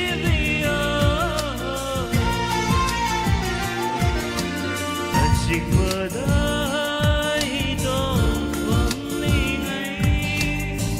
निशिंगले Janvi नंगी शक्तम निशिंगले जानवी नंगी शक्तम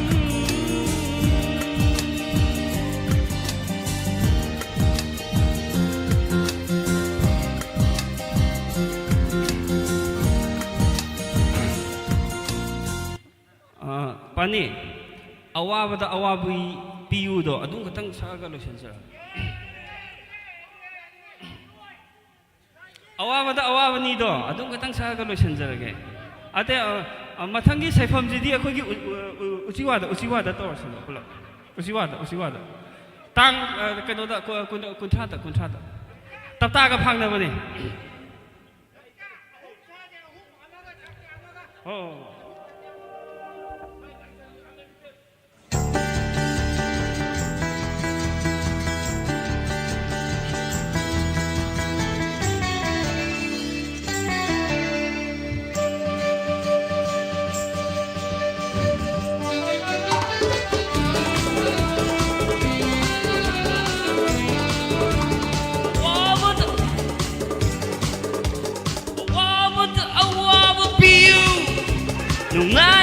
Nungay ba hapu kamlaga ni tamoy na tumina Hau nabi ni punsigi Zat nabi ni taymungi Hinari machuwagi Vocal kita Leithang yo level da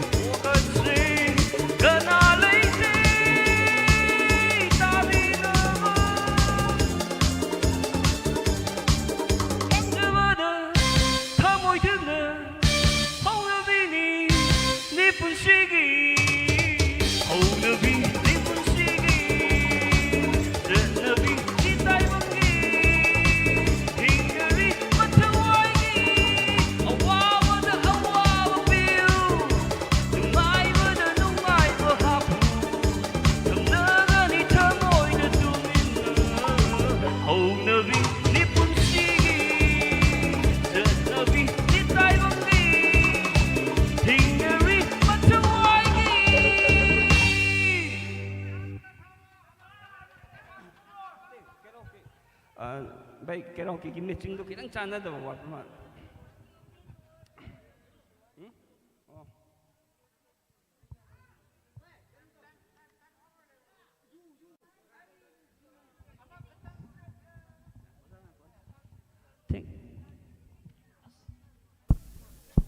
Hello, hello.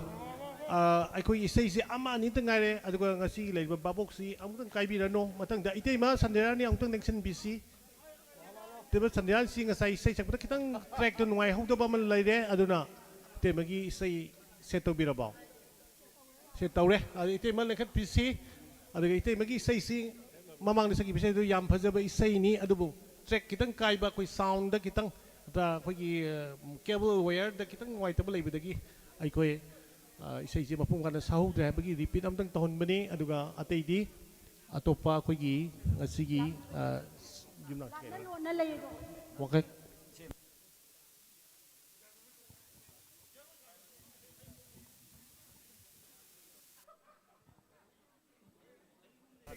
ꯂꯥꯞꯅ ꯂꯣꯠꯅ ꯂꯩ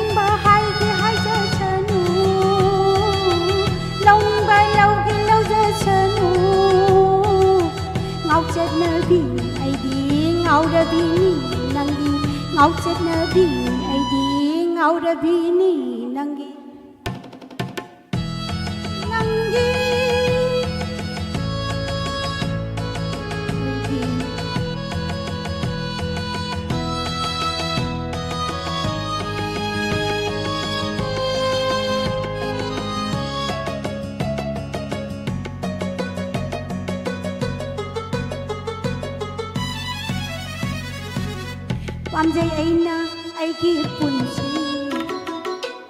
पामजै अइना अइगी पुन्सी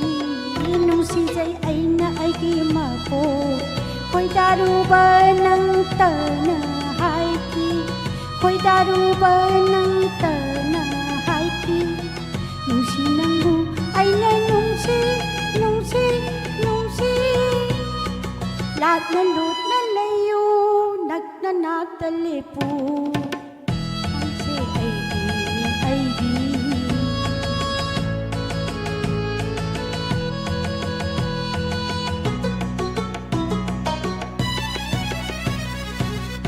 लैरबदी करिगुम्बा मिना खंग्राबा लमदम आमा kana khangala kana yaudala kana udala kana yaudala yomi lagi khali aina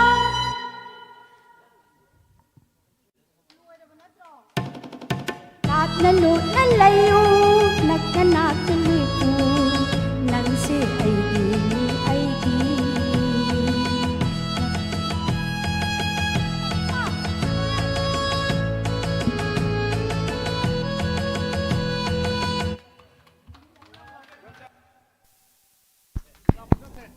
yamna fazay adu trek kitang akogi bekta sei tatpaduna maramoidana akoi kholei khonda di akoi playback singer na kaidaruni akoida teina fazay mamang chaida sakiba adugi performance dagi hanik chaisida yamna teina henkhre masi ai miyang mi sakhini mathang si aroi baina lakhotchari ai no w sartagi basina aroi ba hanik chahi sigi aroi ba closing function asigi cultural program sigi sei si aroi ba oiragani aduga matungda amuk handaki performance singa sidagi hena phajaba maungda amuk utpinaba haidana ngasigi tinbiriba ngasi game sigi thawai hapirba kwai khudimak aduga pukchen chawba kwai khudimak aikoigi yare lengsan biro haidba aikoigi inaw sina aikoigi ngasigi closing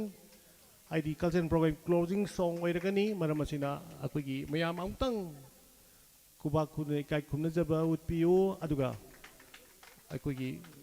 inaw sidagi karmai sei salakategi haibado amtang mieng tamina si haiduna kem organizing committee ki makai ningsing jari thank you hello aidi yamna haijaba nate adu ngasigi mafam asigi lekai asina konba aigi se naw yamba isalise ine singna senbirba social service ke program sing mari lena da ngasigi closing program se da isai selam basida aina du thank you raju thank you aina labida halak pada isai sam basida isai sum pam jaru bagi ai so amtang sakse ge request obuda tasengna yabirak pugi da muta ai yam thina harau jai lolok jari mayam kudimo aina yam pamjaba isai haidi isai yam pamjargo sakpati haibidati adubo akhoi oja amarjit ki asem amarjit ki isai mamangai da ina college tamigades high school life ta sum sakki isai do adum tang ai khudon tamjarau ki habani masida soi gi balang ki jaw sunga ki ko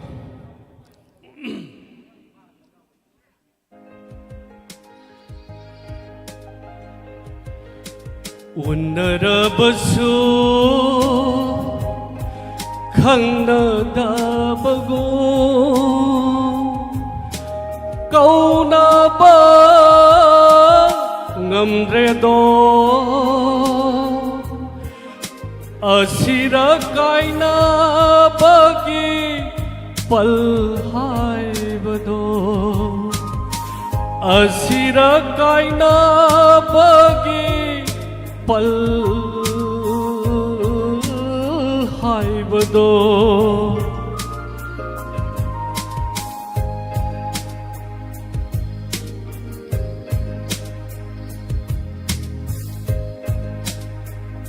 kayad nang narambano nang aigi punsi se ngasidi kayad nang lamnaraba unnarabasu ꯈꯪꯅꯗꯕꯒꯨꯝ ꯀꯧꯅꯕ ꯉꯝꯒꯗꯣ ꯑꯁꯤꯔ ꯀꯥꯏꯅꯕꯒꯤ ꯄꯜ ꯍꯥꯏꯕꯗꯣ ꯑꯁꯤꯔ ꯀꯥꯏꯅꯕꯒꯤ ꯄꯜ ꯍꯥꯏꯕꯗꯣ ꯀꯌꯥꯗ ꯅꯪꯅꯔꯝꯕꯅꯣ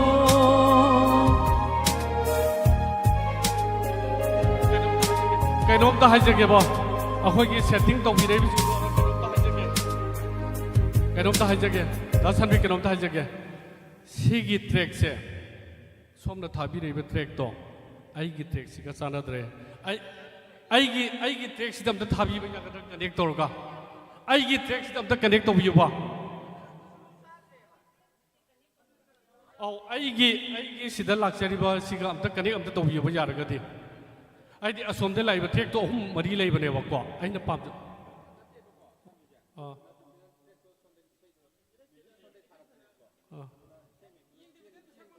nate yeng da bagi nate da khoi di yam